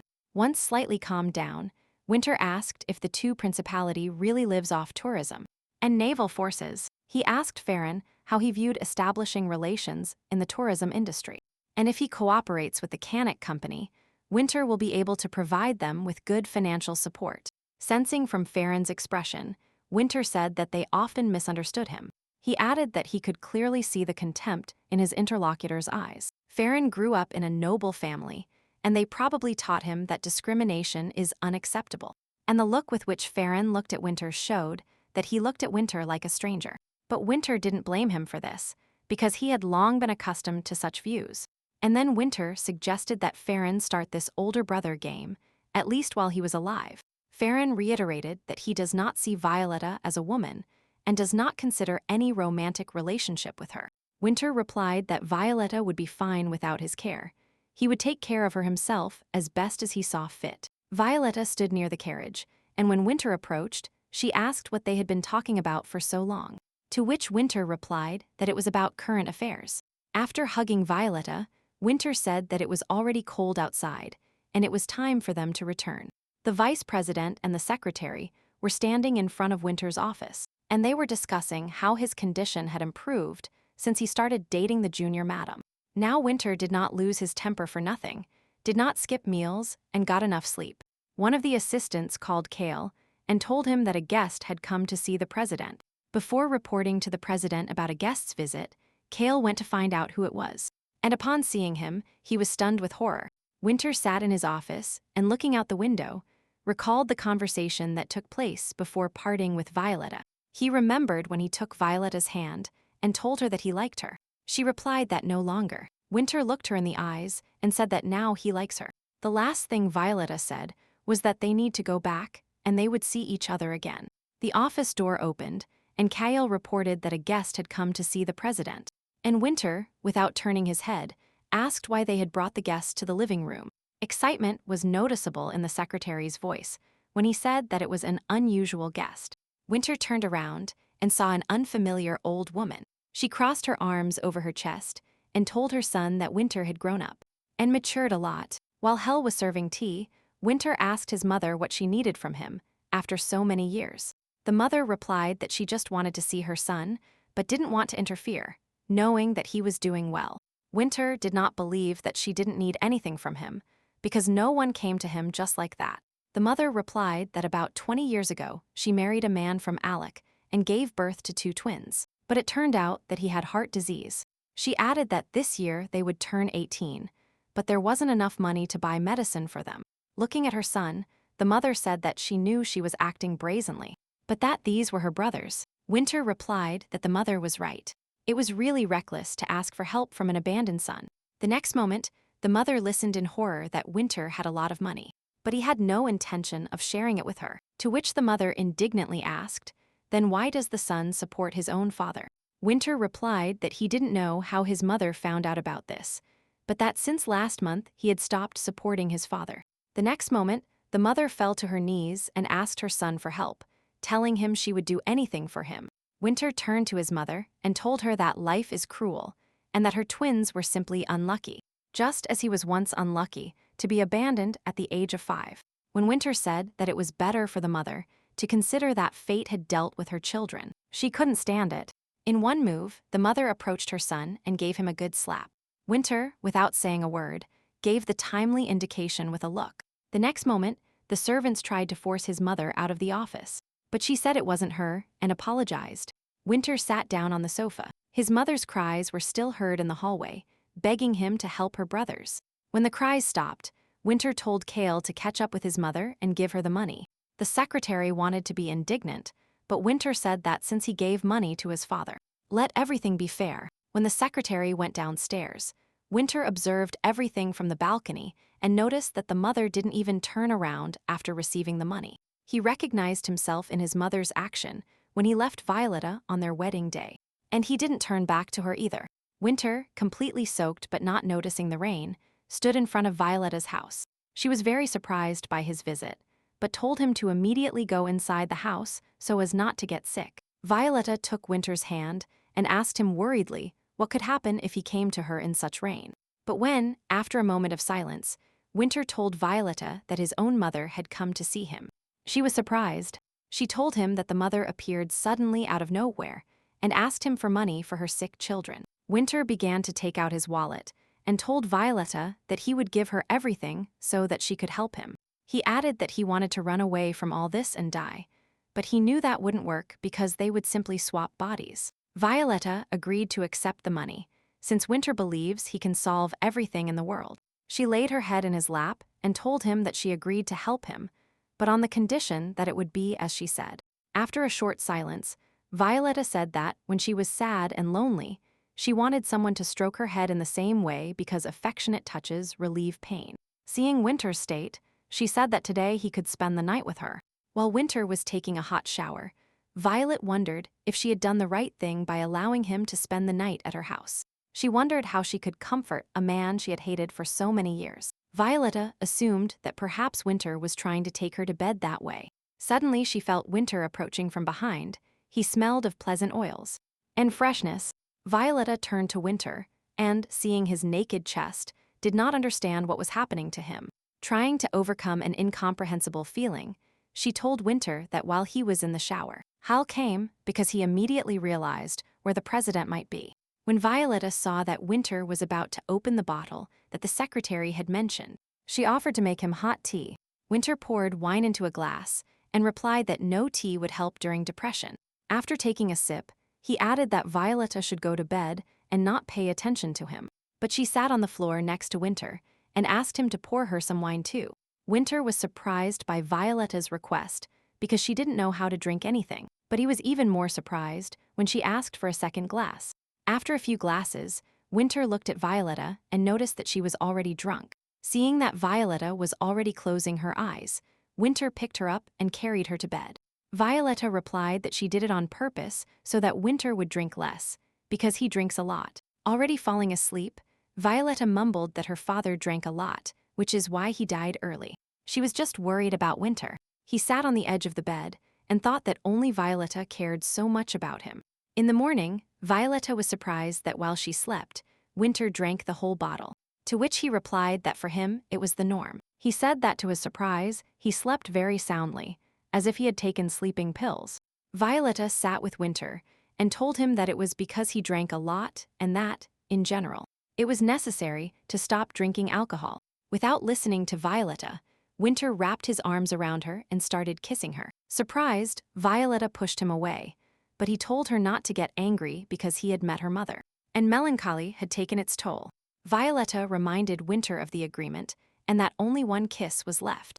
Violetta offered Winter coffee, but he said he preferred neither coffee nor bread for breakfast. He entered the kitchen and began preparing the dish, explaining that it consisted of seafood, and it was excellent for a hangover. Winter suggested that Violetta try it, but warned that she might find it too spicy. Violetta liked it very much, and Winter recalled that when she was a girl, she worked in a cafe. He was glad that Violetta liked the dish he had prepared, and thought he had done the right thing by coming to her house in the rain. At that moment, Hale entered and said that he had brought them breakfast. Winter replied with displeasure that due to his lateness, Violetta had to eat a spicy dish prepared by him. The secretary handed the basket to the president and told him that he had some news for him. Hale handed the envelope to Winter and told him that the vice president had managed to find Beryl. At that moment, Violetta approached and, having overheard their conversation, asked why they needed Dr. Beryl. Winter replied that it was someone else and that Violetta should not pay attention to it. After breakfast, Winter accompanied Violetta to work and told her that the Aiden property was too far away, to which Violetta replied that she would accept any job. Handing Winter the house key, she added that when he left, he should put the keys under the second flower pot. Winter watched the departing carriage and then told Cale that he intended to move Violetta's house to Lackround. He told the secretary to invite a carpenter to assess if the house could be dismantled and loaded onto the ship. Then he opened the letter, where he learned that Dr. Burrell had indeed given Violet medicine that caused pregnancy symptoms. During the interrogation, he also confirmed that it was the blooming spouses who forced him to give this medicine to the girl. At the end of the letter, the vice president wrote that the matter had not yet reached the police, but if Winter was interested in official proceedings, he should reply to this letter. The secretary asked Winter if it would be better to tell Violetta everything. Winter replied that he would tell her everything after the divorce and headed home. It was his fault, and if he tells Violetta now, she won't want to see him again. Winter knew he was selfish, but he didn't want to lose the barely acquired moments of happiness. Elsa turned to Violetta and told her that she should understand how important the party at the Canic Hotel was to her. Violetta replied that she understood everything and offered the girl her help in choosing the accessories for her outfit. She suggested Elsa try on a red bow-shaped brooch, but the girl capriciously replied that she didn't like it at all. Then Violetta offered the girl a white lily-shaped ornament and told her that this brooch would perfectly match the pearls.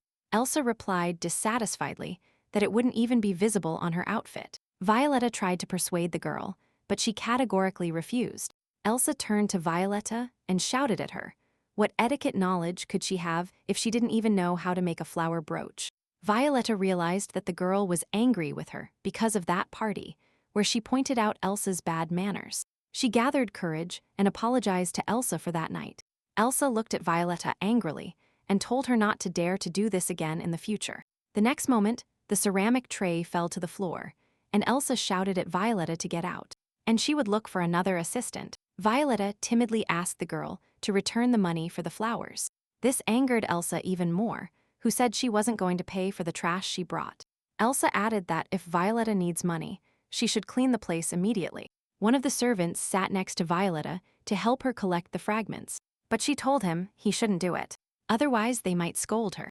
This really enraged Elsa, and she shouted at the servants that no one was allowed to help Violet. She shouted at both girls and told them to leave her house immediately. A few minutes later, Elsa opened the box with the white brooch and, admiring it, thought that Violetta herself was to blame, that she shouldn't stick her nose where it didn't belong and should know her place.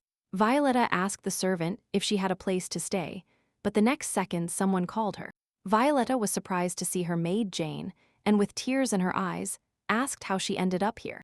Jane said that after Violetta left, the president began to suffer a nervous breakdown, and she had to quit, but when she was offered a job in Corona, where Violetta lives, she couldn't miss that opportunity. And suddenly Jane noticed the reddened shoulder of Violetta and said that immediate measures must be taken. The servant told Hale that Elsa threw the tray in a rage, and the pieces flew towards Violet. And when she tried to intercede, Elsa also fired her. The secretary replied that he would definitely have to tell the president about this. And what happened to the young lady? The servant asked what kind of business Violet's husband owned, if Hale constantly called them president. And Junior Madam. The secretary replied that Sir Winter Blooming owned a hotel business and was the president of Canic Company. Once the wound was bandaged, Jen said that Violet could take a bath while she took care of everything. After a while, the whole house was spotlessly clean, and meatballs were even prepared for dinner. After a hot bath, Violetta wrapped herself in a towel and headed to the room. The very next instant, she was very scared to see Winter in her house at such a late hour. Standing in front of him, dressed only in a towel, she blushed and immediately hid behind the door. Winter said he would bring her a nightgown now, and Violetta replied that it was on the second shelf of the closet. While Violetta was changing clothes, Winter waited for contact. Turning away in the closet, he himself felt uncomfortable for having arrived at such an inopportune moment. A few minutes later, he told Violetta that he knew everything, that he provided accommodation to the dismissed Gilly, and also found her a job. The next moment, Winter approached Violetta, touched her ear and stroked her cheek. Before he could kiss his wife, Violetta moved away and said that Winter was embarrassing her. He replied that this is why he was touching her, and that this kiss didn't count because she moved away from him. He saw the wound on Violet's shoulder and said he knew what happened at Aiden's estate. Winter knew he wouldn't leave it like that. Elsa was happily eating the beefsteak and was surprised not to have received an invitation to the party yet. She only assumed that her family might have been accidentally missed and intended to visit in the morning to receive an invitation. At that moment, the butler entered the room and said that Madame had a guest, and she instantly thought it was the long-awaited envelope with an invitation. The butler announced that Sir Winter Blooming, the president of the Canic Hotel, had arrived, and Elsa asked to be invited immediately. She immediately abandoned lunch and, sitting on the sofa, began to await the president. Surprised that he personally brought her an invitation, Winter entered the room and sat silently on the sofa opposite the girl. Elsa looked at Winter and anxiously awaited the precious envelope that he would hand her. She was the first to ask what brought the president to her house. Winter took an envelope out of his chest pocket and, handing it to Elsa, told her that he had brought her an invitation. Looking at the president, Elsa thought that he was wondering what kind of man Winter was, but he turned out to be much more attractive than she expected. Winter said that he should have brought her an invitation, but advises her not to go to the party. Otherwise, she will have a lot of trouble. Elsa's face instantly changed, and she began to fear a new conversation with the president. Winter continued to tell the girl that he knew she had treated his wife very badly. Elsa replied surprisedly that she didn't understand who he was talking about and who his wife was. Winter said that she was well known in aristocratic circles, and then added that he remembered that Elsa was not from a respectable aristocratic family. Elsa replied that she would never allow herself to do such a thing, and maybe Winter is confusing her with someone. Winter said that it was impossible to be mistaken because his wife turned out to be injured, and moreover, she didn't receive the promised money. Elsa, with horror in her eyes, asked if it was really Violetta. She tried to justify herself by saying that, knowing this earlier, she would not have done this to Violetta. Elsa couldn't believe that the girl she thought was a commoner turned out to be the wife of such an influential man. Winter said that he would not tolerate such treatment towards his wife, and ordered Elsa not to appear on his hotel territory. After finishing her cigar, Winter headed for the exit, and Elsa shouted after him that no one in the village knew who Violetta really was. She didn't stop and shouted that not even she, an expert in secular society, knew. But when Elsa became aggressive, saying that the president had been gone for so many years, and now he was pretending to be a loving husband, Winter stopped for a moment. He took care of Winter, who silently left and closed the door behind him. Hale stood in front of the president and said that many more invitations needed to be signed. He added that since the last time the president visited the young lady, a lot of business has accumulated. But Winter read the list of guests for the opening party of the hotel and crossed out his parents. He still couldn't forgive them for what they did to his wife. The next moment, Winter thought if he had the right to condemn his parents, because he himself didn't realize how they treated Violetta. He couldn't stand the feeling of missing Violetta, but he knew it wasn't better because he had never told her the truth. Winter's greatest fear was that Violet, somehow, would find out the contents of the letter reporting what his parents had done. And Dr. Beryl, the vice president, entered the office and brought documents to work on. But Winter replied that he would look at them later, but now he urgently needed to leave. Entering the bathroom, he mentally apologized to Violetta and turned on the water tap. Winter put the paper cutter on his wrist and thought about Violet's words when she talked about making it so easy. Cale had no one to turn to in the city, and now he was at Violetta's house saying he was going to quit, that he had run out of strength. Pouring himself another glass of wine, he complained that the president used to be obsessed with work, but now he abandoned everything and put it all on her.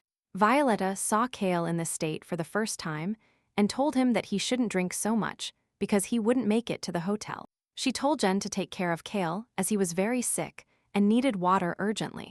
Jen looked at the secretary and was surprised because she had also never seen Cale in such a state. While the servants were serving water, Violetta looked at the secretary and thought that Winter was very lucky to have him, because no one would take better care of him than Hale. The secretary came and asked Violetta to repeat the same thing to the president, and suddenly Violetta felt dizzy, and her vision became very dark. Hale suggested that it was difficult for Violetta to date the president after the breakup, but then Jen came up and said that she once heard Winter say that he was not going to get a divorce because their marriage could turn into profit. Violetta replied that there was nothing wrong with those words and that there would always be benefits, but the servants categorically stated that after the president's words, they wouldn't want Winter and Violetta to be together again. And suddenly, Violetta looked at the servants in a somewhat unusual way. The next moment, she told them to be quiet and stay away from her. Jen was stunned. She knew Violetta couldn't do this and decided that a demon had possessed her and grabbed the bag of salt. Cale instantly became serious and, jumping up from his seat, said that he would explain everything to them now. He told the servants that it would be difficult for them to believe, but that the president was now in the young lady's body. The secretary added that sometimes the president and Violetta swap bodies, although he still doesn't know why this happens. In the next second, he received a kick in the back. Winter shouted because Kyle told the truth. The servants were horrified and had no choice but to silently watch what was happening. The vice president managed to get the president back to the table to continue working, and Violetta obediently sat down to look at the papers. At that moment, Eaglin, the general vice president of the Koenig Company, entered the office and asked the vice president to leave them alone. He needed to inform Winter of something. He placed the documents that Winter had requested last time in front of the president. Eaglin asked not to give him such instructions anymore because the investigation of Dr. Beryl's case was not within his competence. Violetta remembered that Winter had recently asked not to pay attention to this information, and we were talking about a completely different person. Eaglin said he doesn't understand why the Bloomings would do this, administering a medicine that caused pregnancy symptoms. The time came when Violetta found out everything and what Winter was so afraid to tell her. An unknown little girl ran to the bed where Winter was lying and said that her mother had told her to play with Violetta. Winter replied to the girl that he was not going to play with her, and turning to the other side, he closed his eyes. After a while, neighbors saw Violetta walking through the village with the girl and dragging a huge shopping cart. The little girl who went to the market with Violetta was very happy to have bought several sweets. And suddenly, the girl asked Violetta if she could buy so much because she was a beggar. Approaching the house, Winter saw that Violet in his image was already waiting for him near the door. She immediately said seriously that she urgently needed to talk. Winter apologized for the fact that Violet had to listen to the boring vice president and do his job for him. Violetta, without looking at her husband, asked him when he was going to tell her everything. Winter pretended not to understand what Violetta was talking about. Violetta replied that she knew very well that the doctor gave her medicine on the order of her parents. She didn't know how to react to this and only asked how Violetta knew. But she stood up and waited for an answer from him, and Winter had to say that he wanted to tell her everything after the divorce. Winter added that he was afraid that Violetta, finding out about this in advance, would not spend the remaining 3 months of the contract with him. Violet hugged Winter and said that, when she discovered the truth about the cure, she felt as if the shackles on her heart had been removed. She remembered everything that happened to her at that moment and wondered if she should forgive her husband. Perhaps she needs to show sympathy, because Winter was a victim just like her. For a moment, Violetta was overwhelmed by intense rage when she remembered the gift the blooming dukes had given her. Winter told Violetta not to be angry with him because he agreed to give her the divorce. Violetta replied that she was not angry with her husband because it was all their parents' fault, and he was not responsible for them. She asked Winter not to bother her for now because she needed to figure everything out and weigh everything up. He wanted to say goodbye to her, but Violetta had already entered the house. The next day, neighbor Finn saw Violetta and asked where she was going. The girl replied that she needed to go to the post office, and the neighbor offered to accompany her, since Violetta didn't know where it was very well. Finn said that her daughter really liked the dress Violetta bought yesterday. She even went to bed in it. Violetta was very happy that Winter, being in her body, did this and pleased her little neighbor. Finn asked Violetta who she was going to send the letter to. The girl replied that she was going to send a letter to her father-in-law and mother-in-law. The neighbor was surprised that the letter was being sent abroad and said that if the ship was chosen incorrectly, the letter would take over a year. Violetta replied that she had a way for the letter to arrive much faster. Finn suggested that it would cost a lot of money, which means it's such an important letter that Violetta is eager to send it quickly. See, having suffered the blow from Winter's parents, she now knew what she could offer her husband. Tea was drunk at the blooming estate in Lackround, something the Duchess could afford, and the guests talked about the opening of the Canique Hotel. They were jealous that the Dukes were spending their vacation at their son's new hotel and chose the best rooms. The guests knew that the Dukes were supposed to organize their own party. Everyone wanted to receive an invitation to the hotel opening, but there was no news from Winter, and the Duchess was worried that the party would not take place. The Dukes were outraged that Winter continued to cut off their finances. At that moment, a servant entered the room and said that a letter from Violetta had arrived. The letter said that Violetta knew that, at their request, she had taken substandard medicine from the doctor. At first, Violetta was angry, not understanding why they did this, but then she thought that the reason might be that they wanted her and Winter to divorce. Violetta knew that Winter had stopped funding them, but seeing how unhappy she was willing to forgive them, and then, maybe, he would continue to sponsor them. Violetta wrote that she was willing to forget everything, but on one condition: if they gave Winter the status of the first heir to the Duke of Blooming. She remembered that Winter is their son, has outstanding qualities, and if he receives the status of Duke, their family will prosper. Upon receiving this letter, the Dukes were surprised and found no words to express their indignation. It was already evening when Winter had difficulty finding the tavern where he was supposed to meet his mother. After a while, his mother approached him and thanked him for responding and coming to her request. She thanked Winter for the money and told him that the twins were better, to which he replied that a letter would have been enough. With these words, he headed for the exit, saying that he had a lot of work, but his mother stopped him. Winter realized that his mother's request to come here was just an excuse to ask for more money. He turned to his mother and asked if she knew anything about the transmigration of souls and the way to die.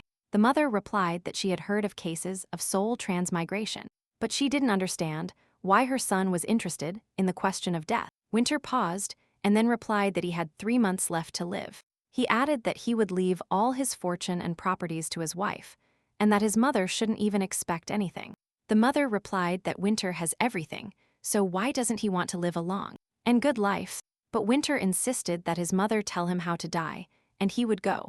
The mother replied that suicide wouldn't work, that he could only die in case of illness or accident. Winter gave his mother some money and left the tavern. When he returned, Hale asked in surprise where he had gone without guards, but Winter, without answering his question, he asked if there was any news from Violetta. Hale replied that there was no news from the younger mistress. Winter went out and, entering a nearby bar, kept thinking about death, and that there was only one person whose hand he would like to hold in his. But he lost her too. The next second, Winter dealt a crushing blow to one of the bar patrons. Restraining himself, The guy told Winter to sit down and drink calmly if he didn't want trouble. But Winter grabbed the visitor by the arm and kept insisting that he hit him and kill him. Winter grabbed a knife from the table and tried to force the guy to kill him with it. At that moment, a friend approached the guy and told him not to get involved with this psychopath. The visitor pushed Winter, and he and his friend left. Winter sat on the floor of the bar and was indignant at the fact that he could not die. Winter opened his eyes with difficulty and looked at the ceiling of his bedroom. Hale said that the president was found unconscious on the street, and that a bar owner contacted him after finding a business card in Winter's wallet. The secretary added that Winter drank a lot yesterday and suggested that we stop this childish antics. Winter looked at Cale and said that he wanted to die. Seeing the secretary's look of surprise, Winter added that next time he shouldn't pay for him and let him die in peace. The secretary replied that if the next time something like this happens, he will act differently. Winter immediately understood what was happening and asked the secretary not to tell Violetta anything. Cale turned and said that if the president dies, he will tell Violetta that it was a suicide and that she wouldn't even go to the funeral. Winter's head was throbbing, and he regretted that his attempt to die from alcohol had failed. Winter continued lying with his eyes closed until he heard Violetta's footsteps, and she asked him to stay together for a while. Violetta asked in surprise how he knew about her arrival, and Winter replied that Violetta's gait was different from others, and that he always recognized her. She said she learned everything from Hale, that Winter drank a lot yesterday. Suddenly, Violetta noticed a cut on Winter's neck and asked what happened yesterday. He replied that he remembered nothing because he was very drunk. Violetta wanted to look closer, but Winter took her hand away and said it was the doctor's business. And suddenly, Violetta said she forgives Winter for his suspicions of infidelity, because she understands that he himself became a victim of circumstances. Winter took Violetta's hand, put it on his cheek, and looked tenderly at his wife. A minute later, Winter went out into the hallway and told Hale to immediately bring snacks to the room. He returned with Violetta and told her that they needed to choose a suitable outfit for her for the hotel opening ceremony. Then he put his arm around his wife and told her that he would love to see her at the party. When choosing an outfit, Winter recommended wearing something blue and white, but Violetta would prefer a neutral color. Later, Violetta was sitting drinking her favorite tea and suddenly accidentally saw a newspaper from La Ground on the table. After reading the headlines, she asked if Winter knew the family of the Marquis of Heston. When Winter replied that they were the most powerful family in La Ground, Violet handed him a newspaper and suggested that he read an announcement from his family. The article stated that Carson Heston was asking King Lackround for protection. Winter realized that Ash's intentions were to revive the royal family. Violet replied that the prolonged dissolution of the royal family made no sense, and that Ash should definitely notify everyone about the changes in the ceremony. Ash will become a constitutional monarch, responsible for all known events in the country, and gradually become president. Violetta said that, judging by the article, Ash wants to regain power, but he does not have enough money to involve the Hestons in this matter. Carson Heston was 47 years old and became the new Marquis of Heston, having recently lost his wife. But Violetta thought there might be a connection between Ash and the Marquis of Heston, if Ash really intended to marry her again. And Violetta firmly decided that this time she would no longer remain silent. Alone with her own thoughts, Violetta noticed that Winter disliked this conversation. She apologized to her husband and told him that it was better to run away than to end up near the altar again. Violet thought that this time she would not allow Ash to use her against her will. An excited Jen ran into the room. In her hands, she held a very revealing dress that Winter had bought for Violetta to visit the Cannock Tavern. Jane added that the president conveyed to her that he expected a negative reaction from Violetta and asked her to convey that this dress was very inexpensive. A minute later, boxes arrived at Violetta's house, containing shoes and accessories matching her outfit. Violetta remembered that last time, Winter also suddenly invited her to the hotel opening ceremony, and now he deliberately offers her another date. Finally, the carriage arrived at the main entrance, and Winter, approaching the carriage, impatiently waited for Violetta to appear. Upon opening the carriage door and seeing Winter, Violetta asked him why he was looking at her so strangely, because he himself suggested wearing this dress. Seeing that Violetta had cut her hair, he was annoyed because she did not ask for permission or consult. Violet asked why she had to do this, to which Winter replied that he simply didn't care. Winter replied that he likes Violetta in any form, and if she decided to cut her hair. Now he likes short hair. Violetta admitted that she didn't actually cut her hair. It's just that Jen is very skilled at styling it. And then Winter said that he liked long hair again, and Violetta laughed. Having taken a free table, Winter asked if Violetta was familiar with any dishes. Violetta read the menu and said it was the first time she had seen such names. Winter replied that in that case they would choose from the foreign ones, because that is what nobles do. He called the waiter and said he wanted to order Yuxin, and suddenly enthusiastic exclamations were heard around them, as Sir Winter had ordered this particular dish. Violet asked what this dish was, to which Winter replied that it was a traditional food that locals prepare when they hear good news. When the Yuxin was brought, Violetta tasted it and said it was the most delicious dish she had ever tried in Canik. At that moment, a boy approached their table and, introducing himself as an artist, said that, according to local tradition, he could apply any design to Violetta's body. Winter instantly jumped off the table and, grabbing the boy by the chest, sharply asked how he dared to offer to draw something on the princess's body. And then Violetta replied that she wouldn't mind familiarizing herself with the local national pattern. Half an hour later, on Violetta's shoulder was a snake exactly like Winter's. Winter asked why Violetta did this and followed his national tradition, to which Violetta replied that Winter also follows traditions and even named the hotel after him. Winter said that the hotel opening ceremony would be in a couple of days, and that this drawing wouldn't have time to disappear, and Violetta said she agreed to go that way. Violetta replied that it seemed to her that Winter had invited her to the hotel opening ceremony insincerely, because by inviting her to this date, Winter simply bought her a dress and conveyed his plans through the maid. Winter replied that he realized his mistake and, extending his hand to Violetta, asked if she accepted to go with him to the opening ceremony. Winter added that the nobles of Lake Round would be present there, and if Violetta thought she would feel uncomfortable, she could refuse, but on the other hand, there she might feel like the true owner's wife, because he will always be by her side. Violetta replied that if they are always together at the ceremony, then she accepts the invitation. There was enough time left before the ceremony began, and Winter and Violetta decided to check if everything was ready to receive the guests. Entering the hotel lobby, Winter said that everything had to be perfect, impressive, but not annoying.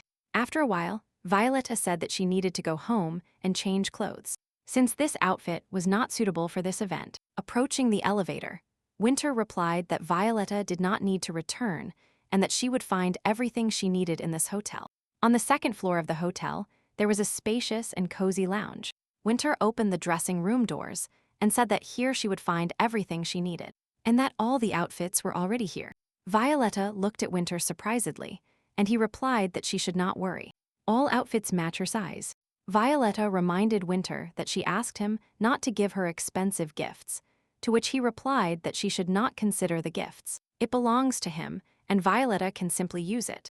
Violetta said she needed to change clothes and asked Winter to leave the dressing room. But suddenly, Winter began to untie her belt and said that he would like to help her try on the outfit he had chosen. He said there was nothing wrong with that, because they were still husband and wife, and he approached Violetta to kiss her. Violetta asked why Winter was breathing so fast, and he replied that she was also breathing very fast. He said he felt strange. She clutched Winter's shirt tightly, and her body was trembling. Winter replied that these are instincts. Everyone has them, and there is no need to deny it. Winter looked Violetta in the eyes and told her to put aside shame and listen to her body.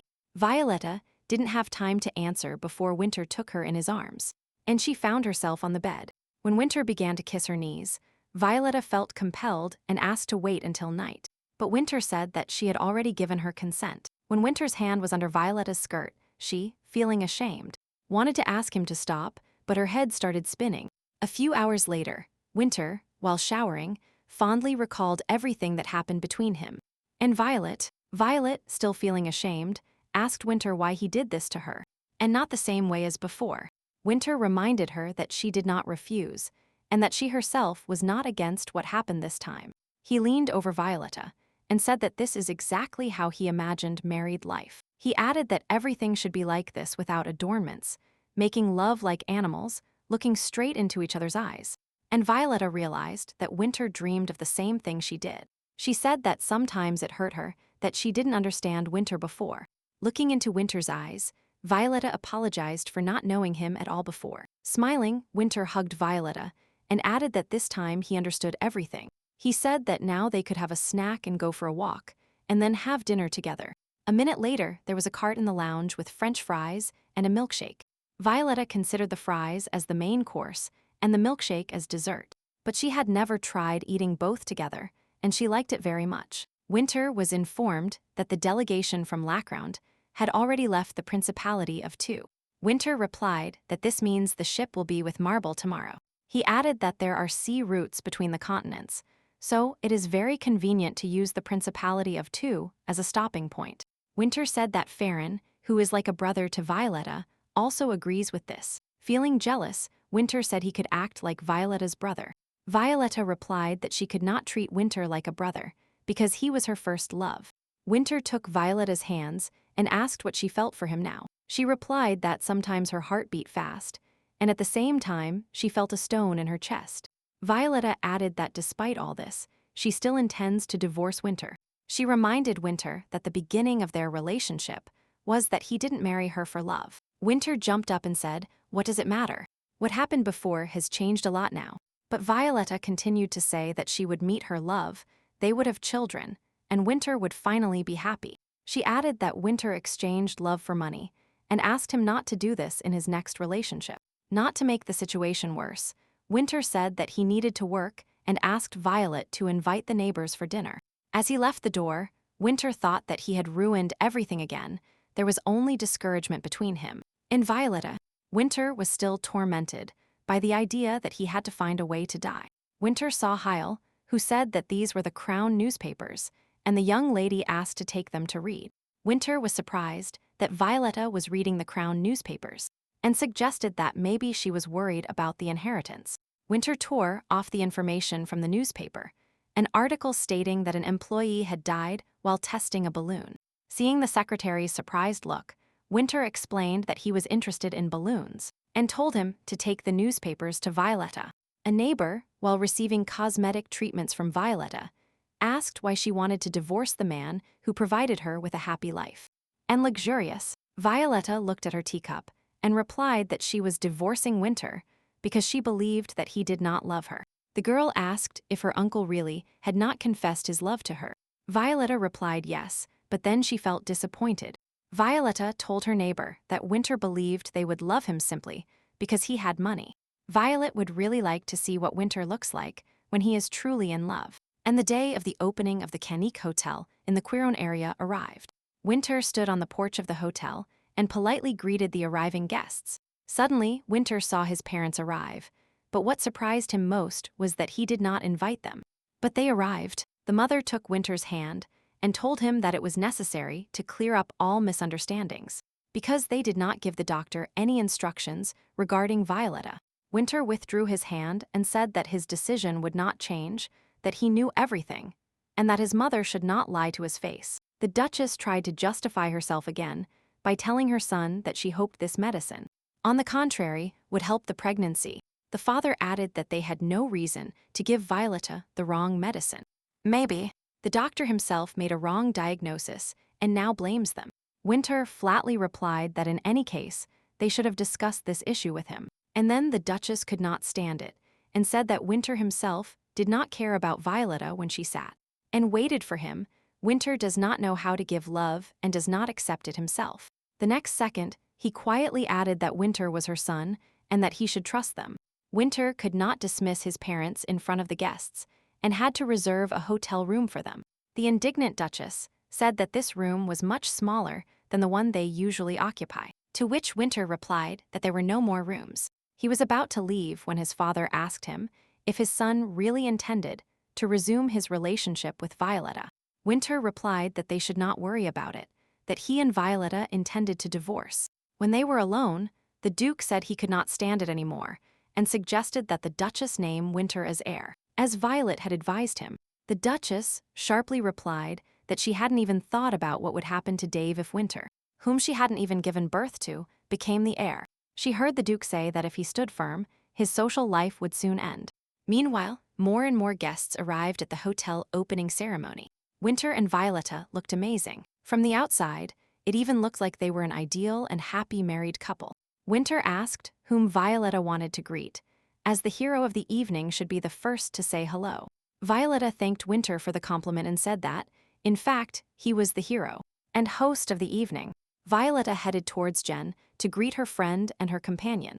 Jen smiled at Violet and congratulated her, saying that her dress was gorgeous. Then she introduced Rose and said that he was Farron's friend.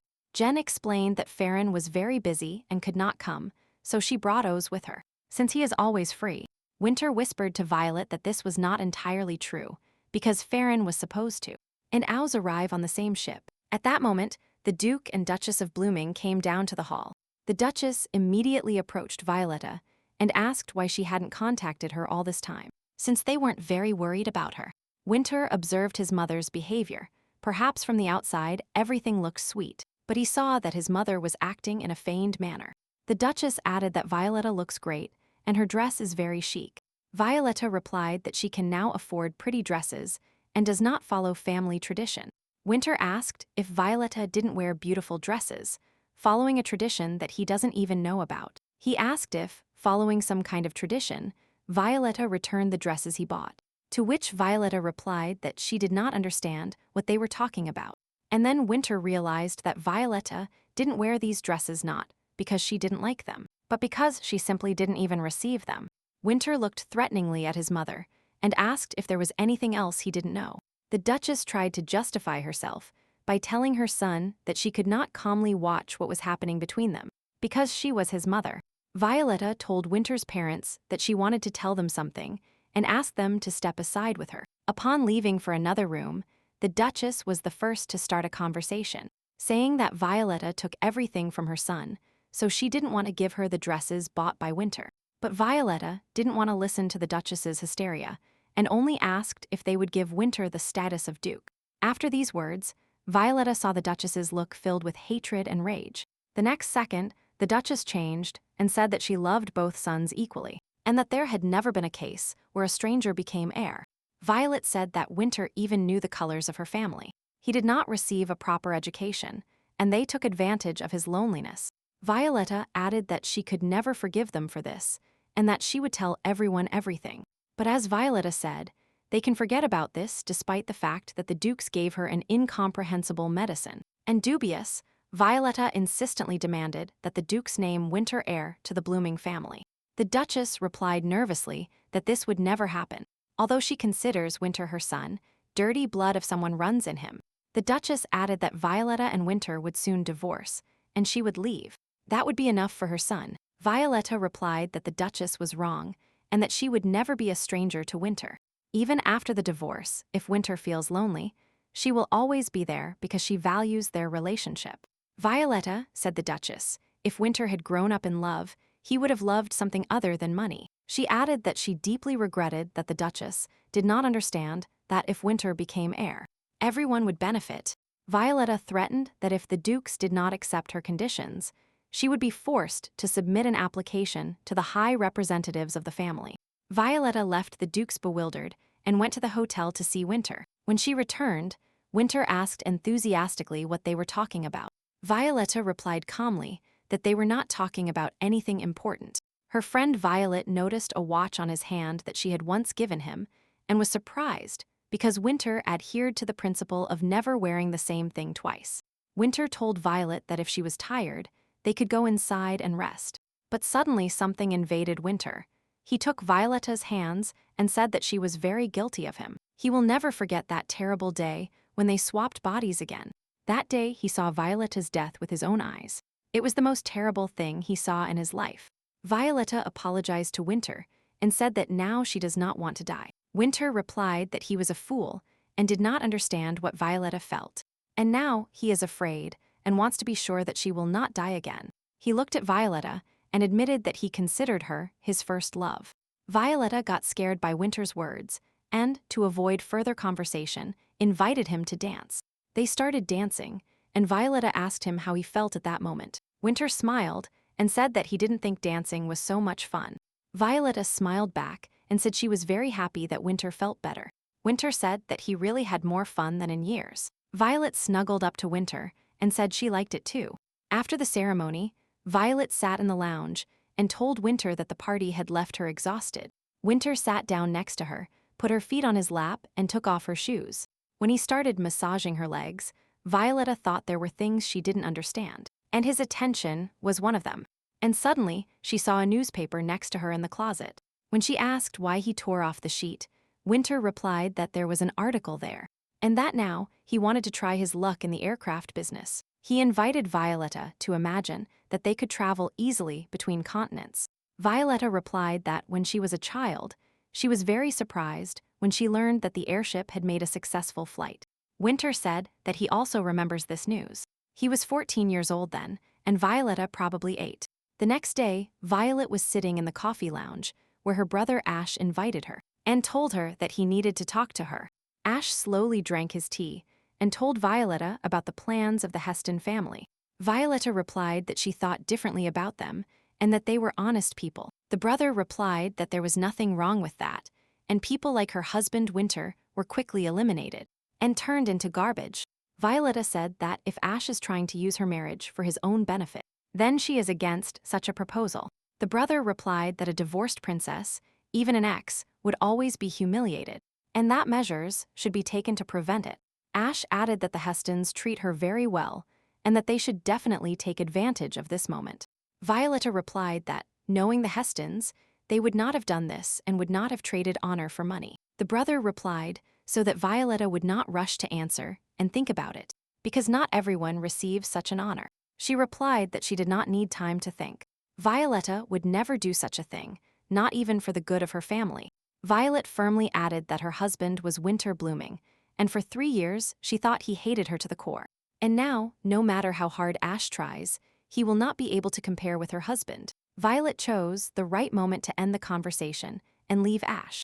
Approaching the elevator, she met her friend Jen, her companion, and her. The friend said they had already had lunch and would like to take a walk in the park located around the hotel. Jen pulled out a credit card and showed it to Violet, bragging that Sir Winter had given it to her. Taking Violetta by the arms, she proposed they take a walk together, and Violetta agreed.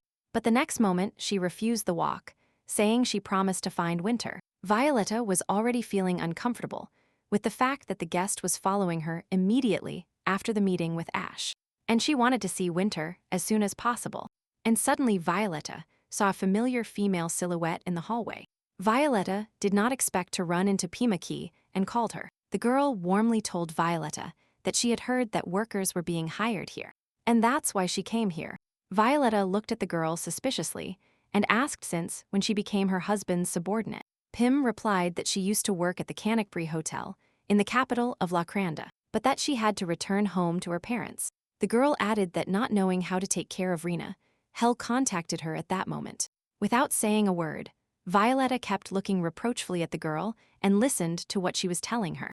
The girl asked Violetta not to look at her like that, and added that without her, the old man in the village lived in fear. He sent people here to prevent others from kicking Violetta out.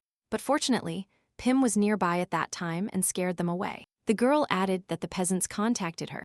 Then they helped Violetta and will help her again and again, simply because they like Violetta. Pim laughed and said that she also loved money. The girl added that the president knew from the beginning that Violetta was here, and that he was interested in many things. Pim added that Winter wanted to know what Violetta ate, what she did if she was sick, and if she was happy. Then both girls turned around and saw Winter approaching them. Pim asked Violetta not to tell her husband about their conversation. Violetta promised she would. Winter approached Violetta and asked her what she was doing here because he was looking for her and worried about her. Violet said she knew that due to his lack of time at work, Winter had hired spies to watch her. Winter apologized and replied that it was the only thing he could do to keep her safe. Winter took his wife by the hands and asked her not to leave anymore. Violetta looked at her husband and told him that it seemed she could no longer live alone. After a short silence, she said that she had agreed to return with Winter to the crown. Winter smiled and said that Violetta was doing the right thing and that she would definitely like everything. He continued taking her hand and said that they would live separately in this house. Winter added that if Violetta stayed, she could inherit a fortune. Violetta replied that she did not need money, but Winter said she should have it. Winter said they had to leave, and that if she was bored, Violetta could invite her neighbor Sophia. After a while, the whole village knew that Violetta was leaving, and the neighbors did not want to let her go because everyone had become very friendly. Winter silently watched Violetta and then asked her if she had finished getting ready. Sighing, Violetta replied that she was very sorry to have to leave this house. She liked it.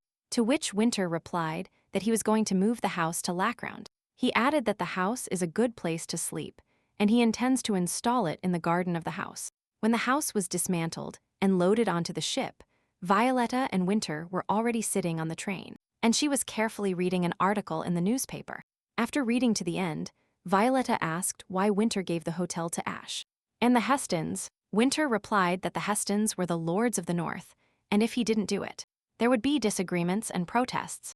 Violetta replied that Ash, by taking possession of the hotel, shows with his whole appearance that Winter supports him in the revival of the royal family. She added that due to political games, he could not refuse the client. Violetta said she knew why Earl Heston forgot honor and wanted to marry her.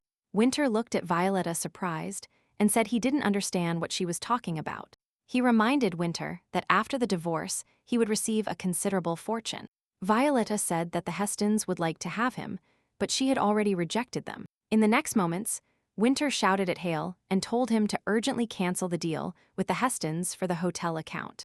Hale warned that Winter could be in trouble, but he shouted that Heston had planned this only to marry Violetta. When the carriage arrived at the house, it was already almost dark outside. Violetta said that the house was dark and she couldn't see the outline of the building. Winter replied that he wanted to show Violetta something and asked her to look behind the door. Timidly, she pressed the button and saw an impressive sight. Violetta saw the house where they would live for the first time and was completely delighted. Winter got emotional thinking that Violetta, after the divorce, would marry and have children with another man. Winter looked at Violetta and said that after the divorce they would separate and maybe she would forget him. Violetta smelled the plucked flower and replied that it was impossible to forget the first love. After a brief silence, Violetta added that no one cared about her as much as Winter. Violetta decided to ask Winter why he was engaged in the hotel business. He told Violetta that, when he ran away from the restaurant, he had nowhere to sleep. Then, with the money he had left, he rented a luxurious room in the most expensive hotel, and famous in the South, and for the first time in his life he slept soundly, without fear of being beaten.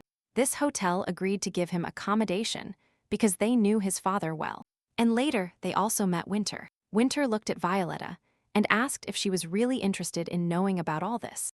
Violetta smiled and replied that she was telling an interesting story, much better than she expected. Winter looked at his wife again and told her that he hoped everything would end here, and a better time would come. It was night, but Violetta was not sleeping and was staring at the ceiling. She called Winter. He did not answer, and Violetta got out of bed. Winter, returning to the bedroom, saw that Violetta was gone and that there were bottles of wine and medicines on the floor. Entering the living room, Winter saw a terrible sight.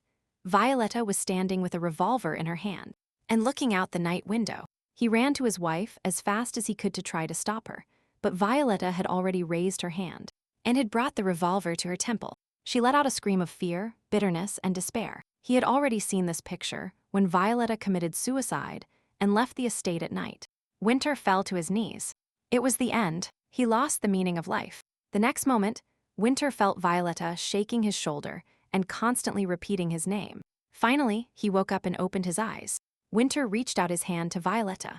His body was covered in cold sweat. The next moment, Winter hugged Violetta tightly. Violet asked what happened and why Winter was screaming. Then Kyle entered and told Violetta that the president often had nightmares. Violetta saw a bottle of alcohol and pills on the nightstand and wondered if it should really be there. Kyle replied that they tried many methods, but this is the only thing that helps the president sleep. She saw Winter take a bottle of pills and told him not to do it because an overdose was dangerous. Violetta asked what Winter was dreaming about, but he, without answering her questions, put the pills in his mouth. She asked her husband that at least Winter should not take the pills with alcohol. Winter replied that Violetta herself had done this once. He remembered that it really happened. That day, she swallowed the pills with wine when she wanted to poison herself. A minute later, Winter laid Violetta down next to him and asked them to sleep together. He hugged Violetta again and whispered that soon he would leave her here forever. Winter said that spring is a very beautiful time of year, but soon it will end, just as everything between them will end. After a few minutes, he calmed down and fell silent, still holding Violetta in his arms. At that moment, she really wanted to see Winter's face, and quietly asked him if he was sleeping. Upon waking up in the morning and not finding Winter, Violetta asked the servants where her husband was. The girl replied that the president had just left to negotiate about the Hestons. Violetta started thinking about how she could spend time alone. Sitting at her desk, Violet took out a piece of paper and a pen, thinking that the Heston family is not the only one that wants to take advantage of the royal family. There are other people who also do not accept Ash. She decided to write them letters, telling them the current situation and asking for help. Violet decided that she would first send letters to the reputable families who had sided with Ash. At that moment, a servant entered the room and announced that Violetta's mother had arrived. Queen Ella Felicia. Violetta replied that the weather was nice today and asked to be taken to the balcony. A few minutes later, they were sitting at the table in the summer dining room and drinking tea. The mother took a sip and asked if Violetta could live here alone for a whole year. Violetta replied that Cairn is a wonderful city. Her mother asked how Winter was, and then added that she knew they were going to divorce. Violetta replied thoughtfully that many things had changed recently. She replied that she and Winter spend a lot of time together now. The mother said that it seems both of them are not fighting as much over property. Violetta replied that Winter would leave everything to her. And the mother said, they are really talking now about a person who sees nothing around him except money. And then she added that it seemed the Hestons still had some dignity left. Violet realized that her mother had come here at Ash's request and asked what her brother had said. The mother replied that he said Violetta would marry one of the Hestons. She added that the Rorans, Heston, and Blooming agreed with Ash's opinion. Violetta replied that neither she nor her husband thought the same. The mother said that she did not marry Violetta's father for love, but that both were from noble families. Violetta replied that spouses must sacrifice something for each other. This was always a condition of the marriage contract between the Lacrons. The mother replied that, of course, we must sacrifice for each other, but we can love each other. The mother added that Violetta was old enough to understand what she was talking about. Violetta flatly replied that she was not born to be an exchange commodity. She added that she did not expect her mother to have such an opinion and told her not to count on even the slightest part of her assets. Violet said that her mother could tell Ash that she would not receive a single cent. The mother replied that Violet already has many things, but Ash has nothing. The mother began to beg Violetta to at least once take care of her brother. Violetta replied that the mother has no right to decide for other people's families, and if they don't want the wedding to be without a bride, then she shouldn't force her to do it. The mother was outraged by how Violetta could say such a thing because she raised her and educated. Violetta replied that she also did not understand how her mother could have this opinion and suggest she commit such an act.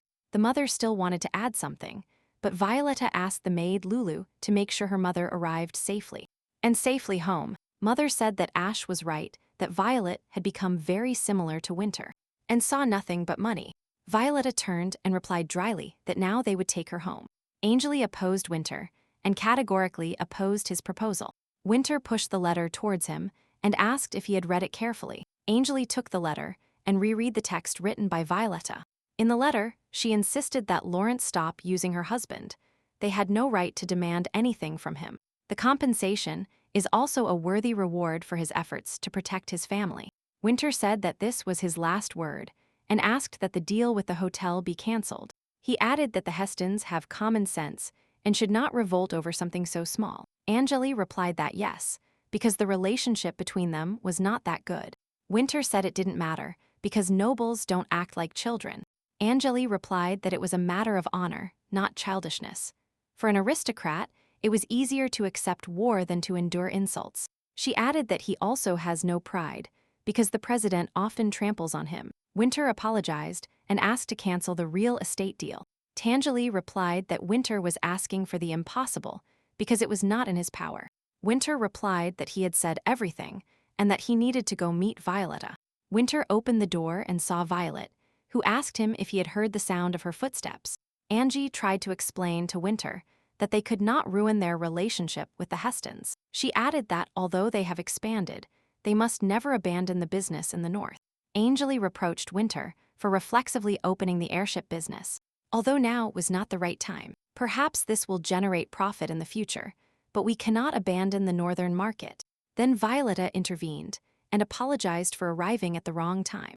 And then she said she was very sorry that Winter had made the wrong decision. She added that she did not want Winter to get into trouble in the company because of her, and that he should stick to his plan. Violetta said that since this is their marriage, she herself will decide everything, and Winter asked her what she was going to do. Violetta replied, since there is not much time left, she will stay away for a while. Winter asked worriedly if Violetta really wanted to run away again. She reassured her husband by telling him that she was not going to run away anywhere, that they just needed to be apart for a while. Winter sighed, realizing that he could not influence his wife's decision, and only offered to help her find a place to sleep. Ash was in his office and was angry with his sister for refusing his proposal and recently becoming insolent and selfish. At that moment, assistants entered and informed Ash that visitors had arrived, and they were standing right at the gates of the capital. He added that these were the wives of salt miners who came to advocate for the miners trapped in the mines after the collapse. At first, Ash wanted to drive them away, but then agreed to meet them because he had an idea. Winter helped Violetta out of the carriage and asked her how the picnic went, to which she replied that the flowers were simply magnificent.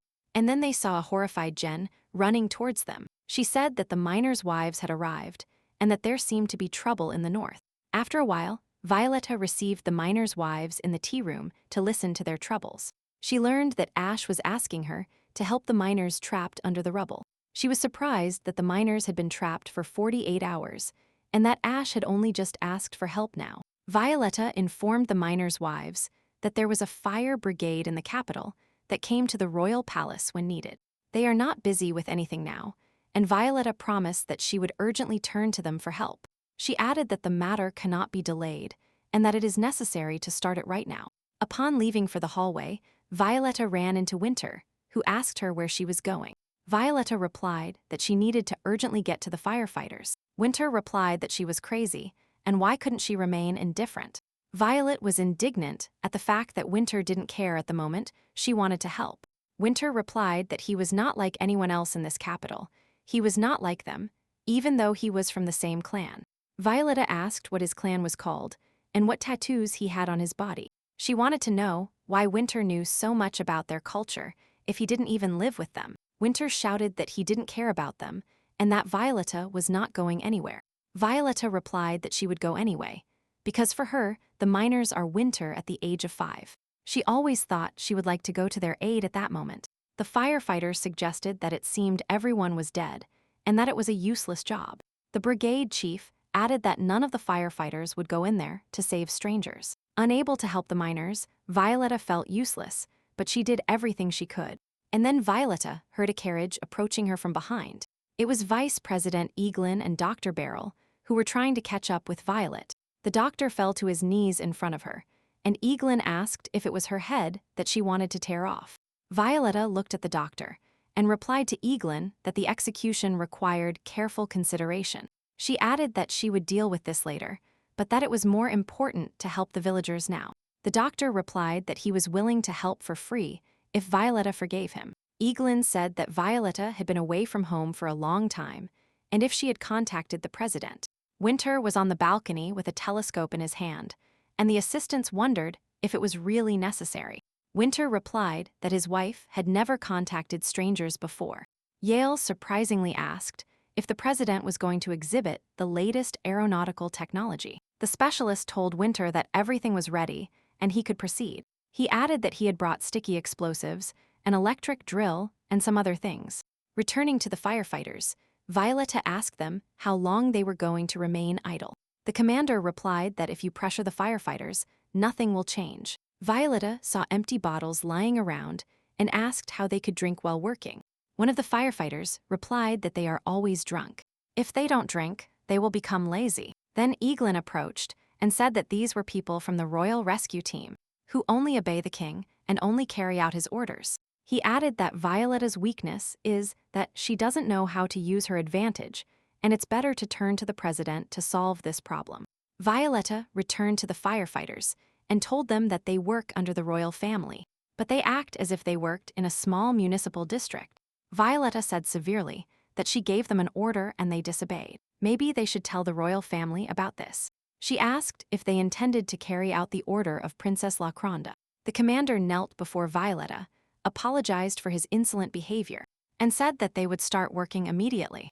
Violetta feared that the miners were already dead and wondered what would happen to their families and their children. Violetta sat under a tree and cried bitterly. She feared it was already too late. The next moment, Violetta flinched in surprise. Someone took her hand. He expressed his indignation that Violetta was still here. Violetta asked if she really had to report every time she got home a little later. Winter replied that he should always know where his wife was and what time she would be back home. Violetta replied that it is a mutual desire and that she also wants to know when Winter returns from the office. Winter replied that if she was interested, he could tell her his location at all times. Winter told Violet that he wanted to show her the car he had bought. Upon returning home, Winter showed her some kind of machine and remote control. Violetta said, surprised, that it looked like a children's toy, but it was the first time she had seen one. Winter explained that it is a device with which everything happening outside can be monitored. In addition, you will be able to know the absence or presence of people in the building, since this device is not the size of a plum. Violetta thought of the miners and exclaimed that with this device, the work would be much faster and safe. Then, the remote control ended up in the hands of the commander of the fire department, and the device was thrown into a crack between the rubble. Violetta stood behind and watched closely. She asked excitedly if there was any signal. The commander replied that the firefighters had not found anyone yet, but if the miners were alive, then they should be in Tunnel 21. He added that if the device does not detect any signal there is a high probability that the miners are already buried. Violetta suggested that at the time of the collapse, the miners might have gone to another tunnel and still be alive. The commander replied that he would expand the search radius and went to the firefighters. Suddenly, the rope tied to the device and lowered began to move actively. Violetta quickly took the stone and started giving some signals on the ground. Iglin, standing next to her, looked at Violetta with surprise, because even she did not know that sound alphabet. After receiving beeps in response, Violetta reported that there seemed to be 18 living people there. The commander replied to Violetta that they had already discovered their supposed location, and that they would now send a brigade there to search.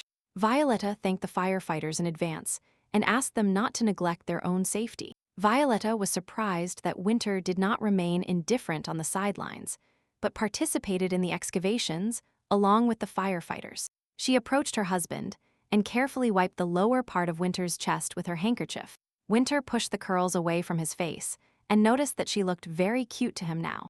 Violetta asked if there was anything she could do to help, and Winter advised her to lie down and rest a little. Suddenly, the commander of the fire department shouted that he heard an underground noise. He told Violet that they had found the miners and that, although the hole was too small, he would send someone there to check. Violetta replied firmly that she also intended to go there. A few minutes later, Winter patted Violetta's helmet lightly and told her that they would go together. She thanked her husband for not remaining indifferent by her side. Half an hour later, a firefighter appeared and managed to pull the first miner out from under the rubble. One of the women recognized her husband and was immensely happy that he was alive.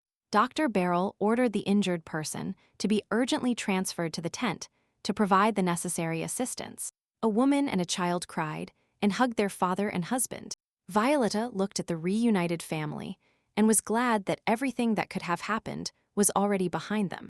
Winter approached Violetta, put his arm around her shoulders, and told her that, thanks to her, the family had avoided great pain. It was already night when the commander announced that the last rescued miner had been brought to the surface. They immediately placed him on a stretcher and sent him to the tent where Dr. Beryl was working. Winter approached Violetta and told her that they needed to return because they had been here for more than a day. Winter felt that Violetta was beginning to lose consciousness and urgently called the doctor. Violetta lay on the bed, looked at Winter, and could not remember how her trip to the rubble ended yesterday. Winter explained that Violetta fainted due to severe physical and nervous exhaustion. Violet ran her hand over Winter's body. It seemed to her that his muscles had become harder and his body stronger. Winter took his wife's hand and asked why she was touching him at every possible opportunity. She replied that this way she simply wanted to wake Winter up. But Winter said that Violetta takes his hand even in those moments when they are not in bed. Violet felt uncomfortable and said she wouldn't do it again, but Winter said she could do it anytime. Later they arrived at the town square, where a celebration was being held in honor of the rescued miners. Winter gently pushed her forward and told her to go receive words of gratitude from the wives of the surviving husbands. Violetta held out her hand to her husband and said that she wanted them to go together. As she walked through the square with Winter, Violetta saw grateful looks from the rescued miners. On the way back home, Winter told Violet during dinner that wherever she went, there would be a crowd. He saw some kind of envelope in Violetta's hands and asked if she also received letters. She replied that she had received this thank you letter from the miners and their wives. They thanked Violetta for participating actively in the rescue operation despite her condition, and thanks to which their families are now together and happy.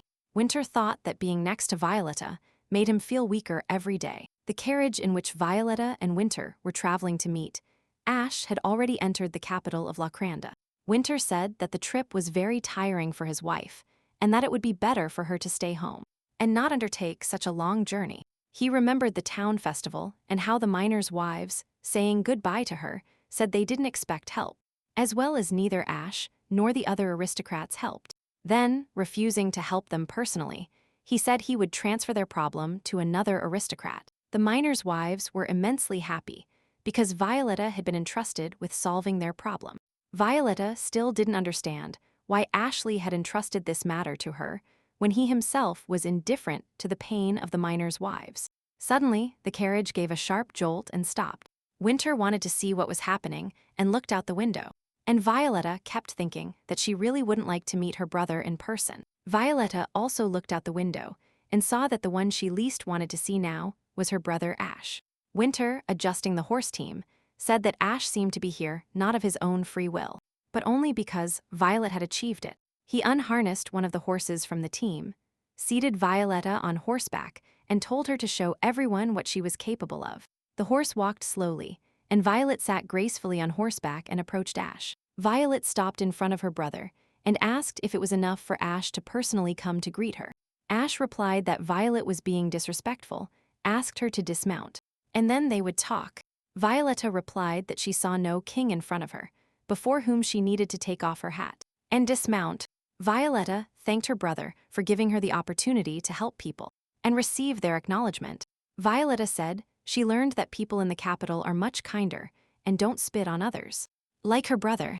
At that moment, Jarek approached and said that his mission was complete and that he was waiting for the mistress to release him and go. He knelt, placed his hand on his chest, and said that Violetta could guide him as she saw fit, because everything was in her power. Violetta dismounted and, thanking Zarek for his good service, said he could be free. Violet turned without authority. She looked at Ash, who expected his sister to have more trouble, but now she had made her decision and would no longer hesitate as her brother would have wanted. Upon returning home, Violetta saw a pile of letters from the royal families on the table, which mainly contained questions about health and invitations to parties. Reading the letters, Violetta thought that she would no longer hide forever, trying to avoid parties and crowded ceremonies. And then Violetta thought of Winter and was surprised, thinking what she was afraid of. That still, 3 years later, she still loved him. She fell in love with Winter at first sight, and after all this time, her heart is still beating, and she knows much more about Winter than before. Violetta could not understand why she could not control her feelings and went crazy just thinking about Winter. At that moment, the door opened so suddenly that Violetta flinched in surprise. Seeing Winter, Violet said that he arrived just in time and that she would like to talk to him about the divorce. Winter replied that he had come for the same topic and, showing the papers, said that they needed to visit this place. Then he added that Violet needed to learn how to manage a hotel. Noticing his wife's surprised look, Winter explained that most of his property was real estate and hotels that would become her property. He added that all this was of great value, and he hoped that Violetta would manage everything correctly. At that moment, they were informed that Winter's mother, Duchess of Blooming, had arrived. Winter was not happy about her arrival and asked her what she was doing here. The Duchess replied that she saw nothing wrong with visiting her daughter-in-law and wanted to talk to her. Violet looked at Winter and politely asked them for a minute to talk. Winter replied that they would talk about the divorce later, but now he would get to work. He handed the papers to Violetta and told her that after the conversation, he wanted to show her the property. He closed the door behind him, but he was agitated, not understanding what Violetta could be talking about. And her mother. The Duchess said that, as the Duke had said, Winter was the eldest son and had the right to inherit. But the Duchess herself has not changed her mind and will grant the right of inheritance only to her own children. Violetta replied that she was very sorry that they did not reach a common opinion and that she would have to tell the editor everything. The Duchess chuckled and asked if she had any evidence she could present to the newspaper. Violetta replied that she had a witness, and this was enough for the blooming couple to have big problems among the intelligentsia. The Duchess laughed and said that it seemed Violetta would cling to the issue of succession until the end. The Duchess added that it would be difficult for her to love her son and that she would consider expelling him from the family. Violetta was surprised how the Duchess could say such a thing, since Winter had done so much for them.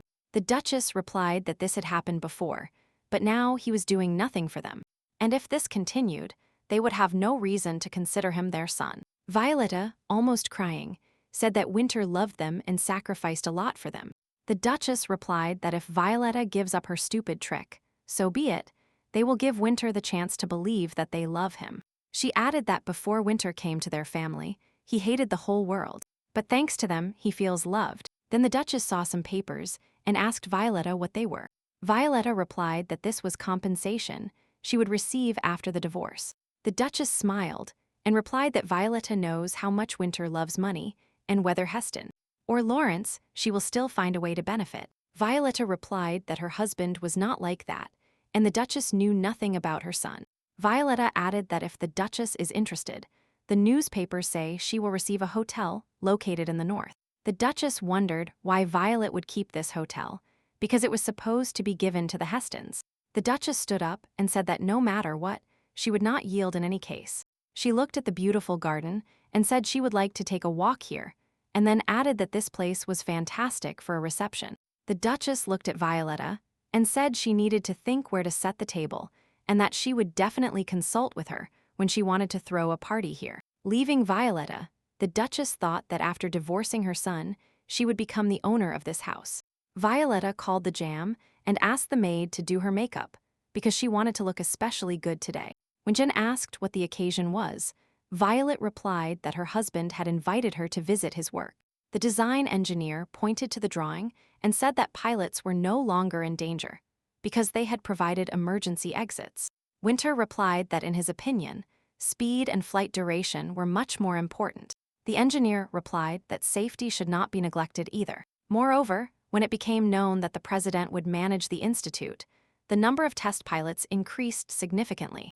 Winter threw away the crumpled paper and said that he was also going to fly and personally test how it worked. The engineer was surprised by the president's desire and asked him to keep everything secret for now. Winter believed that emergency exits were nonsense, and all his thoughts were occupied solely with Violetta. He clearly remembered each of their meetings as if it were yesterday.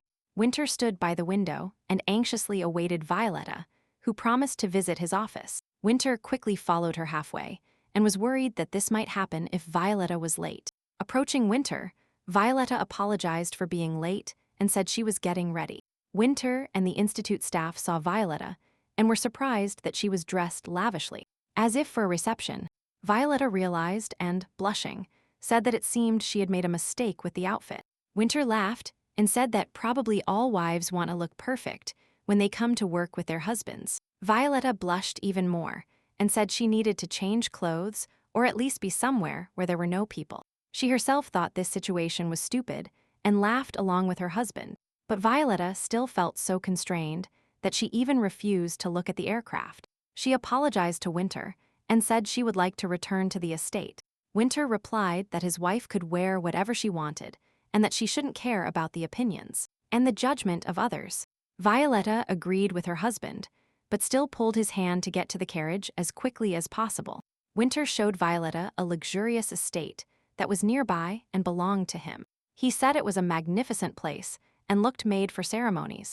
Winter replied that, despite the losses, he keeps this place because if ceremonies are not held here, it will not pay off. Violetta replied that only he has this place. It is a great rarity, and rarity is strength. Winter replied, if it is rare, then there is no choice, even if you hate it. Violetta replied that you can change everything, from clothes to watches, but if it is a person, then it won't work. She added that by this she means a family, which is always one. Winter replied that he could remarry, but for him, Princess Lacronda would always be alone. And this was an exception. Violetta said she was happy to hear that, but that was not what she wanted. She added that she would like to fall in love with a man like Winter, but this is not Winter. Winter replied that there is no richer and more powerful person in the world than him. He needs Violetta and values her greatly. Violetta wanted to tell her husband that he should have been raised with love, but she was afraid of offending him by doing so, and then asked what Winter thought about Duke Blooming. Winter replied that if she meant the title, then a more suitable person would get it. He added that there were cases when stepsons were crowned, but they were not foundlings, to which Violetta replied that this was because they had not achieved any success in life. Winter said that Violet was also looking for power, but they taught her not to. He sighed and added that his relationship with his parents is not so good now, and no matter how they treat him, Winter will always be a stranger to them. Violetta replied that for him, a good relationship is not hitting him, not starving him, and giving him a place to sleep. She added that if Winter leaves, no one will look for him, and indeed his paternal love is wrong. Violet went through this herself. She loves her mother and was willing to make sacrifices for Ash, but she was sure that Winter would not do that. She said that, although Winter considers the Blooming Dukes his family, he has not received the love he deserves from them. Violetta said that if Winter didn't have money, they would contact him the same way they are now. Suddenly, Winter pulled his hand away and asked why Violetta brought up the topic of his parents and money. He got so angry that he told Violetta to leave immediately. Violetta had already turned to leave, but Winter said that Violetta wanted to know what nightmare was tormenting him. He added that he constantly sees Violetta's death in his dreams, how she shoots herself in the temple, and he sees it all. All this horror unfolds before his eyes, and he cannot do anything. He shouted that apparently it was not enough for her to take away his sleep. She also wanted to take away his faith in his parents. Winter asked Violetta not to cause him this pain anymore. He does not want to feel like he is in hell. Yale entered the office and asked why the president left the young lady at the villa and came back here alone. Winter asked if everything was all right with Violetta, to which the secretary replied that she was safe, but that she seemed depressed and sad. Winter grabbed his head and said that he understood that they had fought and that it was time to divorce. Winter complained to the secretary that the princess said that her parents did not like Winter. He said that no one loves him like they do, and Violetta wants to take away his faith and love. He covered his face with his hands and said he no longer knew who to trust. There was one day left until the divorce, and Violetta was still living in the villa where Winter had left her. Violetta looked at the document again and decided not to think about it for now, but to take a walk in the garden. She stood on the porch and thought with regret that if it rained, many flowers would fall. Lulu approached her and asked the young mistress to take an umbrella. When the maid asked what was bothering her, Violetta replied that tomorrow she would have to sign a divorce document. To support Junior Miss Lulu, she said she had prepared a lot of delicious food, and that now she needed to eat well to maintain her health. Violetta replied that after the walk she would definitely come back and try everything Lulu had prepared. Now she was very worried because, since that day of separation, Winter had not returned. She understood that she had deeply offended her husband with her words. Perhaps Duchess Castlereagh was right, because Winter gave them money and, in return, he received love from them. Violetta understood that she had no right to call his love unreal, and Winter, apparently, did not need this title at all. Perhaps all this started in vain.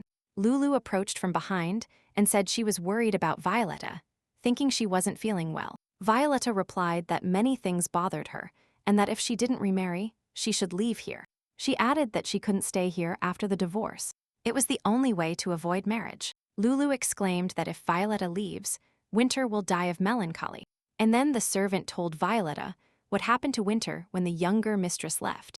And left him. That night everyone was very scared, because a strong man fainted in the middle of the street. Violetta listened, horrified that Winter had lost his mind, and went out into the street without a coat. And barefoot, he spent a day unconscious, and it was hard for him to regain consciousness.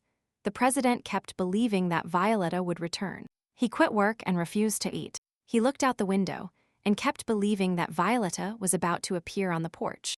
It was only for Violetta that he built such a huge mansion with a large, beautiful garden. And then Violetta said that first she should have a good breakfast and then immediately find her husband. She added that she was no longer going to hear about what was happening before her eyes.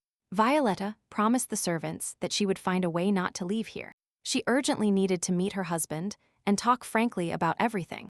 At that moment, Winter was sitting in the office of the main office of the Canic Hotels, and he was rereading the divorce document. Hale understood that the president was now thinking about the divorce that was coming tomorrow. And then he dared to tell the president that Violetta was right and that his parents really did not love him. Then Winter jumped up and shouted at Cale for some reason, thinking exactly the same as Violetta. Cale replied that Winter loves his wife and is angry with her for these words, since he would react to the opinions of people who simply obey him. Now Winter wanted to know more, but then he was informed that the Duke had arrived. His father.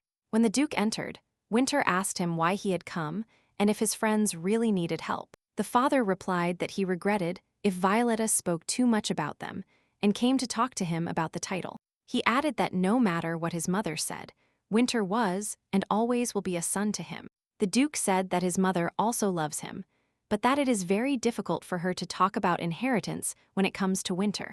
Winter did not understand why everyone around him was going crazy over this title, because he didn't even ask for it. He remembered that at one of the receptions, Violetta also asked him to leave them alone with their parents. So it was really she who started everything. Winter told his father that his wife had been raising this issue about the title for several days in a row, and his father was surprised that Violetta told him about their conversation. Winter replied that his wife told him everything without hiding, but now he had the opinion that he was the only one who thought this way. The father became alarmed and told Winter not to believe a single word from his wife, and that no one was going to kick him out of the family. Winter listened to his father, saying that his mother had simply been worried about his lack of finances lately, and that she might have said it in the heat of the moment. But Winter no longer listened to his father. He understood Violetta's words when she tried to drive him away from his family. Winter fell to pieces, and the people he considered his parents eagerly collected them. They didn't care about the difficult situation their son was in, and Violetta turned out to be the only person who tried to collect these fragments and return them to Winter. He pushed Violetta away with his own hand. Winter now considered his own life a complete failure. Lulu reported that Winter, after finishing with the hotel, was at the Canic Balloon Research Institute. Violetta replied that she intended to meet her husband and asked for everything to be ready for the trip. The maid replied that everything would be ready after breakfast, and then added that she heard that an experiment with a manned balloon would soon take place. But the cost of the research and the airship increased significantly when the engineer insisted on adding emergency exits. Violetta replied that it was still dangerous and that it was unlikely there would be a brave person ready to fly this plane. Lulu was indignant at what this man thought, who agreed to this for family money. A heavy downpour began to fall outside the window, and Violetta wondered who the brave man ready to fly the balloon was. Winter sat in the chair of the aircraft and watched the weather deteriorate, but he thought it was lucky. He thought that if he died, no one would regret it, and they would soon completely forget about him. Winter resolutely and firmly grasped the steering handle and decided that this would be the best. He thought that he didn't see Violet's smile before leaving, but this is even better. Hyle stood in front of the president's office door and tried to approach to inform him of the arrival of the younger mistress. Violetta excitedly asked if her husband was really in the office, and the secretary replied that when she went out to meet the young lady, the president was reading documents. At that moment, an engineer approached them and informed them that he had seen the president leave his office. Yale asked if the engineer knew where the president was now, but the engineer replied that he knew nothing. Violetta noticed the secretary's genuine enthusiasm and asked what happened. The next moment, the three of them heard the sound of an engine, and the engineer said, surprised, that only he and the president had access to the balloon. Cale did not immediately run towards where the sound of the engine was coming from. Violetta realized that her husband was in the aircraft and no longer heard the engineer's shouts that it was very dangerous to fly a balloon in this weather. No one knew that Winter, thinking only of Violetta, had crossed out the emergency exits on the drawing that were supposed to be on the balloon.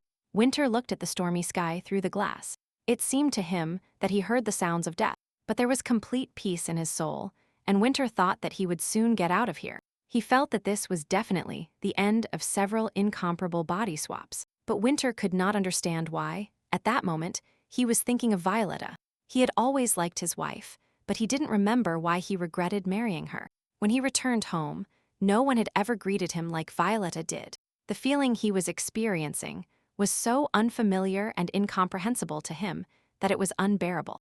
Winter thought about how his life might have changed if he had grown up in love, as his wife said, and suddenly he heard an alarm signal on the instruments, warning of some kind of malfunction. To get out of the balloon, he only had to press this lever, but Winter decided not to do it.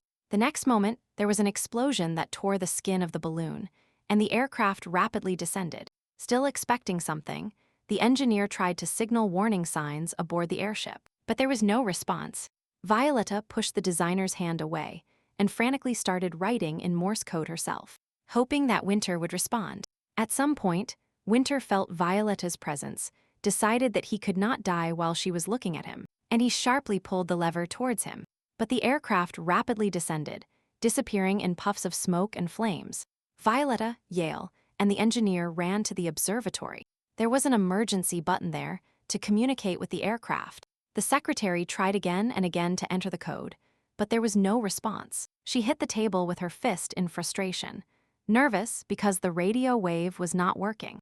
Violetta was the last one to escape and asked to be given a chance to try entering this code for the emergency exit herself. Hale said that nothing worked due to the bad weather.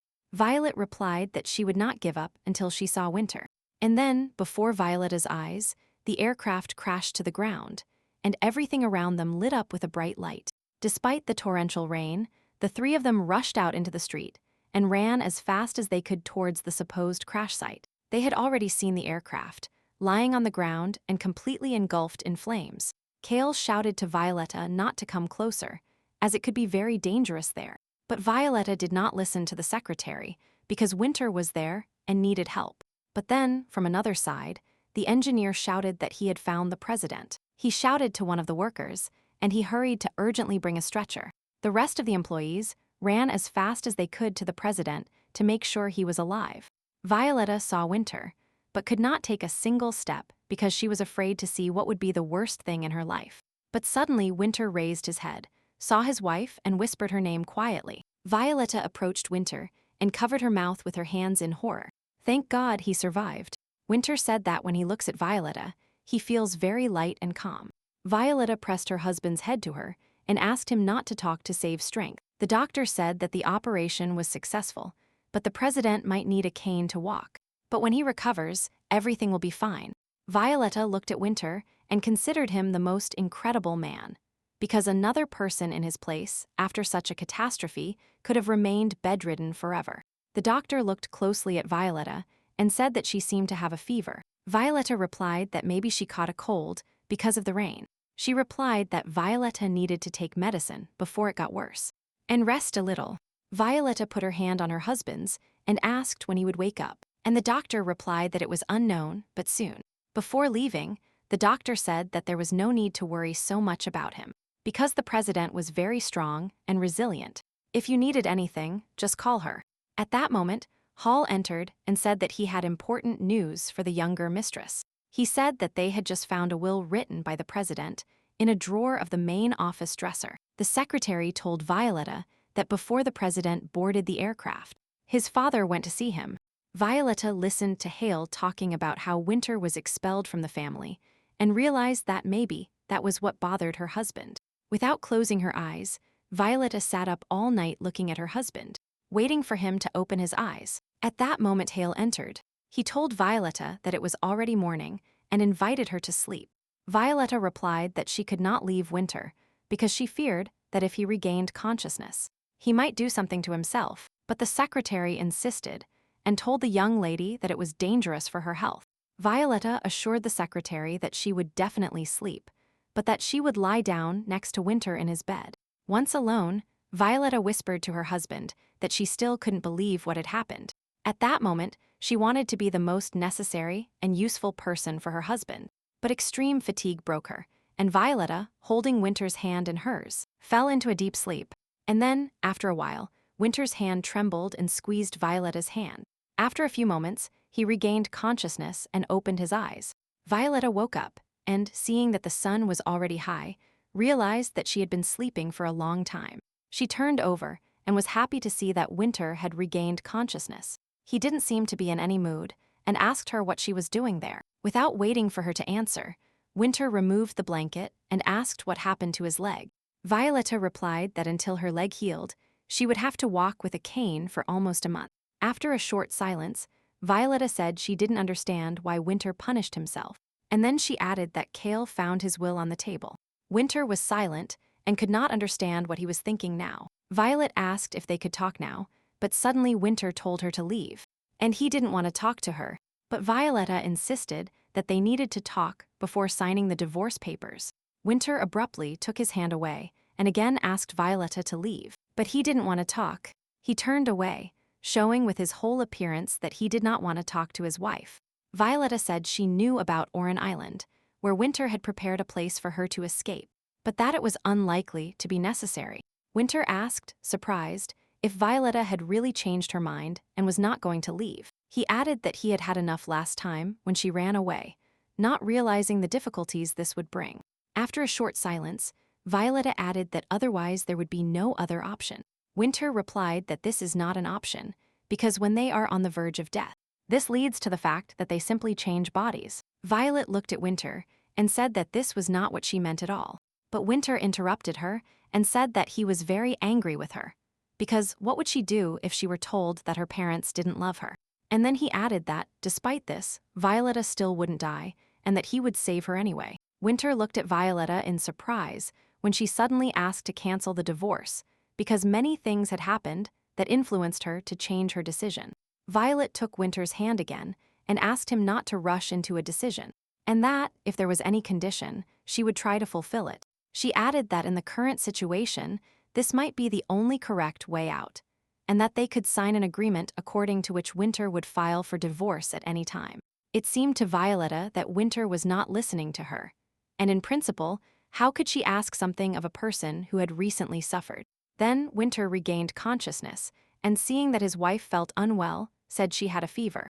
And Violetta tried to reassure her husband by telling him it was a common cold. He apologized for being irritable because of the pain, and said that Violet could stay and rest. Violetta looked at her husband and said that in any case, they would have to return to the topic of divorce later. She added that she would understand her husband if he needed time to think, and he replied that, regardless of the decision she made, she would never raise this issue again. Violetta looked at Winter again and apologized for saying too much about his parents. Winter replied so that Violetta would not feel guilty, because she herself had perfectly heard that his mother wanted to expel him from the family. He laid his wife down next to him, invited her to sleep, and to talk about everything later. Violetta thought that because of yesterday's incident, Winter would distance himself even further from his parents, and this would eliminate a large number of reasons why he wanted a divorce. Lying in her husband's strong arms, she did not want to push him away. Violetta wondered what would happen if she opened the door called feelings. Perhaps you should close this door to your husband, or conversely, allow yourself to reunite with him. Violetta really wanted to tell Winter how much she loves him and will love him, even if she receives nothing in return. Winter sat down next to the sleeping Violetta, and, thinking about her words about canceling the divorce, he found it very amusing. Holding the cane, Winter sat on the bed, understood that Violetta herself had willingly come close to his side. He knew that Violetta was probably worried about him if he died. It would cause her unbearable pain. Approaching Violetta, he kissed her tenderly. She was very intelligent but tender-hearted. Feeling a sharp pain in his legs, Winter expected to recover very soon. At that moment, Yale entered and almost shouted with joy upon seeing that the president had regained consciousness. But Winter instantly covered his mouth so as not to wake Violetta. He asked the secretary to bring him coffee and a strong painkiller. A few minutes later, Hale told the president not to make a fuss. They stuck to the theory that Winter was drunk and simply fell down the stairs. Winter told the secretary that Violetta didn't want to marry Heston and asked her to postpone the divorce. Hale exclaimed that he was very happy that the day started with such good news, and now they could continue working on Heston's title as planned.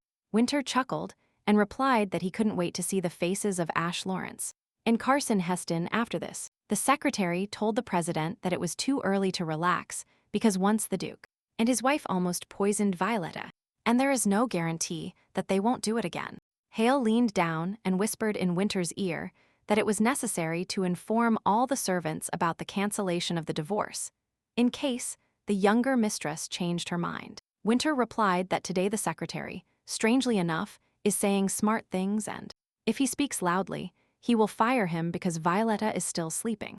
A minute later, all the servants in the house knew that the younger mistress had canceled the divorce. Winter heard the servants' shouts of joy outside the door and was surprised that Violetta, even without a title, was still everyone's favorite princess. Violetta woke up and sat up in bed. It seemed to her that she had been sleeping for a long time. Winter, who had been sitting nearby the whole time, told his wife that she had slept for 16 hours. He added that he didn't think he would have to wait almost a whole day for Violetta to sign the papers. A few minutes later, when Violetta had washed her face, they both sat at the table opposite the contract to sign. Winter said that, before signing the agreement according to which Violetta agrees to continue the marriage, it is necessary to express some conditions. The first condition was that they must attend all receptions, parties together, and ceremonies. Violetta noted this point and said that it would be of great use for business. Winter, while attending social events, wanted to show everyone that Violetta was his wife. The second point greatly surprised Violet because it said that she should eat vegetables, just like Winter, because they are healthy even if she doesn't like them. Violetta made a small grimace, but still noted this item, as Winter asked her to, and then asked what the next item would be. But Winter replied that this was all, and that the agreement would contain only 2 points. And Violetta said that she could add a clause stating that he would not ask her why she comes home late, or doesn't come home. Winter replied that this is not something that should be written in the contract. It is about his work. Violetta handed the document to her husband and told him that it wasn't that much, to which he replied that he simply didn't want to divorce. Divorce. Winter handed the papers to Hell and told him that the agreement could not be broken. Then he added that he couldn't wait for the coronation ceremony when Ash Lawrence saw that he and Violet were together. And the next moment, Winter fell to his knees and shouted in pain. The cane fell from his hands. Violetta immediately jumped up and, falling at her husband's feet, she asked if everything was okay, taking Winter's hand. He took her hand away and asked Violetta not to touch him constantly, and she replied that she was simply afraid for her husband. Violetta replied that she would try to restrain herself and that this would not happen again. Violetta also promised to show Winter her good attitude towards him. She added that the divorce has been canceled. They are husband and wife again, and Violetta believes that she should be responsible for her husband. Violetta said she would try to show her husband how to build good family relationships. Winter replied that relationships and responsibility are very good, but they will not solve all existing problems. Violetta said she would immediately inform the Hestons and return to the palace tomorrow. Winter replied that they could do it together tomorrow, but Violetta replied that the doctor told Winter not to leave home for at least 2 weeks. Winter said he is already 29 years old, he is not a small child to be locked up between 4 walls, and that he will decide for himself. Violetta replied that, moreover, the doctor forbade Winter from working for a month, so he should accept the doctor's recommendations and hold out for only 2 weeks. Violetta walked to the door and told her husband that they would have dinner together when she returned. Later, they stood in front of Violetta's house, which Winter had moved for her, and installed in her house garden. Violetta said she liked this house very much, and Winter, agreeing with her, added that he sleeps very well in it. Winter said that, when he gets better, he will definitely paint this house to make it look even more beautiful. When they entered, Violetta took a deep breath and said that the house was by the sea, and that smell still remained. She remembered the villagers she had befriended and regretted having to leave when she was heading to the capital. Sitting at the table, Winter said that the servants were reluctant to work in the house without Violetta. Violetta asked if perhaps Winter simply pays them too little. Winter replied that he saw no point in paying more. they had enough money to live and, besides, he gave them the right to choose. During dessert, Winter said it was a shame Violetta had given up power, and that it would be better if she were queen. Violetta replied that the economy would then worsen, because she is not good at math at all. Winter replied that he could help. Then the treasury would have much more money, because no one knows better than him how to get rich. Violetta said she suddenly remembered that Sharon wanted to join the army, but the rules bothered her. She explained that only the first heir of Dasov can be a soldier, and the second is strictly forbidden from doing so. The sea is too dangerous for all heirs to be soldiers, and if something suddenly happens to the first one, the second one can take his place. Winter put his hand on Violetta's and said he remembered the words she once said. In moments of sadness, physical and bodily contact is very important. Violetta silently withdrew her hand and laughed, saying it was indeed physical contact. And Winter asked what could have caused such a reaction from her. Violetta explained that this was not like him at all, that he never acted this way. Winter also laughed and said that probably the consequences of the accident made him behave inappropriately. Carson Heston was very surprised to receive a letter from Lord Blooming, which said that Violet was not going to divorce Winter. But above all, he was angry because Ash was telling him something completely different. Janice, Carson's eldest son, was surprised because he had high hopes that his father would marry Violetta, and then added that tomorrow he would come to her estate and speak to her personally. The next morning, Violetta was informed that a guest had arrived at her house. She asked who could be there so early. Violet was told that a young gentleman from the Heston family had arrived to greet her. It seemed strange to her that he didn't want to welcome her at his estate, because she herself was going to them. Violetta asked to wake up Winter. She would like him to be present at this conversation. Entering the hall, Violetta greeted Sir Janice and told him that it had been a long time since they had seen each other. She said she knew how loyal the Heston family was to the royal family, but she was very surprised by their treatment of Ash. Janice told Violetta that after the wedding she should have been given a separate mansion, since his father was still mourning his mother. He added that he came here to offer his deepest apologies and talk about all this. Violetta asked for an explanation of how they could do all this so cowardly behind her back. Winter rushed out of the bedroom and shouted at the servants that it seemed they wanted to leave without work, since they left Violetta alone with this man. Violetta heard the shouts and seeing Winter asked him to calm down, but he replied how could he be calm when all sorts of insolent people were visiting his house. Violetta remembered that to calm an angry horse, you need to stroke its head, and having done the same thing now, she was surprised that it worked. It seemed to Violetta that Winter had calmed down, and she offered to drink to relieve the tension. But Winter refused, and Janice said he had never seen such alcohol. Violetta explained that this was a traditional drink of the Canic family, and Winter sat down and wondered why these aristocrats liked to waste so much time. Winter exploded again and said why they couldn't get straight to the point, and asked him to explain why his family needed this marriage. But here Janice couldn't stand it anymore and shouted at Winter if he had forgotten that he was asking 10 times more for the lake than its value. To which Winter replied that it was clear to a fool that he did not want to sell it. Violetta listened silently at that moment, while Janice angrily shouted that she understood why they got divorced. Because it was about Winter's unpleasant character. Winter shouted at him that this pup doesn't even dare mention divorce. It is not his business at all, it is a family matter. Violetta ran out of patience and said out loud that now she would give everyone a chance to talk separately, and until she gave a signal, they should keep their mouths shut. Violetta said that, as she understood it, they were talking about the lake near the Canic Company mansion, and she invited Winter to speak first, as he was the senior owner of the mansion. Winter said that the Hestons sold him the entire area around the lake.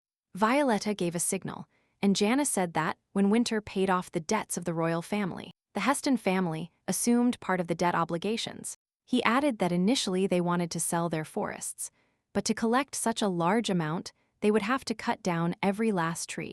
Janice said that, with the disappearance of the forest, there would be a danger that the village would be flooded in case of flooding, so they decided to sell the lake to Sir Winter. However, last year, due to a severe drought, the river dried up. The only hope was the lake, and Winter demanded payment from the Hestons for the lake water. Violet looked at Winter, and he said that he too survived as best he could, mortgaging most of his buildings. So why should he give away his own? Janice said that, in this situation, he is very concerned about the welfare of the inhabitants. But Winter will not simply agree to supply water from the lake for free. Winter realized that this brazen man was now trying to win Violetta over to his side. And he knew that the welfare of the residents had always been of utmost importance to Violet. Violetta asked Janice if that meant that he now needed her husband's approval, and he nodded in response. Then Violetta asked why Janice was behaving so brazenly, because the bad situation of the estate was the fault of its owner. Moreover, from his words, it follows that they wanted to marry Violetta because of their economic problems, seeing her only as a money bag. Janice wanted to apologize, but Violetta interrupted him and said that, in her memory, the Heston family had never behaved this way. Violetta said that if they want to solve this problem, then it is necessary to solve it in a civilized manner, exclusively between the Canic Company and the Houston family. Winter chuckled imperceptibly. He found Violetta's behavior amusing, intimidating the poor Janice. Janice politely asked Winter if he could hold a meeting with his landowners on behalf of the Canic Company. Winter replied that there was nothing complicated about it, and that they would choose Canic Villa as the venue. After a couple of seconds, Janice rubbed his fingers and asked if Violetta and Winter had really decided not to divorce. Violetta replied that it was indeed true, that they were not getting divorced and that everything was fine with them. Janice finished his wine, apologized for his behavior, and said that he needed to write to his family. Jen was already bringing him paper and a pen, and added that he thought their relationship was so bad that there was no hope. As he began to write, he said that perhaps on the way north, the rumors had become greatly distorted, and to correct them, he would transmit everything. Finally, he wrote the letter and put the pen aside. Before passing out from drinking wine, Janice only managed to say that perhaps this would be enough to convince his family. Winter told Violetta that this was not surprising, because such a large amount of strong alcohol drunk in one gulp would make anyone pass out. Violetta asked if her husband knew about this, and why he didn't warn Janice then. But Winter replied that he thought all Northerners knew how to sing, and then took the letter to read it. Violetta came closer to read the letter too, and they both decided that everything was very, very interesting. The letter was addressed to Consul Heston and stated that Violetta was not going to divorce Winter. Even if Violetta divorced the marriage, she would not remarry against her will, and no one asked for her consent for this marriage proposal, so she could not consider herself his stepmother. Janice wrote that during the meeting Violetta was very angry with him, but he couldn't even answer her. He is very disappointed with his family, and this is a real shame for the Heston family. Fortunately, Sir Win agreed in good spirits to a meeting to resolve the issue related to the river. The letter ended with Janice stating that the marriage of Violetta to the Heston family would never take place. Otherwise, he would leave the family. Upon receiving this letter from his son, Carson Heston was simply shocked by the information he received. When Janice became serious and regained consciousness, he asked if Violetta and Winter had sent his letter. Violetta replied that Carson Heston already had the letter, because Winter sent his identity to the secretary, and not by mail because it would have been too long. Janice blushed and said that he was so ashamed that he couldn't stay here any longer. And Violetta replied that he had come a long way, and she could not let him leave without a gift. At that moment, one of the workers approached and asked the young lady how Sir Winter was feeling. Violetta replied that he was much better, and then asked why he called her junior mistress, since she doesn't even work in his house. The servants laughed and said that everyone wanted to call her junior mistress, even those who did not work in her house. And then they invited her and her guest to refresh themselves with drinks. Janice was surprised and said that wherever he looked, they were always happy to see Violetta. He thought that they were probably attracted to her because of her wonderful character and understanding and her kind soul. And now she has also shown that she is not a puppet in the hands of her brother Ash. And if the people decide to return the king, then the choice will definitely be for Violetta. Not understanding why Violetta went to see off this weasel, Winter was surprised, thinking that he was jealous of her. The assistant asked the president what conditions they could offer in the elections to the Heston family. He showed Winter the document and explained that, according to statistics, most of the guests were ordinary people, not nobles. Winter replied that it was not profitable for them to keep the lake closed while the north was dying of drought. Winter replied that it was necessary to organize a charity opening of the lake. And during severe droughts, open it for a short time for free use. He added that this would give them a good reputation, and told his assistant to inform as many people as possible about the charity event. Winter ordered that as many photographers and journalists as possible be invited, and that farmers suffering from this disaster receive monetary compensation. In addition, it is necessary to break all agreements with Sir Ash Lawrence and the Heston family, because those who encroached on the compensation that his wife was entitled to after the divorce cannot go unpunished. At that moment, Violetta appeared at the door and apologized for entering at the wrong time. Winter replied that they were just talking about holding a meeting with the Heston family. Violetta looked at her husband, and it seemed to her that at that moment he was dissatisfied with something. At another time, Winter might have replied that he disliked his wife going to see off a strange man, but he just replied that everything was fine. Winter added that he has news and intends to receive the title from his parents' hands. Previously, he believed he was getting enough from them, but now he realized he was very wrong. Winter clenched his fist and said that now he has the right to reclaim what he has invested for so many years. Violetta replied that she was very happy about this news and added that Winter needed to know one very important thing. She said that during such ceremonies, conversations are likely to occur, and sometimes these conversations between relatives can become a topic of rivalry. Winter replied that if she meant his brother Deef, then she could calm down since he would not be at the ceremony. Violetta said, surprised, that Deef is the only direct heir of the Blooming Dukes, and that Winter cannot forbid him from attending such an important event. Winter replied that he could, because if he tells his brother not to meddle there, he will not be there, and this is no longer a matter of discussion. He added that he would not allow this bastard to come close to his wife. Violetta suggested that Winter go south to negotiate this issue, but he said that too late. Sooner or later, they themselves would come to him. After all, his strong point is that Winter is the only one who knows the financial situation of the Blooming family so well. Winter said that he currently owned all of Blooming's land, and that the Dukes were doing everything possible to bring as many people as possible there. But after the adoption of certain laws, this land ceased to be valuable to them. But the Blooming lands are much more fertile than they expected, and he bought them at a high price. Winter added that the Dukes could not borrow money from anyone but him, and even if they seemed rich, it wouldn't last long. Over time, their savings would run out, and unlike Violetta, they would feel uncomfortable with the decrease in their money. Winter told Violetta that he needed to prepare something before the coronation. The next day, Winter and Hale were busy working when Violetta entered the office. She apologized for having to wait for him, but Violet needed time to get ready. Winter looked at his wife with delight and said that today's outfit was very different from the usual one.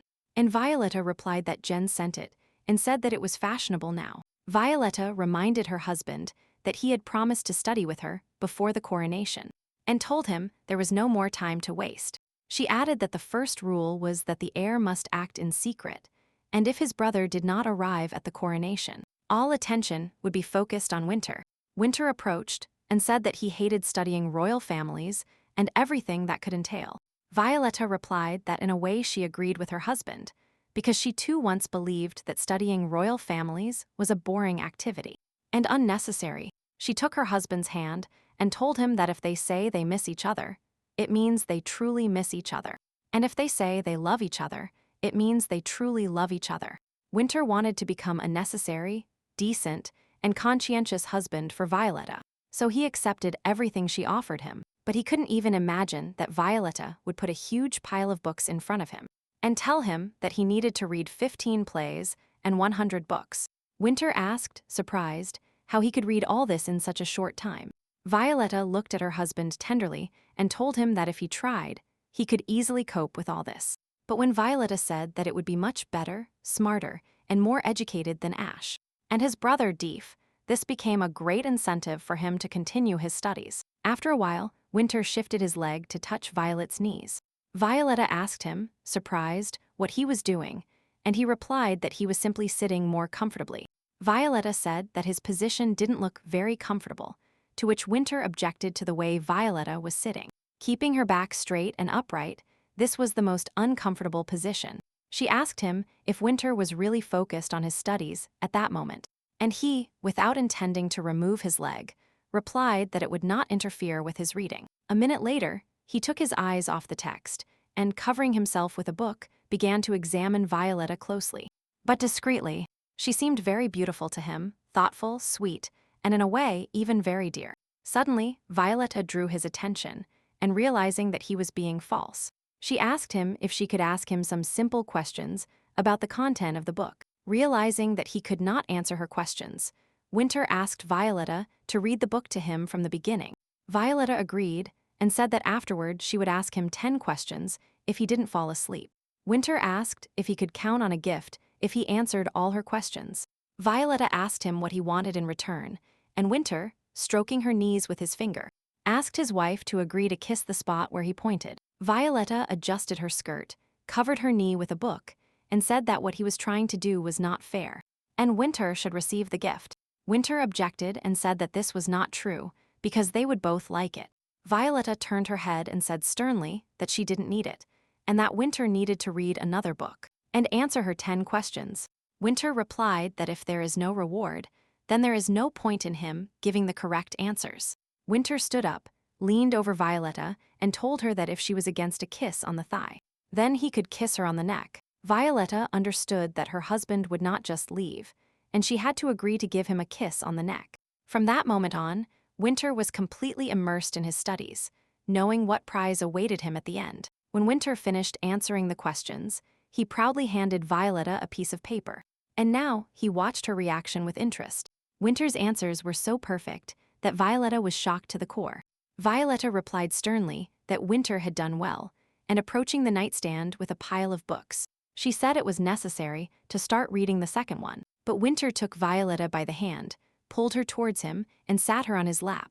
He kissed her tenderly on the neck, and Violetta closed her eyes and began to feel confused. The next moment she couldn't resist kissing him, but she knew Winter had to be stopped. She told Winter that she would send him another teacher because he was misbehaving towards her. But when he replied that another teacher might also demand payment, Violetta thought for a second, and then Violetta said that her teacher would be a man. After telling Winter that classes were over for the day, she headed towards the exit, but Winter said that Violetta still deserved a reward. She turned around and saw that he was holding another book in his hands to start reading. It was the 4th day since Winter had been studying with a new teacher. He was glad that this day had finally arrived and ran to the younger mistress to inform her that the management had decided to assign the responsibility to someone else. The servant said that the young lady was probably busy with the coronation preparations, and that she had absolutely no time for her little details. Violetta heard their argument and said that first they had to finish the work, and then start decorating. Kyle replied that if Jen needs help, she can ask him, and he will be happy to help her. Violetta called them both and told them that maybe it was her imagination, but perhaps they had gotten closer lately. Jen and Hale looked at each other, then hesitated and replied that they were simply working together and learning from each other. Violetta smiled sarcastically and said that maybe she had misunderstood something. At that moment, the teacher ran to Violetta's office and told her that he couldn't do this anymore. He waved his arms indignantly and said that he didn't need payment, but asked that he simply be allowed to leave. He endured this for 3 days, but today his patience ran out, because when he looks at the president, he gets scared. Violetta understood that the teacher was serious about leaving, and Winter would be left without a teacher. When she entered Winter's office, she saw him sitting imposingly on the sofa and calmly looking at the fire in the fireplace. She told her husband that the teacher had resigned and asked what could interfere with his classes. Violetta tried to explain to Winter that the coronation is a very important event and that there will be serious people there, but he still refuses to study. She then added that, in any case, she could not force Winter to study voluntarily, and that the only way out was to switch bodies on the day of the ceremony. Winter said that once on Canix lands, he managed to find a herb that allows body swapping. He tried it as an experiment, and if he remembers, they succeeded once. He didn't want to tell his wife that he had once tried to commit suicide, and that he had to accept that lie. Violetta asked her husband if he still had this herb. When Winter replied positively, Violetta reached out and told him to give her the herb. Winter said that with his weak stomach, eating this herb is very dangerous. Violetta replied that nothing bad would happen to her, and that she just wanted to try it herself. And when Violetta said they would conduct the experiment right now, Winter didn't know what to answer or how to proceed next. An unknown guy with a bag and a cap appeared in front of the house door. He was worried they wouldn't kick him out. Nothing occurred to Winter, and he said the first thing that came to his mind, that the herb had gotten lost somewhere. He added that for his experiment, they would need to look for a new one. Winter said that this herb is very difficult to find, and that perhaps they need to find some other way to swap bodies. Then, Lulu entered the room and said that an uninvited guest had arrived, and that they didn't know what to do, let him into the house or not. Winter asked who this guest was, and Lulu replied that one of his twin half-brothers wanted to see him.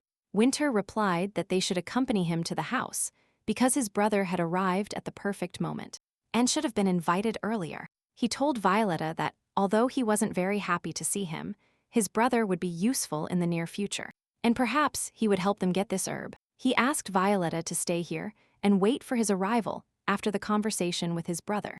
Winter could not allow Violetta to find out about his suicide attempt, and besides, he blamed his parents for the balloon crash. He will never forget the day of Violetta's death, and it will remain his eternal nightmare for the rest of his life. Winter saw his half-brother and asked what could have happened for him to dare to come here. His name was Harleen. He bowed and thanked Winter for helping his mother with the funds for the medicines, thanks to which the twin brothers began to feel better. He added that, in gratitude, he could work in his house as a servant and perform absolutely any task. Winter took his brother by the shoulders and told him that it wasn't him who came here for his wife and the servants, but it was Winter who called his brother to come here. Winter called Lulu and ordered her to immediately prepare a bath for his brother, then change him and feed him. Half an hour later, Harleen, clean and dressed, was sitting at the large dining table. Sitting at the table, Winter asked his brother if he was really willing to do anything for him, because he only needed to learn something from him. Winter asked Brother Harleen to find a way to swap bodies, but not one that would force one of the partners to commit suicide. The brother replied that he had already heard about Winter's request from his mother and, therefore, he grabbed something hoping it would serve as help. He pulled an old book out of his bag and said that it was Alika's old book of magic. The brother explained that only some spells would work in Canic, because most of them would not work far from Alika. He then pointed to a certain page and said that body swapping is an exception, and they don't have to be husband and wife. Winter replied that he was interested in swapping bodies while remaining alive. Then Winter stood up and told his brother to study the book well, and that he would cover all his living expenses. Harleen replied that he would certainly do this, and then asked why Winter needed a body swap. Winter replied that he had no intention of answering his brother's question. Harleen said he needed to know if anything unusual had happened to the president's heart recently. After all, due to inner strength, the whole family has a heart problem. His brother, his mother, and even his siblings. Winter replied that he had no health problems, but his wife had heart problems. Harleen took a bottle out of his bag and said they were dried Alika flowers that are good for the heart. He brought them hoping they could be useful and would be happy if they helped my lady. Winter asked if he should really give his wife an unknown medicine, and Harleen replied that the local doctor should know this remedy. He added that for the product to help and be beneficial, it should be added to the tea. Winter handed the medicine to the servant and ordered him to show it to the doctor to make sure it was safe. Harleen replied that he perfectly understood the president's suspicions, but he and his brother Hallow personally took this medicine when they were children, as they had health problems. Winter remembered that he was also very sick as a child, but at that time he had no time to notice it. He remembered that he was tormented by choking fits, then his heart began to beat strongly, and then he instantly froze. But when he turned 12 and ran away from the restaurant, all symptoms instantly disappeared. The next morning, Yale brought the bottle and said that the tea tests proved the absolute harmlessness of this remedy. He then asked what kind of letter the president had in his hands, as he was studying it so attentively. Winter replied that it was a letter from his parents, asking for forgiveness for threatening him. In the letter, the Duchess regretted the words spoken and hoped that Winter understood how much they loved him. She said she was starting to hate her parents, but that it would still be necessary to meet about his condition. Winter closed his eyes. He didn't want his parents to meet Violetta and thought about how he could prevent it. While having tea together, Winter told his wife that his stepbrother had brought a magic book and herbs that were now brewed in her tea and were an excellent remedy for the heart. Violetta said that the tea tasted very good and she was glad that, thanks to magic, they could swap bodies with her lover. And then she asked what Winter's criteria were for considering a person a lover. Winter replied that there are none yet. And as for magic, his brother is now studying this book to understand everything about body swapping. Violetta asked when his brother would find herbs for body swapping. And Winter lied by saying that all this was very difficult and could not be done so quickly. Violetta said she was worried about her relationship with her parents, and Winter patted her head and replied that she should not think about it and not suffer. Winter caressed Violetta with a leaf that fell on the table and told her that if she drank this tea, she would feel better. Violetta told her husband that something unusual happened when she was 6 years old. As a child, she saw a man sitting on the ground in the street, suffering from severe pain. At that moment, she felt so sorry for the poor stranger that she wanted to take on his pain. Apparently, her strong desire to accept others' pain affected her health, and as a child, she was a very weak girl and sickly. But now Violetta feels good and very happy because she has a loved one. A couple of days ago, Jen told Hale that Winter asked him to take Violetta somewhere while her parents were in the capital and not meet with his wife. She was worried that Winter was intentionally sending Violetta away so that she wouldn't overhear the conversation. Perhaps Winter wanted to obey his parents in some way and, unintentionally, harm Violetta. Hale tried to calm Jen by telling her that the president wouldn't do that this time and that he hated his family. Jane replied that she couldn't trust the president, especially after the way he treated her when he suspected she was pregnant with another man. She said that at that time, the younger lady received baby booties from the president's parents. But it was a very bad, scary, difficult time, full of hatred, suspicion, and quarrels. Yale knew that Violetta took fake medicine at the Duchess's instigation and also sent her the shoes of her children. As if mocking her and playing with the feelings of the younger mistress, Jane resolutely opened the door and said that she had to tell the president. Otherwise, she might side with her parents again. But Hale, trying to stop Jane, led her to the window and showing how happy the president was. And the younger lady asked her to keep all this a secret. He added that the main thing now is to deal with the current situation, and talking about parents is a sensitive topic for the president, and it is unknown how he will react to this. Jen promised she would keep her mouth shut.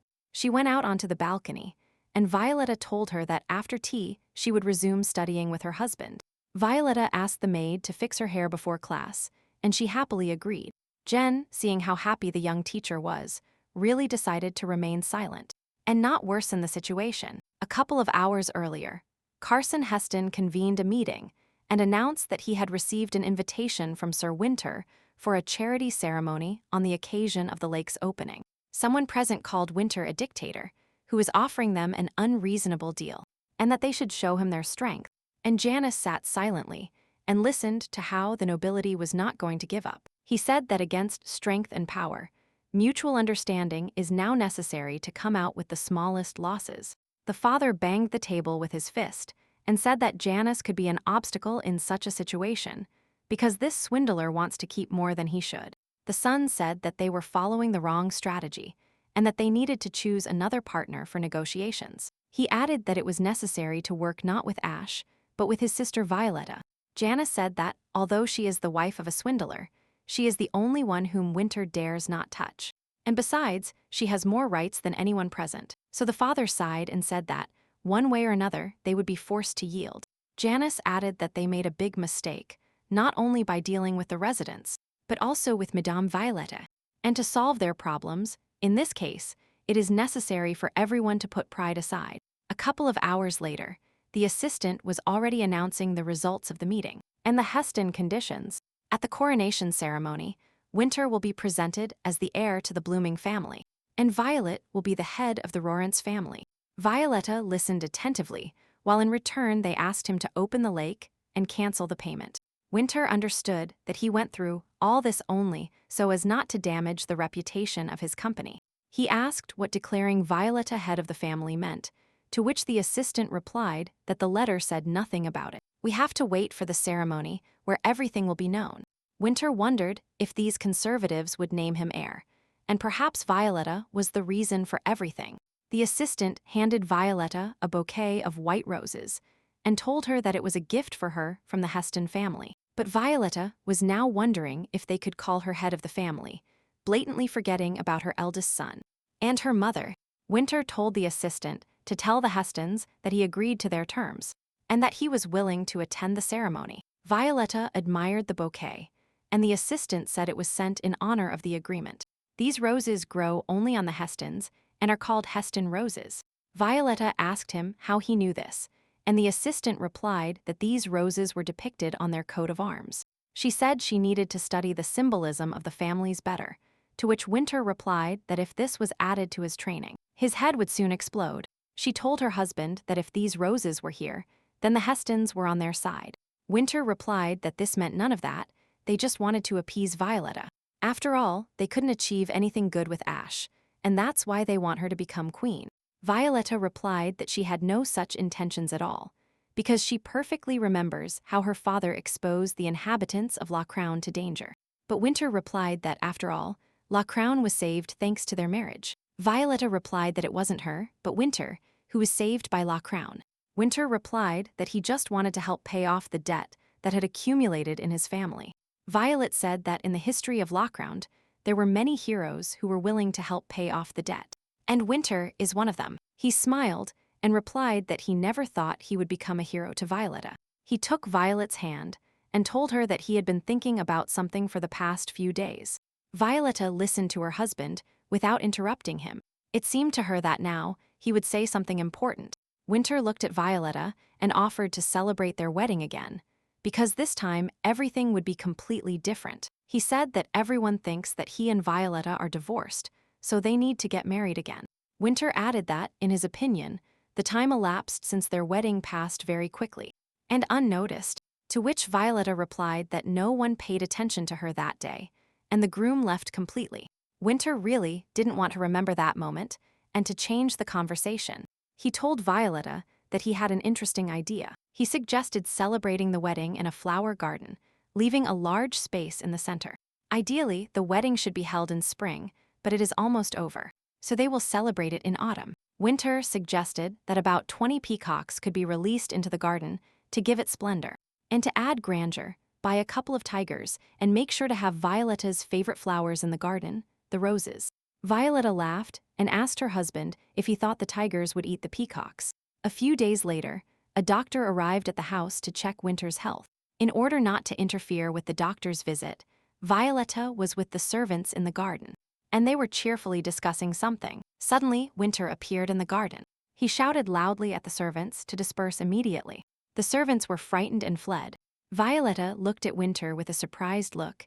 He was holding a basket of apples, and she didn't understand anything. Winter replied that he did it on purpose. He was amused by how his joke worked. And then Violetta noticed that Winter was coming without a cane and asked if the doctor had already given him permission to walk like that. She invited him to eat an apple, and Winter replied that with that cane, he still looked pathetic. Violetta also took an apple and took a bite, and Winter thought it was cute that she was repeating his exact movements. He said he was glad that the ban on leaving home had been lifted, and that now she could go wherever she wanted. Winter replied that they would go together to the northern villa before the coronation and think about how it could be used in the future. Violetta suggested that they could rent the place for wedding events. Winter asked if this room was too dark for a wedding, to which Violetta replied that not everyone likes light colors, and that dim, dark light always gives nobility to the room. And then Winter asked what Violetta would personally prefer, a flower garden or this villa. He remembered that in their last conversation, he suggested that they get married again. Violetta remembered the tigers and peacocks and asked him if he really wasn't joking last time. Winter replied that he was very serious about this because he was not very responsible at the last wedding. He added that seeing the loving look in his girlfriend's eyes, he was very afraid of dragging her into the mud along with him. Winter was afraid of the pure and noble life he might find. He said that now for him, there is nothing more beautiful than Violet, and that the royal family are just children who get everything they want. Winter took the apple Violetta was holding in her hands with his lips, and saying that she was like a pure angel to him. He bit it.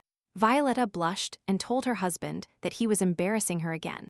Winter wanted to wipe his lips with his hand, and Violetta said that she had a handkerchief. And when Winter said he wouldn't need the handkerchief now, Violetta understood what would happen in the next second.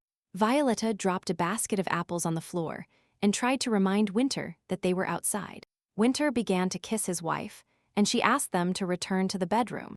But he leaned over Violetta and said that there was no need for them to do that. Winter placed his wife's hand on his heart and asked her how she felt now. Seeing that Violetta didn't fully understand his question, he asked her in another way if she liked his body. Winter reminded her of the moment she changed clothes in his room, and if she turned around, she would definitely see his gaze on her chest.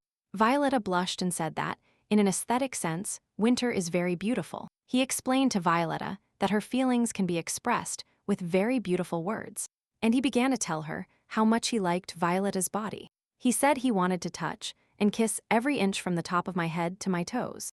At such words, Violetta's imagination ran wild, and she, frightened by this, didn't know how to behave. Winter tried to speak Violetta's language and asked her if she had read enough books, but Violetta replied that he was crazy. He let go of his wife and told her that they needed to discuss how to talk to each other. Winter said that they talk about the same things, but they don't understand each other, and he would like to understand where exactly the problems are. He then asked if Violetta had ever praised someone else's body, and she categorically replied that it was rude. Winter said he understood. It turns out that Violetta, due to her upbringing, considers these words bad. He added that from now on they will set the rules, and for reconciliation they must sleep together. Violetta replied that it might happen that they don't make up, because everyone has the right to be angry. Winter said that if Violetta gets angry, he will kneel to beg her forgiveness. But if it happens that Winter gets angry, he will drag her to bed. If both are wrong, they will sleep together to make up.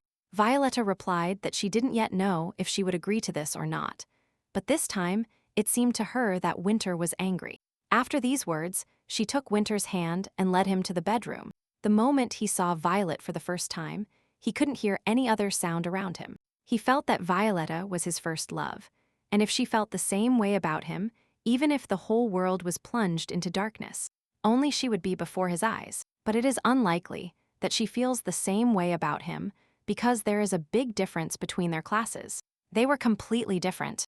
Violetta was a person who was willing to give everything for the other. Winter, on the contrary, belonged to that category of people who want to have everything, and it is unlikely that such different people can feel the same way about each other. Even if they both use the same language called love, each understands its meaning differently. Violet woke up before Winter and gently caressed his cheek. Before she could say that he didn't look well while sleeping, Winter took her hand. The next second, Violetta was on her back, and Winter sitting on top asked her if she always touched others while sleeping. Violetta didn't think Winter wouldn't like it, and said that if that was the case she wouldn't do it again. Winter replied that it's not that he doesn't like it, it's just that he shouldn't touch him when a person is sleeping. He should do it at the right moments. Violetta said she couldn't do this at night, because at that moment, Winter wanted strange sensations. He looked mischievously at Violetta and asked her to clarify exactly what strange sensations she was talking about. Violetta felt embarrassed by this conversation and, to change the subject, said that Winter needed to work, that she would like to visit the theater today. Winter imagined for a second a theater hall where he was sitting alone, and asked her how she could endure such boredom for 3 hours. He stood up and, heading towards the exit, said that before she left. He had prepared breakfast for them. Violetta cautiously asked if Winter would cook broccoli or other vegetables. At first, she didn't understand what broccoli had to do with it, but then she remembered that she didn't like vegetables, and imagining how capriciously and tremblingly she bit into the dish, she burst out laughing. Hale entered Winter's office and said he had 2 important pieces of news for the president. Winter was sitting at his desk doing paperwork. He was in a very good mood. Hale placed in front of the president the pages of a translated manuscript made by Harleen from a book of magic. They said that after both parties reach an agreement, both partners can communicate in a certain relationship. Winter thought about these words, and Hale said he had a second, more important piece of news. The secretary asked if the president remembered a man named Carlson Lowe, to which Winter replied that he perfectly remembered the bastard who stole the land. Hale said that after that conflict, Carlson disappeared for a while, but today he reappeared in the theater where the younger mistress was. Winter looked at the secretary surprised and noticed that this news greatly frightened the president. Carlson stood in front of Violetta and said that they hadn't seen each other in a long time. He said that today he was invited to the theater as a guest. Violet asked him how he could simply greet her after working with Ash, and steal the money her husband gave her. Carlson replied that he was very sorry, but he had already suffered punishment when Winter hit him severely. Because his nose was broken, and he couldn't appear in public for some time, Violetta smelled a strong smell of alcohol and saw Carlson Loewy's trembling hands. She reproached him for drinking too much and already showing all the signs of alcoholism.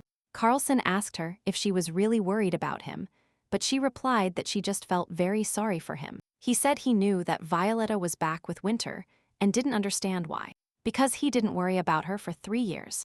Carlson added that he even knew that Winter suspected her of cheating on him. He said he would never do that to her, and then asked why she forgave Winter. Violetta replied that despite everything, she loves her husband and knew how to forgive him for all the insults. Carlson clutched his head and said he would rather see Violetta suffering than so happy. Violetta asked surprised why he said that, and Carlson replied that it was better when she suffered, and hated him, and he felt better about it. The next moment, Carlson laughed wildly and asked if Violetta couldn't refuse if he invited her to dinner. Suddenly, Winter appeared from behind. Seeing Violetta, he ran towards her as fast as he could. Carlson didn't want to be defeated by Winter for the second time, so he immediately fled to a safe distance. Violetta looked at the panting Hell and asked her husband why he was there, because the workday wasn't over yet. Winter replied that he found out that Carlson Lowe had appeared in the city, and he was afraid that something might happen to Violetta. He ordered the secretary to immediately prepare the carriage, because they would immediately return to the hotel. Winter anxiously asked if Violetta had time to meet Carlson, and she replied that she had just spoken to him. She added that Carlson was very drunk and his hands were trembling, just as Winter said. It really looks like alcoholism. Violetta said that despite not hating him, she felt a lot of pity for Carlson. Winter clenched his fists tightly and said that Violetta should never feel pity for other people's men, especially Carlson. He added that this bastard wants Violetta as a woman. She asked him if her husband still suspected her of flirting with Carlson. Winter replied that he doesn't suspect, but sometimes Violetta behaves well, so he has to doubt himself. He added that he didn't want to talk about the topic anymore, and taking his wife's hand, led her to the carriage. Violet asked him what she had done wrong, to which Winter replied that he didn't like that she felt sorry for other people. Here Winter turned and added that he especially didn't like his wife pitying him like others did. So Violetta stopped and asked if Winter really thought that he had decided to cancel the divorce out of pity for him. Winter replied that he didn't see any other reason for his action. Violetta said that the wounds have healed. Winter has become much stronger than her. He has many houses, so she has no reason to pity him.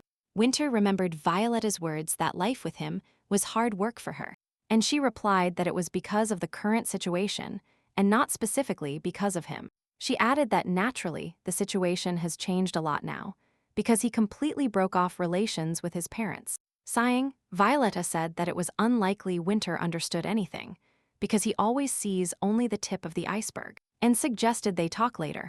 They walked together to the carriage, and Winter asked Violetta to try to avoid meeting Carlson Lowe. Here Violetta was distracted by a young married couple walking in front. The man was talking to his youngest son, and the woman was carefully holding her little one in her arms.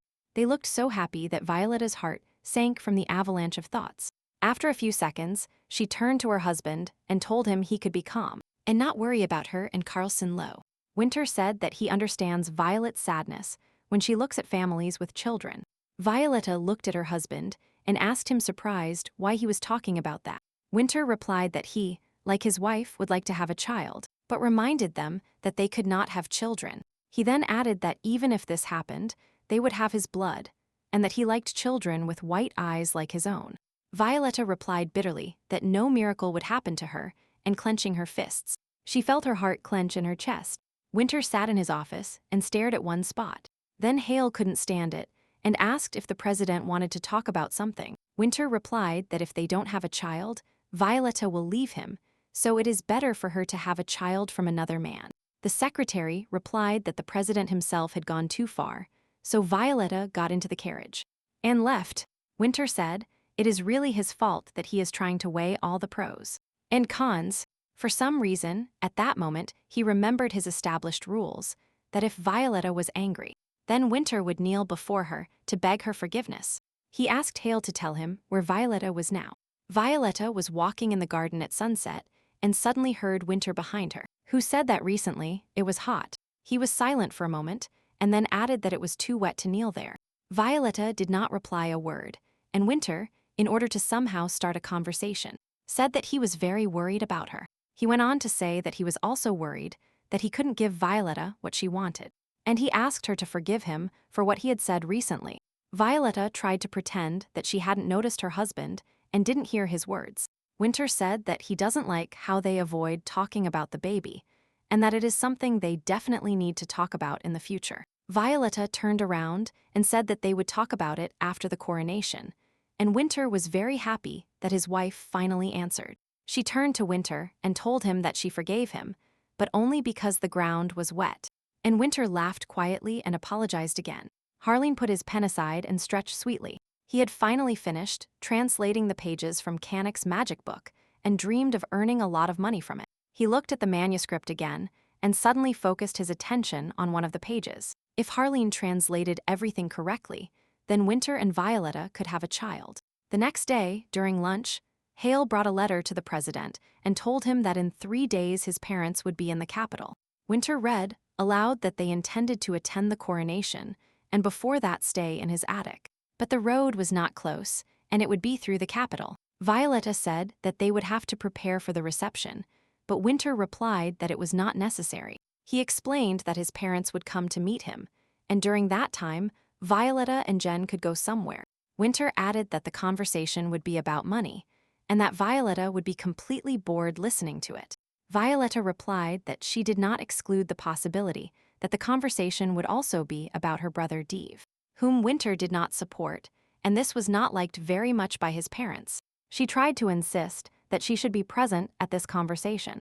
Winter replied that he has the right to do whatever he wants, and that he is very happy that she is worried about not pressuring him. Violetta thought that now everything was completely different, and that she would not give up as before. She noticed that Winter was holding a knife and fork, and said that it looked like he was practicing for the coronation, and then added that maybe he wanted to switch bodies after all for the event. He replied that he decided to abandon this idea because he considered Violetta fragile and weak. He added that the second reason is that now he has something to lose.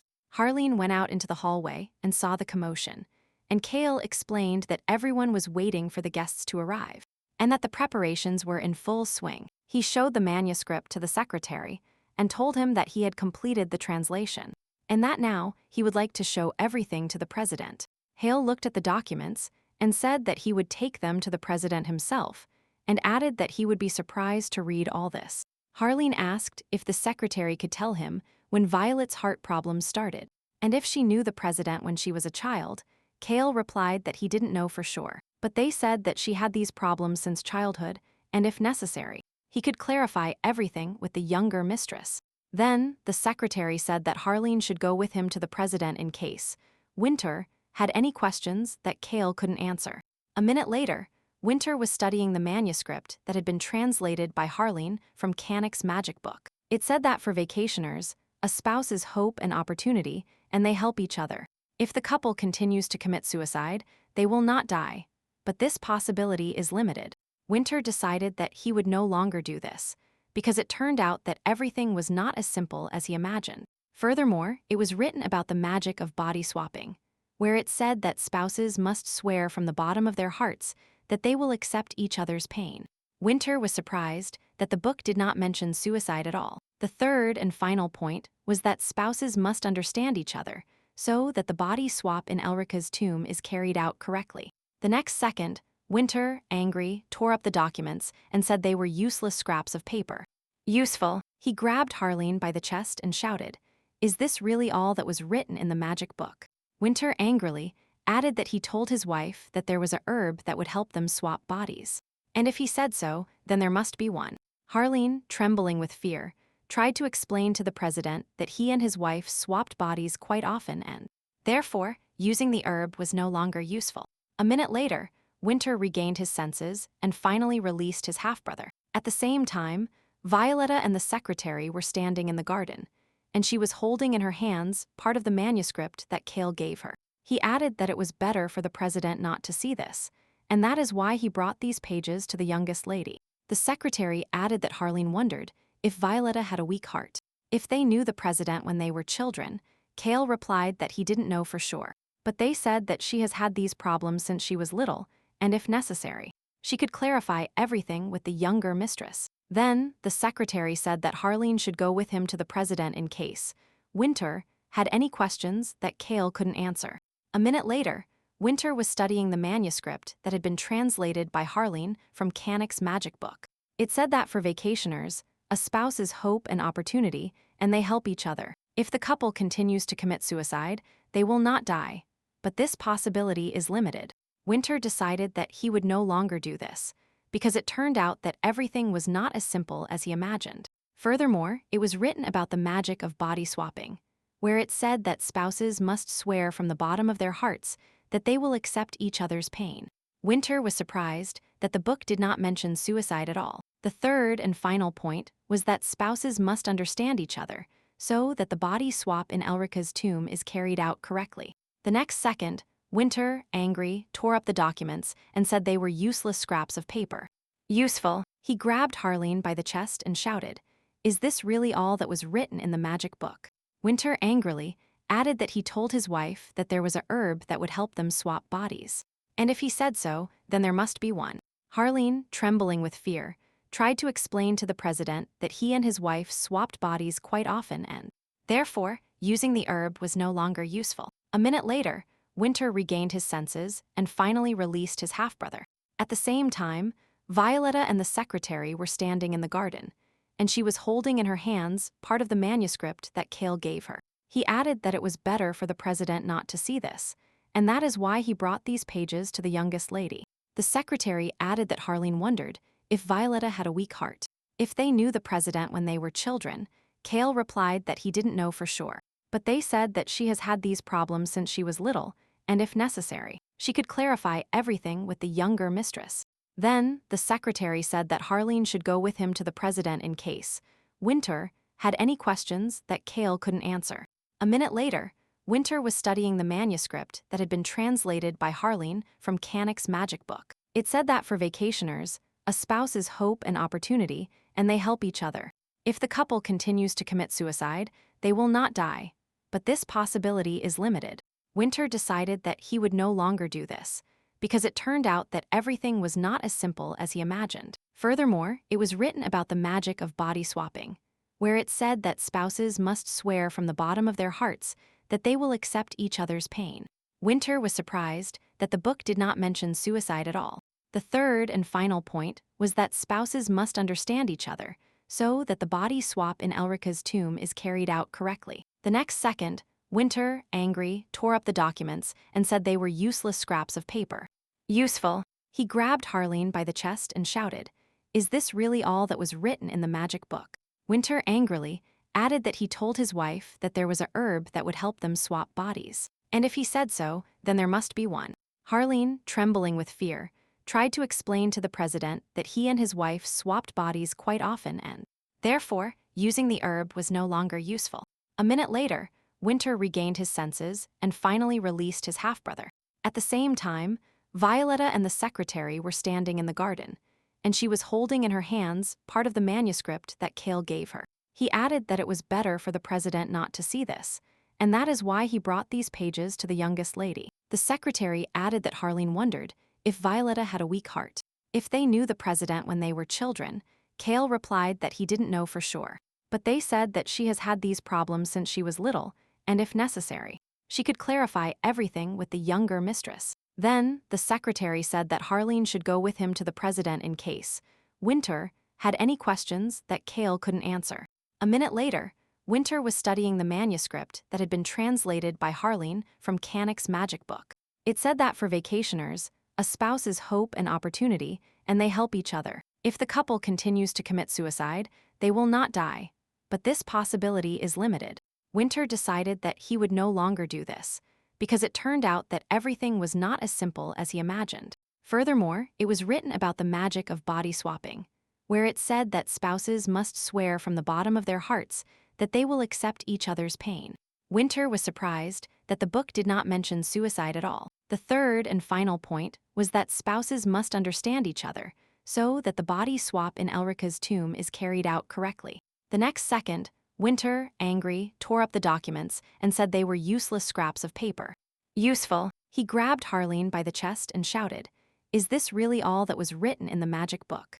Winter angrily added that he told his wife that there was a herb that would help them swap bodies. And if he said so, then there must be one. Harleen, trembling with fear, tried to explain to the president that he and his wife swapped bodies quite often and, therefore, using the herb was no longer useful. A minute later, Winter regained his senses and finally released his half-brother. At the same time, Violetta and the secretary were standing in the garden, and she was holding in her hands part of the manuscript that Cale gave her. He added that it was better for the president not to see this, and that is why he brought these pages to the youngest lady. The secretary added that Harleen wondered if Violetta had a weak heart. If they knew the president when they were children, Cale replied that he didn't know for sure. But they said that she has had these problems since she was little, and if necessary, she could clarify everything with the younger mistress. Then, the secretary said that Harleen should go with him to the president in case Winter had any questions that Cale couldn't answer. A minute later, Winter was studying the manuscript that had been translated by Harleen from Cannick's magic book. It said that for vacationers, a spouse is hope and opportunity, and they help each other. If the couple continues to commit suicide, they will not die, but this possibility is limited. Winter decided that he would no longer do this, because it turned out that everything was not as simple as he imagined. Furthermore, it was written about the magic of body swapping, where it said that spouses must swear from the bottom of their hearts that they will accept each other's pain. Winter was surprised that the book did not mention suicide at all. The third and final point was that spouses must understand each other, so that the body swap in Elrica's tomb is carried out correctly. The next second, Winter, angry, tore up the documents and said they were useless scraps of paper. Useful. He grabbed Harleen by the chest and shouted, "Is this really all that was written in the magic book?" Winter angrily added that he told his wife that there was a herb that would help them swap bodies. And if he said so, then there must be one. Harleen, trembling with fear, tried to explain to the president that he and his wife swapped bodies quite often and, therefore, using the herb was no longer useful. A minute later, Winter regained his senses and finally released his half-brother. At the same time, Violetta and the secretary were standing in the garden, and she was holding in her hands part of the manuscript that Cale gave her. He added that it was better for the president not to see this, and that is why he brought these pages to the youngest lady. The secretary added that Harleen wondered if Violetta had a weak heart. If they knew the president when they were children, Cale replied that he didn't know for sure. But they said that she has had these problems since she was little, and if necessary, she could clarify everything with the younger mistress. Then, the secretary said that Harleen should go with him to the president in case Winter had any questions that Cale couldn't answer. A minute later, Winter was studying the manuscript that had been translated by Harleen from Cannick's magic book. It said that for vacationers, a spouse is hope and opportunity, and they help each other. If the couple continues to commit suicide, they will not die, but this possibility is limited. Winter decided that he would no longer do this, because it turned out that everything was not as simple as he imagined. Furthermore, it was written about the magic of body swapping, where it said that spouses must swear from the bottom of their hearts that they will accept each other's pain. Winter was surprised that the book did not mention suicide at all. The third and final point was that spouses must understand each other, so that the body swap in Elrica's tomb is carried out correctly. The next second, Winter, angry, tore up the documents and said they were useless scraps of paper. Useful. He grabbed Harleen by the chest and shouted, "Is this really all that was written in the magic book?" And when she told Kyle about this, he asked to keep it a secret and not tell the president. Upon leaving the private space, she asked the young mistress why it was necessary to keep this in strict secret. Tears appeared in Violetta's eyes, and she replied that she did not want to go into detail, but that it was really better to keep it a secret. Jen said that she would bring the hair jewels now and left the room. The maid closed the door behind her, stayed for a good while and intervened, but then resolutely headed to the president's office. When she entered the office, Winter asked if Violetta didn't like the shoes they sent. Without answering this question, Jen decisively said that last year Violetta received children's shoes as a gift. And when she added that this gift was from Winter's parents, he was surprised. The next morning, when Winter's parents were expected to arrive, Jane informed Violet that Lady Anne was sick. She added that she knew she was lying in bed. Then Jen said that the gentleman himself would take care of the guests, and that he wouldn't mind Violetta visiting Lady Anne. Violetta replied that she was very sorry that the plans had changed, but that she needed to visit the sick woman. She got out of bed and told the servants to prepare the carriage as soon as possible. When Jen informed the president about the Duke's gift, she became indignant, because they knew very well that Violetta and Winter could not have children, but nevertheless, they hurt the lady with their gift. Winter's face instantly changed. He got up and asked Jen to repeat again who sent this gift to his wife. The servants, without hesitation, repeated that his parents did. Winter told Jen to find a reason to get her out of the house tomorrow morning, and tell Violet that she didn't have to meet his parents. The maid replied that she would do everything and left the office. Winter clutched his head and realized that Violetta had never forgiven him for this, and he felt guilty. At noon, Winter's parents arrived, and the whole family had dinner at a large table in the garden. The Duchess haughtily said that Violetta was really so busy that she couldn't attend dinner, even though she knew they were coming. Winter replied that he sent Violetta away because he wanted to drink in the morning, but he doesn't drink in front of his wife. Winter poured himself another glass of red wine and told his parents that he and Violetta had gotten closer to each other lately. Then he took a flower from a vase on the table and said that Violetta had decorated it this way especially so they would understand how much they had lost. And then he squeezed the bud tightly and said that these flowers are incomparable to their expenses. The father asked Winter, "Do you really think we see you only for money?" And Winter replied that that's right. The Duchess also tried to make her opinion known and said that they love Winter, no matter what. Winter looked at his parents and then asked them why they were doing this. And then he told them that he knew everything about the children's shoes they sent the moment they found out that winter. And Violetta could not have children. The Duchess, trying to dispel any suspicion, said that they were simply hoping for a miracle. She added that she had said many times that they hadn't sent him any poison, so why not give him a gift in the form of shoes for small children? Winter replied that this gift was an excuse for Violetta not to think that they were responsible for the low-quality medicine sent. The Duchess asked Winter to think for himself why they would send him such a gift knowing they couldn't have children. Winter replied that he knew their intentions and what they might be capable of better than anyone. And then Winter slammed his fist on the table and said that they could disinherit him, but that if they did not make him their heir, this would bring certain problems. He called Yale and ordered him to immediately finish all Karnak affairs in the South, then break all contracts with the Southern nobility. Winter said that then all the Southern nobility would not beg the Blooming to make Winter heir, but would threaten him. The father said he would think about his son's words, and the Duchess calmly stated that none of this would work. Winter replied that let the parents think whatever they want, and ordered Cale to carry out his orders immediately. He told the secretary to sell the Southern properties first. The Duchess jumped up and said there was no need to do this, because then Winter would also be in the red. Winter replied that in any case, they would lose more than he would gain. He then asked the Duchess if a man, in her opinion, was capable of losing everything he had to gain a title. The Duchess continued to persuade Winter, telling him that he was ruining his life, and he replied that it was they who raised him this way, and it was they who dragged him into all this. To avoid further quarrels and abuse, the Duke invited the Duchess to leave immediately. Then the Duchess turned to Winter and told him, "If they make you heir, you are truly not worthy of a great reward." Winter drank his glass of wine and shouted that they still seemed not to understand what was going on here. Winter replied that he was not going to be an ally or an enemy to them, and others would ask, and they would beg for the title. For all they have done, their goal now is to deprive both of them of everything possible. To make it clearer, Winter said that if they transfer the title, he would break the deal only with them, and if not, he would stop all deals with the Southerners. He added that neither party would benefit, and they would deal with the friends with whom they drink tea every week. And then the Duchess said that otherwise, Winter would have to deal with them because he had forgotten something.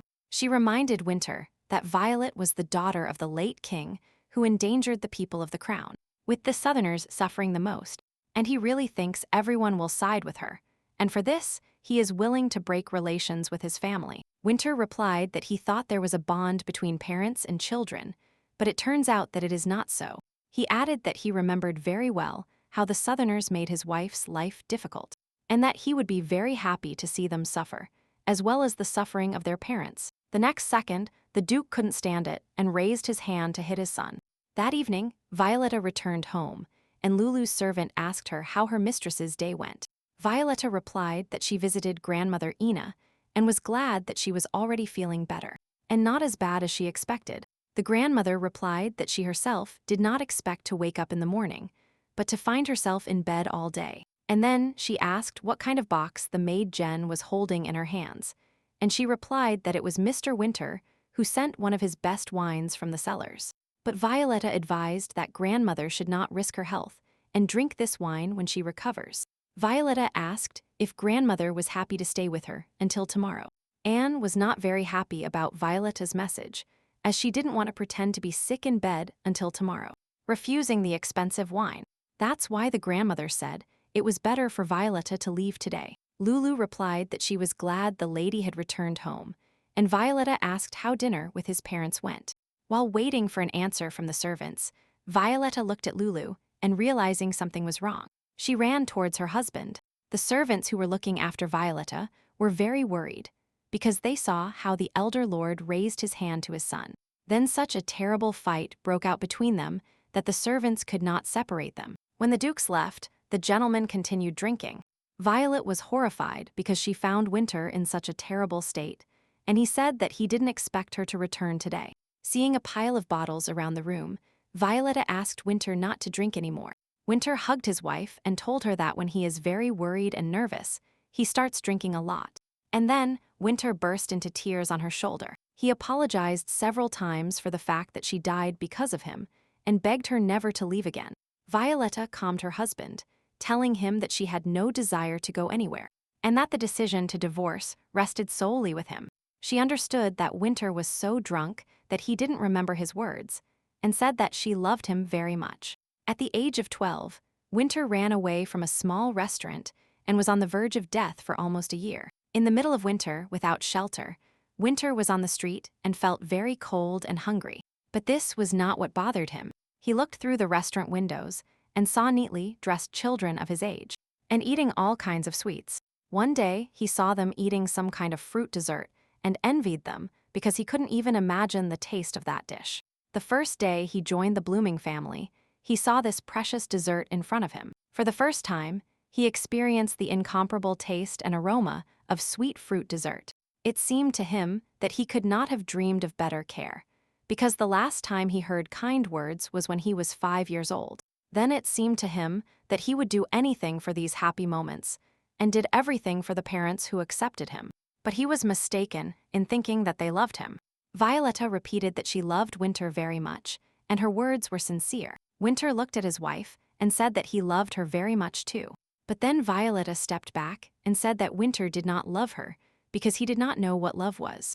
Violetta was right, he really didn't know what true love was. He was well-dressed and deliciously fed, but that doesn't mean he was loved. But for some reason, Winter felt offended because Violetta did not consider his feelings to be love. Violetta suggested that Winter lie down to rest, and decided it was better for her to leave now. But Winter caught up with her and asked if she didn't believe in his feelings and what he should do. Violetta turned to her husband and told him that he could prove his love if it existed. Winter firmly replied that he would find a way and prove his love to her. Violet directed his bedroom, and Winter asked her if she liked it, and she said yes. Winter followed her to the bedroom door and asked if she liked it very much, and she constantly wanted to hear a positive answer from her. Violetta entered her bedroom and, through the closed doors, asked if Winter would still be drinking in his room.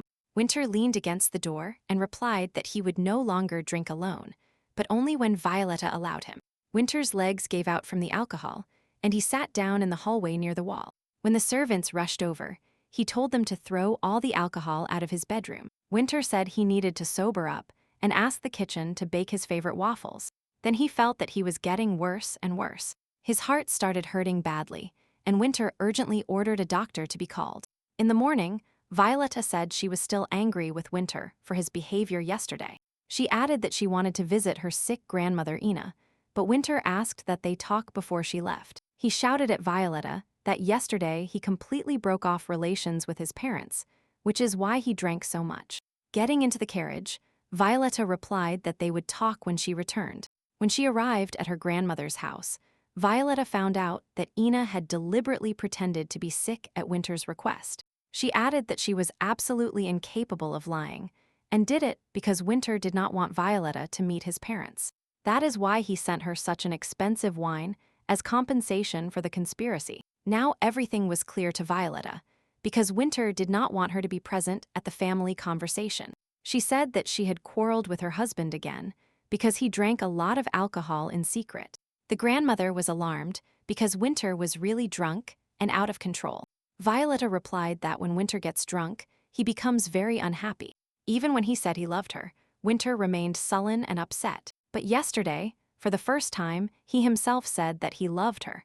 But Violetta didn't believe his words much because he was very drunk. The grandmother was surprised that Winter had never said such words to Violetta, because he loves her very much. Seeing Violetta's surprised look, Ina said that during her absence, Winter visited this place several times. She was sure that Winter would not only reach out to her, but to everyone who could contact Violetta. Then the grandmother said that Winter came every day, and that she had to show her the letter she had written. If Violetta could see the expression on Winter's face at that moment, then she would know how he felt reading the letter that everything was fine with her. Winter could have come to her much earlier, but Violetta herself did not want this. Ina warned that Violetta might not immediately forgive her husband, but she must know that her grandmother wants Violetta to be happy. Violetta replied that she was already happy, but that it was not enough. It seems to her that she was much happier before than now. When she returned home, she saw that Winter was already on the street. When Violetta got out of the carriage, Winter said he was waiting for her because they had something to talk about. But she walked past her husband and told him that she needed to change her clothes. Winter said after her that he had been thinking about this since yesterday, and from the moment he saw her until today. Nothing has changed. Violetta turned and dryly told Winter that he had never put her above his money. Winter replied that the goal was not money, he just wanted to keep people around him. He reminded her of her words when Violetta said that Winter does not know what true love is. Yes, he really doesn't know what it means to love a person, and can only try to tie them to himself using money. It has been like this since they got married. He has always been like this. Violet asked if Winter was now asking her to try to understand him. And then Winter knelt down and said that this was not what he was asking for, that he needed Violetta to love him. He added that he really needs her love, so that she loves him even more and truly. Violetta looked at her husband and said that he was actually a very bad person. He replied that it was so, but Violetta, despite everything, loved him. Winter asked Violetta to look around while she was away. He cultivated such a beautiful garden, as if it were not him at all. Violetta understood that he had really changed. He changed his gait to a more majestic one and planted gardens on 2 continents. Moreover, he completely broke off relations with the people he considered his parents, and only family. He asks her not to leave him, even if he himself does not know how to love. Violetta said she understood Winter, and that perhaps this is the kind of love he is capable of. Violetta explained, saying again that she understood him, but that did not mean she believed him. Winter replied that they both didn't trust each other's feelings. Worry and joy, sadness and obsession, maybe this is true love.